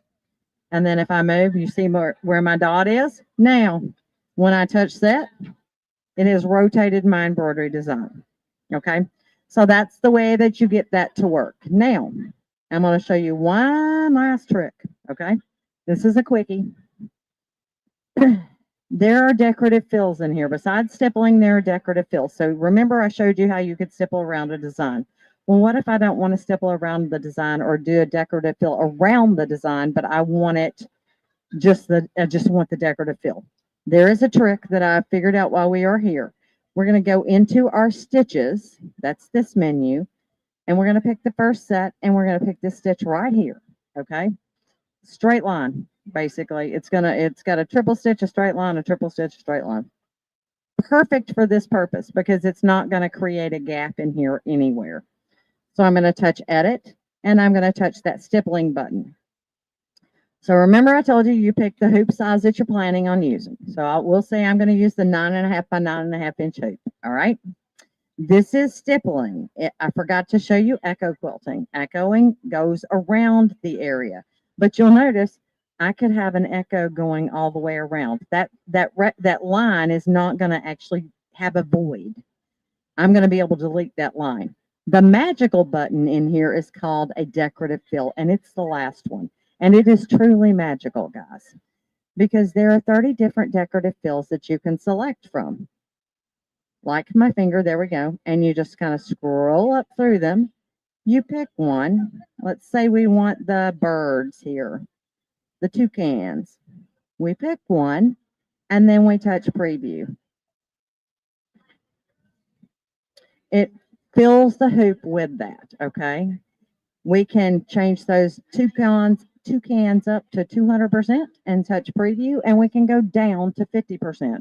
So you have that capability. Now, how you get rid of that little line that's in there when you touch OK, you are going to touch we're going to ungroup first of all, and then you're going to touch your select tool, select arrow, until that little line is highlighted in red. Press delete on the keypad here, touchpad, and now all you're left with is your toucans, and you can create basically that's how I did that. So if you wanted to quilt an 8 by 8 inch quilting square, that's an easy, quick way to do it. All right. Okay, guys, I think I have to stop because John has somebody else he has to set up. Thank you so much for joining me today. If you have more questions about the Celeste, Tammy and I are over there. We have a great price on it.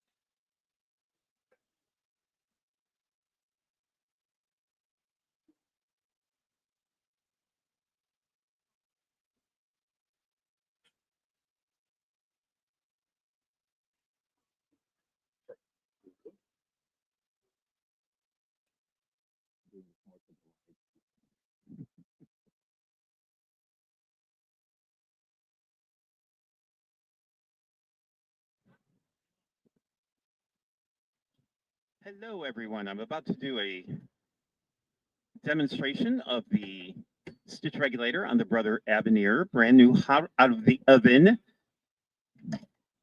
So anyone who wants to come over and learn about our stitch regulator, come on over. We have lovely seats. They've been all warmed up for you.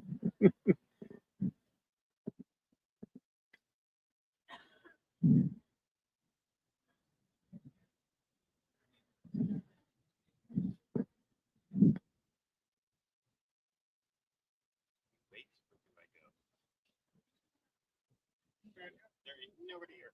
Oh. Where? Ladies, you're going to be my audience.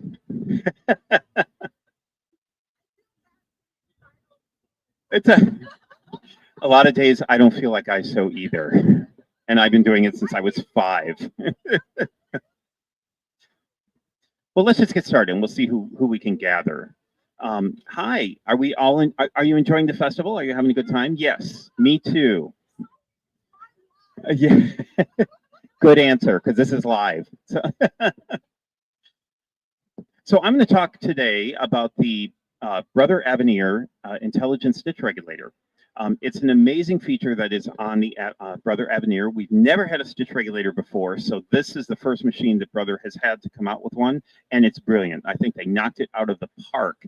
If you have ever tried free motion quilting, you know something that's frustrating is it can be overwhelming because you're working with the foot pedal, you're trying to deal with the speed of your hands, the speed of the machine, and it's all a lot to take in. The stitch regulator eliminates a lot of those variables. So what it will do is all you have to focus on is moving your fabric or your project, and the machine does all the work. Thank you, ladies.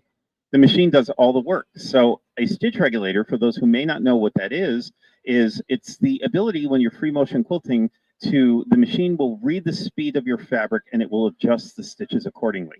So it will, if you go faster, the machine will go faster. If you go slower, the machine will go slower. So let's get started. Let me show you how this works. So let me plug it in. I'm going to plug it in first. Go to my sewing menu. One thing to notice that I do not have to remove, I do not have to remove my embroidery unit to do this, to stitch with. Come on over. Have a seat. Am I the only brother educator here? I am not. There are several others. There's, oh gosh, there's Cindy Hogan and Tina right behind me. But not yet, because you have to listen to my program first. No, I'm just kidding. All right, so let's get started on the stitch regulator. So as you can see my menu, I'm in the sewing menu. And as soon as I plugged it in, it says you can start free motion quilting or basting with the stitch regulator. So let's go ahead and touch OK. And Brother's love of keeping things as simple as possible and keeping things intuitive and easy to use. This is as complicated as our stitch menu gets, stitch regulator menu gets. You're going to be focused right up here in the gray area because that's where our modes live. Mode 1 is intermittent. So that means when you start, it starts. When you stop, it stops. Mode 2 is continuous. So when you start, it starts. And when you stop, it keeps going. Number 3 is basting. And we're going to go through all of these. So let's start with basting. I have on the bed of my machine, I have a pre-printed panel. And we are in Texas, so of course it's a Lone Star, as it should be. Hi, come on over, have a seat. This is the Aveneer. Yeah, I'm using the stitch regulator. Yay! Nice. So we're going to start with mode 3, and this is basting. Now, the brilliant thing about basting is, for me, it's water-soluble thread. So you're going to put water-soluble thread in the bobbin and in the top, and then you're going to use the basting mode, and you're going to baste your project. When you're all done, you're going to switch out to your top thread and your bobbin thread, and you're going to quilt as normal. And then when you are done, you are going to throw that in the washing machine, and all that basting thread will wash out. So you do not have to crawl around with safety pins and making your knees go out and your back goes out, crawling around on the floor. You don't have to do that anymore. You're just going to set the Aveneer stitch regulator for basting, and you're going to baste your quilt. So how we're going to do this is we're going to thread our machine here really quick. You can see how fast we can thread. We have an automatic needle threader, one of my favorite features. And so what I'm going to do, oh, let's see, let's just start in one of the corners. So I'm going to drop my needle, and I'm going to bring up my bobbin thread. Now, why am I doing this? Because I do not want any kind of nesting underneath my project. I want my thread to be nice and pretty. I don't want any kind of bunching up or binding of thread underneath. And I'm ready to go. So I'm set it for basting. I can choose between 3 stitch lengths, 10 millimeter, 20 millimeter, or 30 millimeter. And I'm going to choose 20 millimeters because that's just kind of a nice, just sort of a default setting. I'm going to touch my stop start button and watch what happens. See how my needle bounces at these different intervals? So I just straighten out my fabric and just keep on going. And I baste my whole project. And the machine is reading the speed at which I'm moving the fabric, and it's bouncing the needle accordingly. So if I go faster, it'll go faster. If I go slower, it'll go slower. Now, what I would normally do is go all the way around, but this is just a demonstration. So I'm going to cut my thread here. And I'm going to show you mode 2. So this is going to be continuous. Now, remember, this is where when I start, it starts, but when I stop, it's going to keep moving. This is a great panel for this. Do you notice all of these sharp points here? This is where continuous is going to be your friend. So what has to happen at that very point, it has to take a stitch. If it doesn't, you get an arc, and that is not what you want. You want a point. So let's go ahead and get started. So I'm going to start at one of the points. I drop my needle, and I am going to start my continuous motion. Now watch what happens when I stop. You see how the needle keeps going? So this is exactly what I want when I'm working with very sharp points. Just notice, there we go. It takes that stitch. Now I'm ready to keep moving. I'm going to stop in the corner where there's a sharp angle. Let it take that extra stitch, and off we go. And at this point, I am free to go wherever I want. I can go anywhere on my panel that I choose. Notice when I go very slow, it'll follow me, and it'll go nice and slow. But if I choose to go quickly, notice how the machine speeds up. So again, I can go nice and slow. You are in complete control here. This is the beauty of the stitch regulator. You have complete control over all of your motion. All right, let's go over to mode 2. Oh, wait a minute. Before we start that, notice that I can free motion in zigzag. So let's just do a little zigzag here. I can choose to adjust the stitch width and length. Maybe I want to give sort of an organic edge to my Lone Star. I can certainly do that. You can see here how it's filling in with all of those zigzag stitches. So that is pretty awesome. Now let's go over to mode 1. Again, I can choose between straight stitch or zigzag. Also notice on my screen, I can adjust how thick and how high I want my presser foot. So I'm working with something thick, the stitch regulator will still operate normally. Now, I was testing the machine and I used a backing of Minky. I used 2 layers of batting, a layer of muslin, and then my quilt top. And once I set my presser foot height for the highest setting, it absolutely worked beautifully. The stitch regulator worked absolutely gorgeous, even through all of those layers. But in this case, we're just going to keep it on the default of 1.5. I'm going to keep it on a straight stitch. And I'm just going to go. So now what I'm going to do is just kind of come in here and do some stippling. Just some nice, easy, hi there. Just some nice, easy meandering. Notice as I go slow, I can, if I want to be completely in control, I can go as slow as I need to go. I can almost go a stitch at a time. Look at that. But I can go a lot faster if I want to get this done, filled in.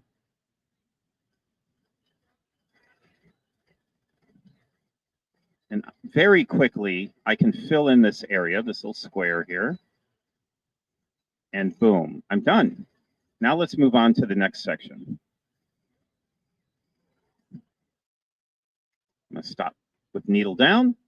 And now, let's see, what do I want to do here? Let's do some feathers. So I'm going to fill this area with feathers. So as you probably know, there are numerous ways that you can do feathers. You can do what are called bump back feathers, where you come up and bump back. Or you can do, take my glasses off so I could see. Or you could retrace and backtrack along the spine of your feather. We could do another bump back. And backtrack and go forward. Come up.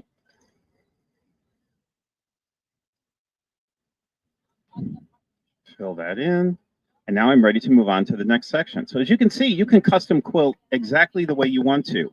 And the stitch regulator, the beauty of it is it just follows you. At no time do I feel out of control. I feel perfectly in control.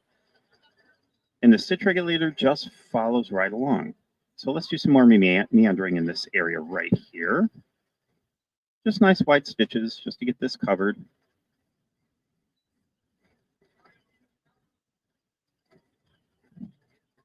And the stitches are absolutely perfect. They're beautiful because there's a sensor underneath the foot here, and it is reading the speed at which I am moving the machine. Now, is that all we have? No, of course not. Let's go ahead and use some of the guidelines because this is where the beauty of this really comes in. Look at that. I have a huge grid that I can use, but let's go even farther down. So notice I have here 3 lines. So I have some cross hatching here, and I can use these. Let's go over here and notice that I can follow the lines of the Lone Star using the cross hatching and letting those lines follow right along the lines of the Lone Star. So if I'm not confident with my straight lines, I have these extra guidelines that I can use. Another exciting thing is you have an echo. Come over this way, and I'm going to come up so you could see it. I have an echo here. And the beauty of that is I can change the shape of that. So if I want to make it smaller, if I want to make it larger, I can do that. So let's adjust the spacing. Do you see how this is getting wider and wider, bigger and bigger? Now let's go ahead and make it smaller. So I can customize this echo foot. So depending on how far away I want to be, I'm just going to follow along the edge of my Lone Star here. So depending on how far away that I want to be, I can adjust that. I can echo around stitching. I can echo around applique, seam. All right, so let's get started. I'm going to move up to the next section here. Stop so I can pivot. Come down a little bit. And what I'm going to do is let this inside of the echo ride right along my Lone Star here. So let's do that. And then stop where that echo stops. I'm going to do a little bit of a pivot here. Let that echo ride right along. Come up to my border. And then I'll flip this around and I'll show it to you exactly what's going on here. So as you can see, I can stay an exact amount away because I now have this customized echo. So I just let that inside ring follow right along the edge of the Lone Star, and I have a perfectly spaced line. So let's do a little bit more of that. So again, I'm going to let the inside line right here. Please don't get your finger this close to the needle. I'm a trained professional. Don't try this at home. No, I'm just kidding. So you're just going to let the inside ring ride right along the edge of that Lone Star. And then I'm going to stop when the bottom part of that echo touches the line. And I'm going to pivot and then let that echo ride right along the edge again. So now with the triangle, you can see again, now I have all of these beautiful echoing lines that are evenly spaced all the way around my Lone Star. Now I could fill these in with some stippling. I can leave them blank. So I can choose to do whatever I need to do. All right, notice I have a single line here. So if I don't quite need as much information that all of those others give, I can just turn on a single line. So I can let that single guideline ride right along the edge of my Lone Star.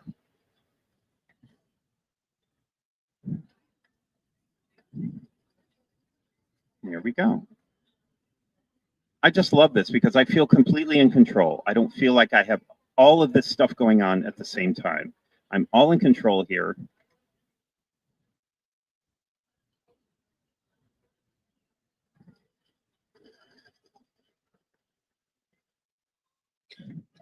Do you notice my hand position as well? I'm not out here. I'm not around, down here.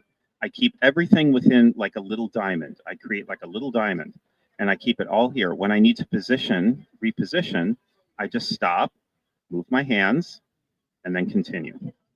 Again, just staying in control. Love it. What do we think about this? Isn't this amazing? All right. So we can also turn on all of these grid lines as well. We have angle lines that we can use. We can completely turn the guidelines off. If we're ready, we're confident, we're ready to go, we can turn all of that off and again, just kind of follow our way along here. Do some more feathers. A little more modern feather here. And again, I'm just speeding up or slowing down as I need to. And the machine is following right along. Let's go along the edge. And then fill in. Amazing, right? Any questions so far on our stitch regulator? Anything at all? Anything? Hi, just peek through the machine at you. All right. Also, with the guidelines, let's say that these colors here, it'll be easier for you to see. Let's say that these colors aren't working for you. We have 16 colors that we can choose from. On my screen, you can see all of these colors that we have here. So we have red, yellow, green, blue. This is new. So we have 16 brand new colors to choose from. So let's see. Red is not quite working for me. White. Oh, white shows up really well. So there we go. So you can change it to white, light blue, hot pink, orange. I think the white shows up the best. So again, you can adjust all of this depending on the project that you're working on. Let's just kind of go down this way, stop here. And it's nice because then I can let that white line ride right along the edge of my fabric. And so I have perfect placement with all of my straight stitches.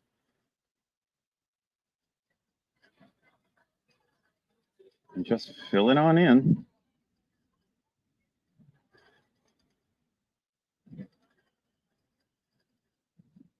And you're free to go wherever you want.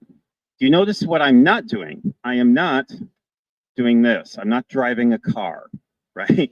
That's what our brain wants us to do, right? Your brain wants us to follow and do this, and that's not what you want to do. You want to keep your hands nice and flat, and just you're painting with your needle, basically.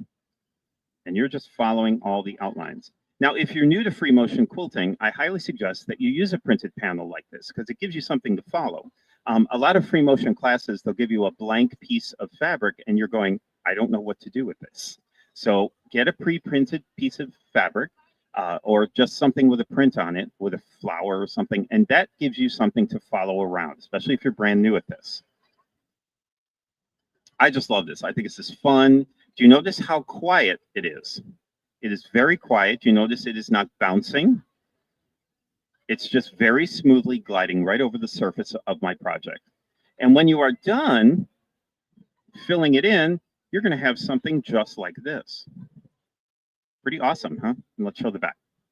See a little better. So that's what you get when you fill it all in.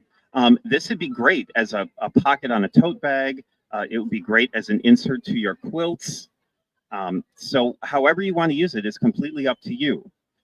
Any other questions? Hello? Any other questions?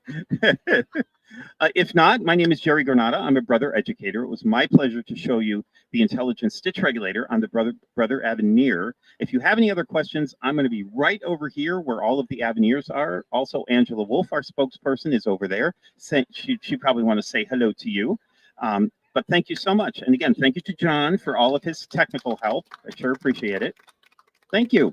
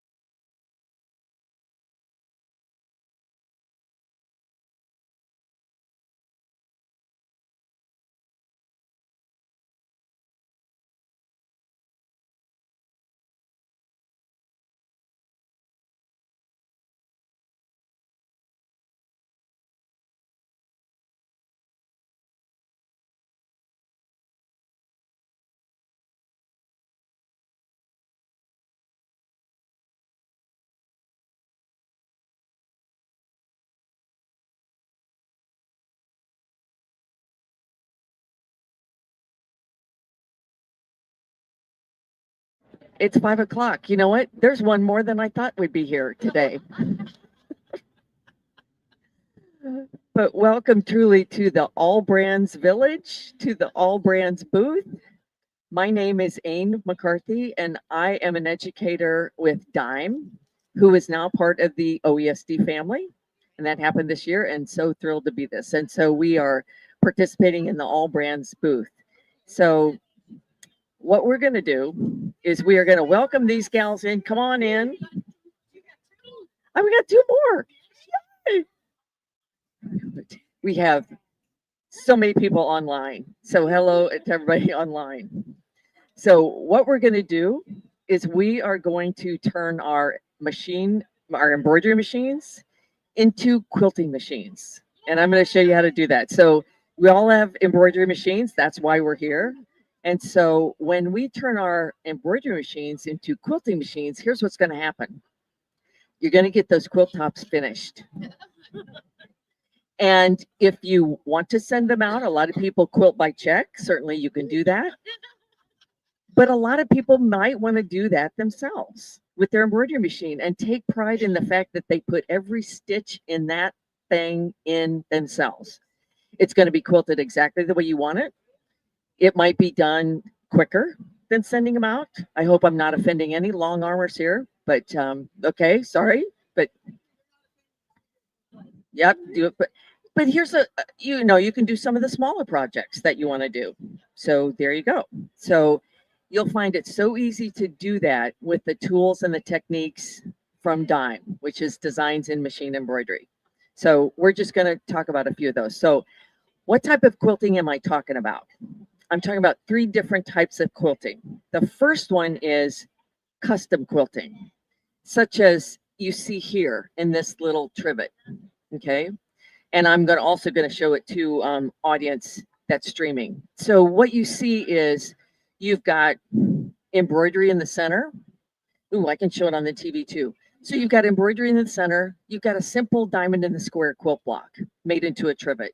But you've got embroidery, or you've got quilting that goes around the embroidery, and you've got custom quilting in the corners.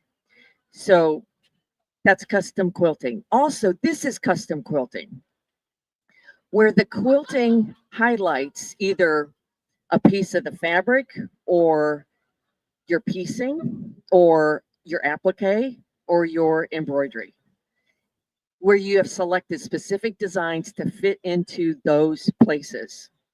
This is the type of quilting that stops you in your tracks out there because it's gorgeous.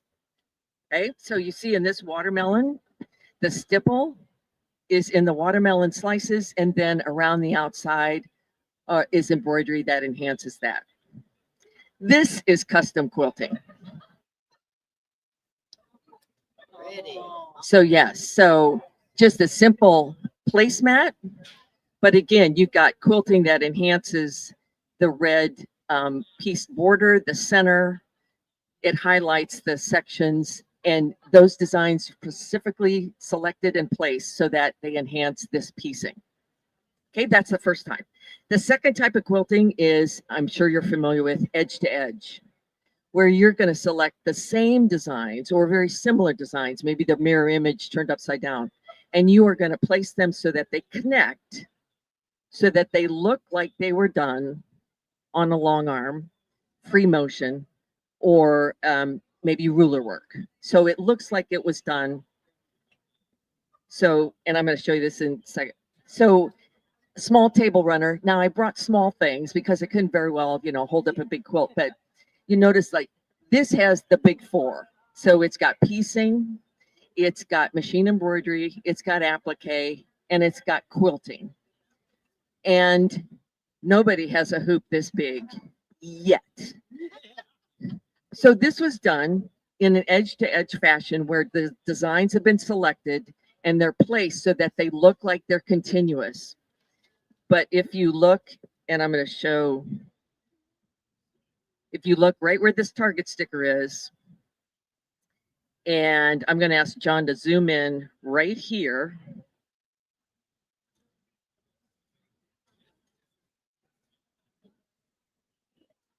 See where they connect?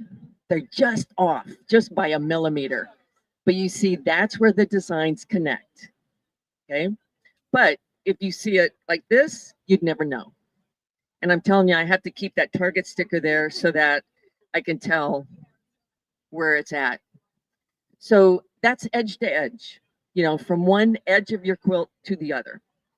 The third type is kind of a combination of the two. So on just a little table accent like this. So in the middle, there's 6 blocks, pinwheels, some applique, and then there's a border with cornerstones.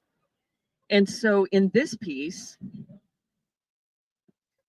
there's quilting in the center of the body, all of those blocks in an edge-to-edge fashion.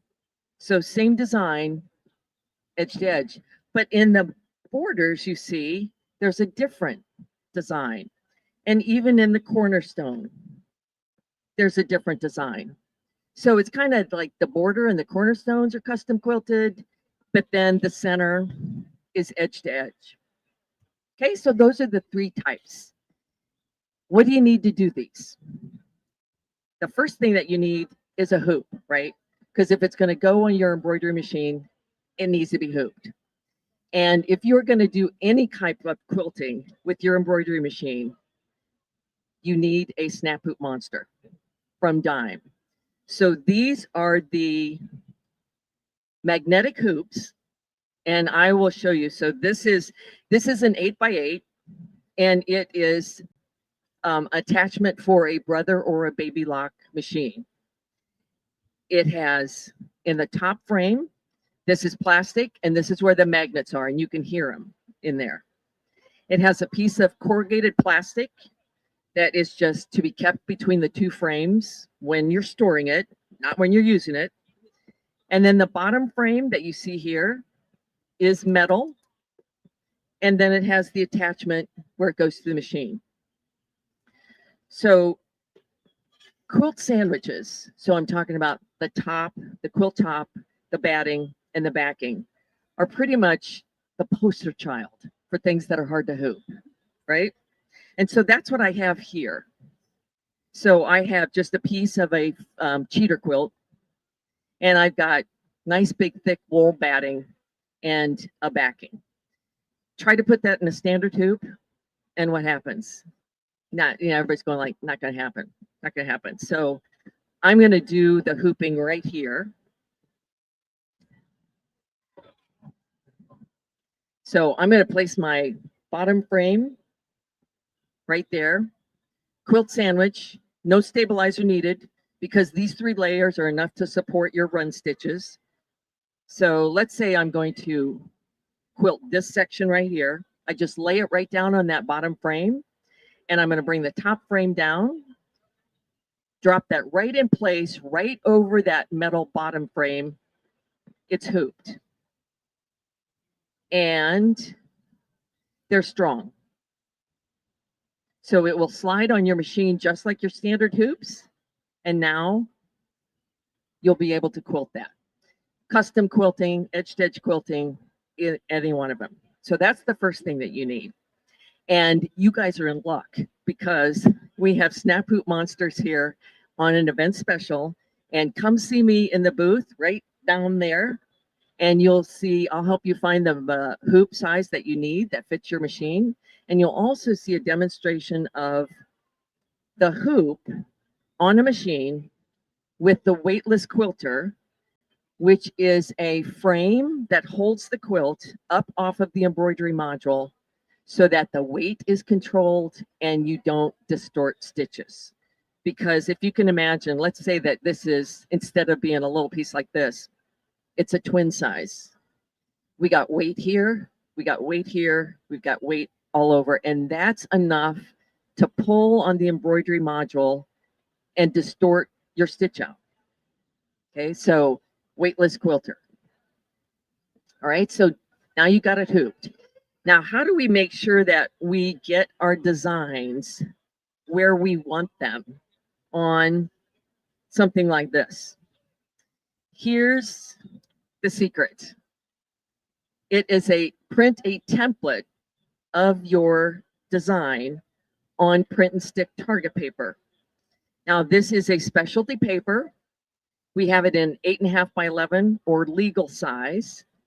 And it is, what you will do is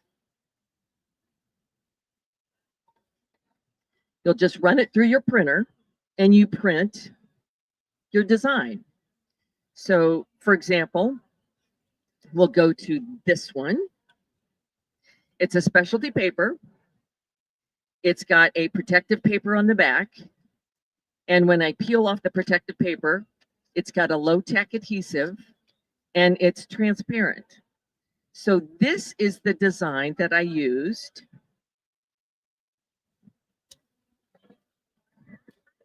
for my ice cream cones. So you would just peel off the protective paper. And then I place it. I'm going to place it just right in the middle.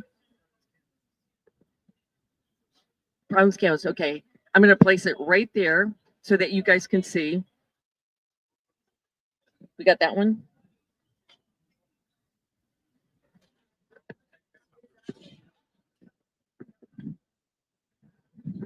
Okay, we got it. So I placed it right in the middle, and you'll notice it prints with a crosshair.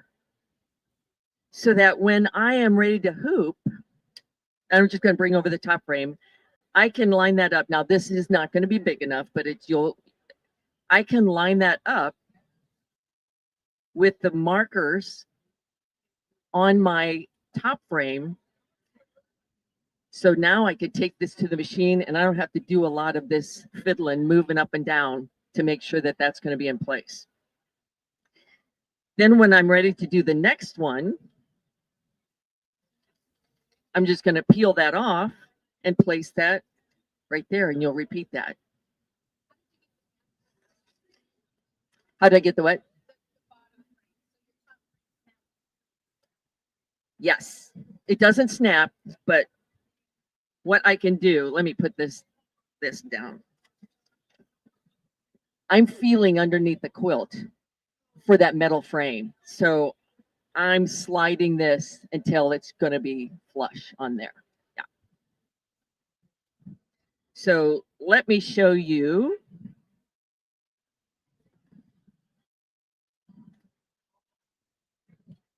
Exactly the whole process. And it is, where did that watermelon go? So let's say remember this guy? The watermelon? I printed that template on 2 pieces of print and stick target paper, and I just taped them together because at the time I printed this, we didn't have the legal size, but it'd be great now to print that on a legal size. And so I peel that off because you got to get that stipple for that watermelon right on there. And so before I had it, this is just a printed panel. I can put that right over where I want those designs. And now I've got the crosshairs so that when it's hooped and on the machine, you're making sure that that needle is going to drop right in the center. And that way your design is where you want it. Now, let's say you're doing, that's custom quilting. Let's say you're doing edge-to-edge quilting. And let me show you this sample.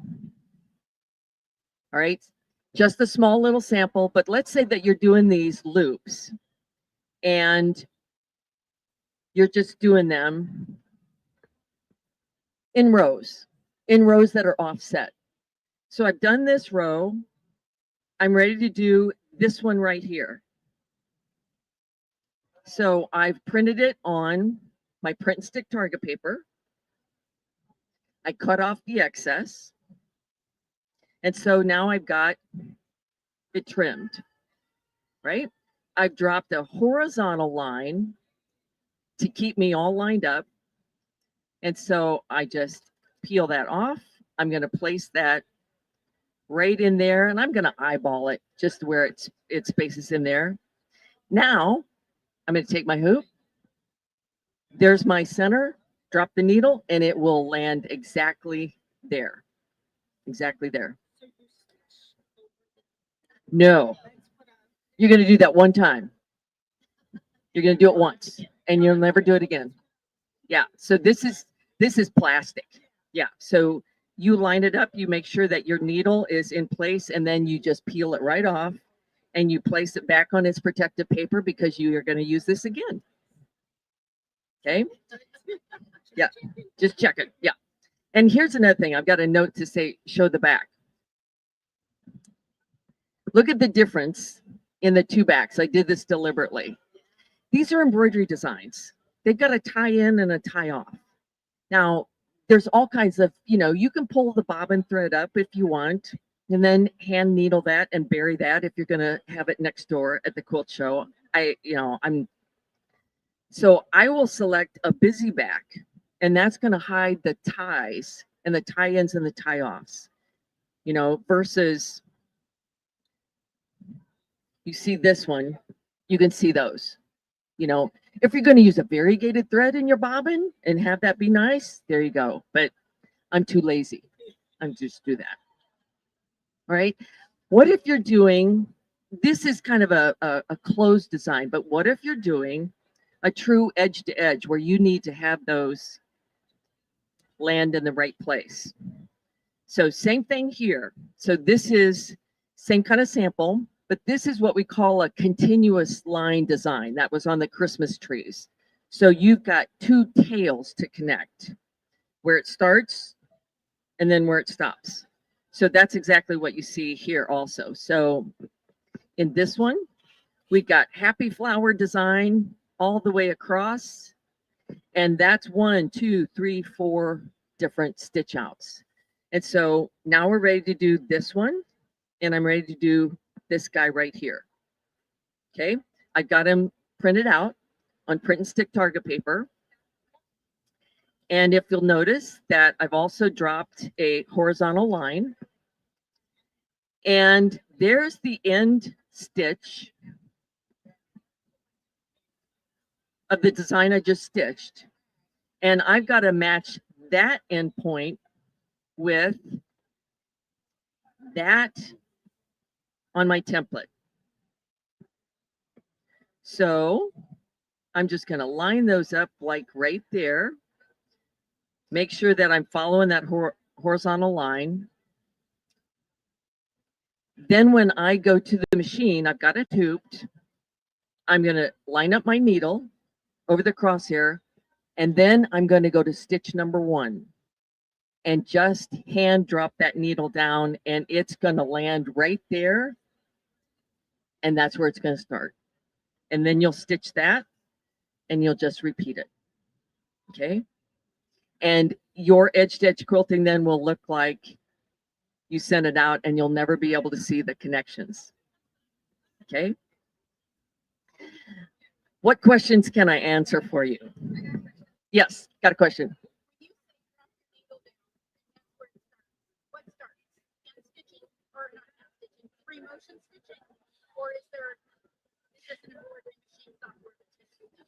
This is an embroidery design. She said, what starts? This is an embroidery design that's on my embroidery machine.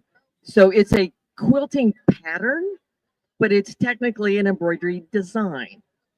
Okay, because it's on an embroidery machine, but it's a quilt stitch because it's a run stitch. It's a quilting stitch, and that's what it's going to stitch out. Okay, does that make sense then? Yes. Right over there. Yeah. You just have to walk from here over there. Yeah.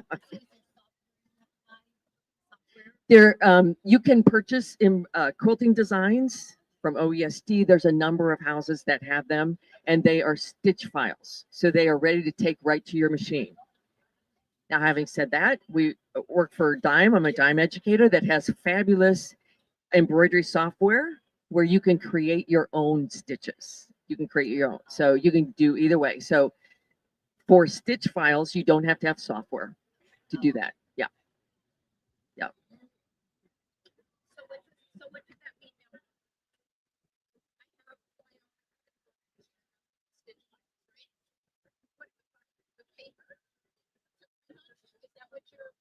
Yes. Print stick target paper. And it's somewhere in here. So it's a pack of paper, 20 sheets. That you will need software for. But you know what the good thing is that I'll give it to you free. I'll give it to you free. There is a dime software called Embroidery Tool Shed, which is a free download, and it will print your template for you. So, and the print stick target paper will go through an inkjet or a laser printer. Doesn't matter, either one. But the software is a free download. So you're going to bring your stitch file into the software. It's going to be there right on the work page, and then you hit print. Actual size. Yeah. Yes. Yes. Yeah.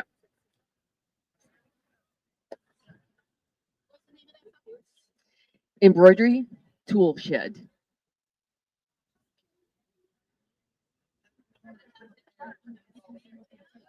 Yes. We don't have it over there. It's a free download. It's a free download. Yeah. So everybody's going to go home and start quilting with their embroidery machine, right? Right? Okay. All right. What other questions? Yeah. Yeah.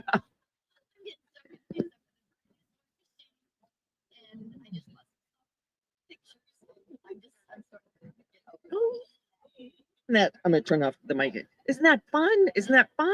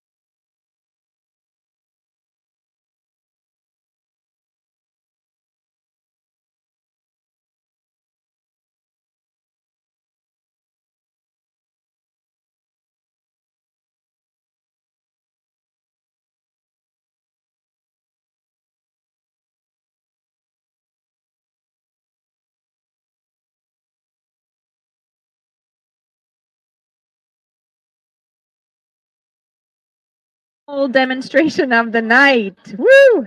We did it.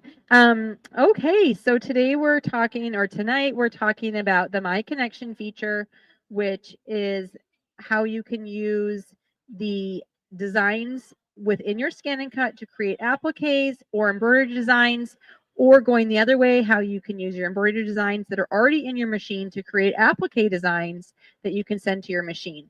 If you have the Stellaire, the Luminaire, or the Aveneer, you can do this wirelessly. If you have other brother machines, it can read the same files, so you can recreate much of what I'm doing with a USB stick. It's just kind of a little additional step, but we'll kind of talk through that as we go. So it does not, but you could, because it's PES file, you could do the USB. Yes.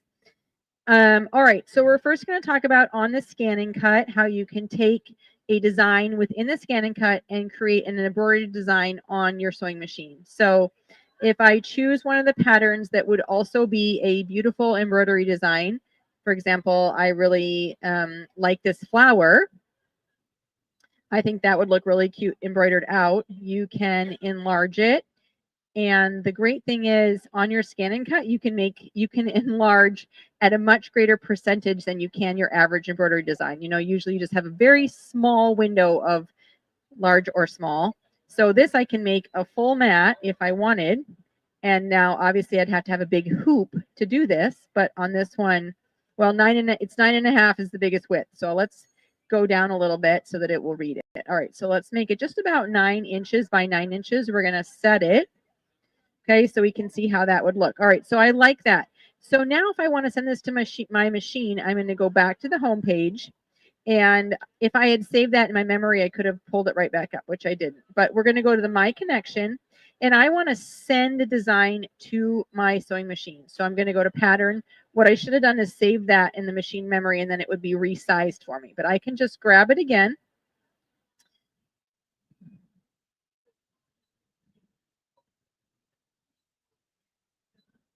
Okay, we're going to enlarge it again. Okay, and then I'm going to set it. And now I can hit the transfer button. So you can see if I had gone to 12 inches, I would have been into this grayed out area, which is telling me that it is too big for the hoop. And if you go down this way, you'll see that the mat is grayed out here. So this is showing me the largest hoop size available on the machine that it's connected to, which is this one. Okay, so we're going to hit transfer. And it's going into the temporary area, which means it's not there for years. And as soon as you send something else, it overrides what we just sent. Okay, so it says it's finished transferring. It'll be there for a certain amount of time. Now, if we go into Design Center, on here, you're going to go into your Shapes area. And once you've activated My Connection, you will see the ScanNCut. So I guess I probably should have started with that. If you have this machine and you don't see that ScanNCut button up there, that's because you haven't activated the My Connection feature, and that activation code comes with the ScanNCut. So once you buy this machine, you'll have the activation code to input on your embroidery machine. So if I choose that, you can see these are previous designs I sent, including that flower, but now it's telling me to wait a while, and then it's going to bring up the new one that I just sent over. And that is dependent on your Wi-Fi speed. Okay, so you can see I have the nice large flower design. And now from here, I can create this to be an applique or simply embroidery, depending on what line I choose to sew it in. So you have your satin stitch, your double stitch, your triple stitch, your decorative outline, and all of that would be what you can choose in here. And then you simply go through. Now you can see here that it's only chosen that one. If you hit the lock, then it creates all of them with the same stitch. If not, there are times where you might want to make the inner flower petals one stitch and the outer flower petals another stitch. So all of that is embroidery capabilities that we're not even talking about, but you can do that with the design. It's like you could just spend forever talking about this stuff. All right, so we have the whole thing in a satin stitch. It's telling you that it's going to take 42 minutes because it's big. And now we're going to move into the embroidery, and you can stitch it out. Okay, so that's taking the design and simply making it into an embroidery pattern. All right, so now we're going to go back to the ScanNCut, and we're going to do the same thing, but we're going to create an applique so that we can stitch it out and cut the fabric on our machine and then take it over to the embroidery machine and stitch around that outside. So again, if I go back to the beginning, go to my connection, I want to send something. This time I want to create a really large letter. And of course, the embroidery machine has fonts, but most of them are limited on the size that you can create. So if I want to create a really large letter, and I either want it to be embroidery fill or I want it to be an applique, I can just create that really large letter right on the ScanNCut. I can set it. So if I wanted to cut this out of fabric and I wanted to stitch it, at this point I would save it. This is also what you would do if you have the different machine. You'd hit the save, and then you can either save it to your machine or you can save it to the USB. Okay, and that's how you would make sure you still have that. From the machine's memory, then you can transfer it. So now I have that saved, and I can go back and cut it with fabric after I've sent it over. So I'm going to go ahead and transfer it. Again, now we've overridden our flower. Okay, and then we're going to go back. It's probably easier just to go to the home page, go back to my design center, go into our shapes again, and wait for the new letter to show up. Okay, it's coming through very quickly tonight. All right, so now we have the same thing. We can set it to make the applique. So to make the applique, the first thing you want to do is we're just going to set, we want to set the line for the placement so that after I've cut my fabric, I can see exactly where I'm going to put it in my hoop. So I'm going to set that. Okay, next, preview. So that's just the set line. All right, then I'm going to return. Where am I? Oh, maybe I didn't go far enough.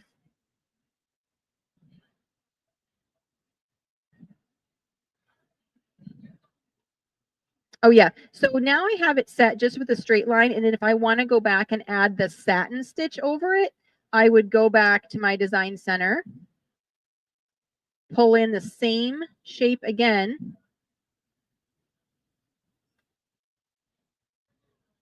okay, set that. It's going to be the same placement, same thing. I'm going to go, and this time I'm going to choose that I want the satin stitch on it. And now when I go in to the preview, we have the placement stitch and we have the satin stitch. So you can do the placement first, lay your applique on top of it, and then do the satin stitch around it so you know exactly where you're stitching it. The tack down stitch, you could add that as well. Yes. Yep. Yep. So you just keep layering it to get all the stitches that you want and build that embroidery design. All right. So that's going from the ScanNCut to the embroidery machine. Let's go the reverse direction and play around with appliques that are either already created or appliques that we create. So within the machine, you have some designs that are made for applique. So if I choose this candy jar, you can see that it has the cut. So it wants you to just put a square of fabric, you know, do the placement, tack down stitch, then you're going to use your scissors or your little applique scissors and clip around it. But we can do one better, and we can cut this shape on the ScanNCut so that we don't have to do any of that. So here you're first going to adjust your size. Okay, now instead of going to embroidery, you're going to go to this memory button, which with my connection enabled will show you the ScanNCut. If you don't have that enabled, then you're going to do to the USB, and that will send the PES file via USB. But if I hit the ScanNCut, it's going to send that back over to my ScanNCut, and we're going to go back to the home. And I'm going to wait till it shows that it's come through on the sewing machine. But we're going to go to my connection, and instead of the send, this time we're going to hit retrieve from the wireless data and see. Okay, so now we have the candy jar that just came through from the sewing machine. And this is the whole embroidery pattern, which we don't want. But if we hit this patch button here, you can see how the cut file is going to be created that is just right like this, the design that we set. All right, so you could cut that. Then again, you go back to the embroidery machine. And if we go to embroidery, we would skip the cut, but you go to the placement stitch. And then once that's stitched down, then you would put that fabric right on top of where that is, and then continue all the way down with your embroidery. All right, so that's using ones that are already in applique. Now, I think one of my very favorite features is to create applique out of embroidery designs that don't have applique on them. And I've been using this Santa as an example because he turns out so, so cute. So this is full embroidery. All right, there's all these colors, no applique included, but we can create applique by going to the edit and hitting the applique button. If you don't have my connection established, you will only see this button, which just creates a patch out of the Santa. But once you've enabled my connection, you'll see this applique patch for selected colors, meaning we can create applique from only part of the design, not the whole design. So for example, I'm going to choose the red, which is the Santa suit and his hat. All right. And so if I go next, you can choose just all of your applique design features. If you want to just applique the outside, the whole thing, or just the inside, you can make those choices. It will make changes based on what you're choosing for the stitching and how you're going to format this. But we're essentially just talking about that part of it. So you're going to go to preview. Now I'm going to see that it's telling me those are going to be applique fabric part of his design. Okay, so now we've added back in the embroidery. So the little checkered part is going to be your fabric, and the rest is going to be stitched on. And you can see it says no sew right there for that red color because it's assuming that that's going to be fabric. So now instead of going to embroidery, we're again going to hit the memory button. We're going to hit the scan and cut, and it's going to send this part of the design over to the scan and cut. And then from there, we'd come back to this one, go to embroidery, and finish in stitching it out. But let's just retrieve this on the scan and cut to check out what our little Santa looks like on the screen. So again, you're going to go to the My Connection, hit the retrieve button.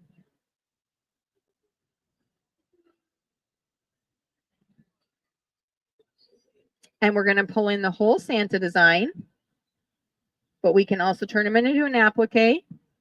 Now you can adjust the size on this. Actually, you can't adjust the size on this. You can cut a number of them. So if you want to cut more than one, this is whatever size you sized it on before you sent it over. So it's going to maintain that size, but if you do want to create a number of patches or something, you could tile it if you want. If you want to add an offset because you need a little extra fabric to stitch over, you could do that as well before you cut it. But if I hit set, you're going to see that we can now cut out that red Santa fabric or a green Santa fabric. And then from there, you would take it back over to the machine and then finish your design and your applique in those stitches.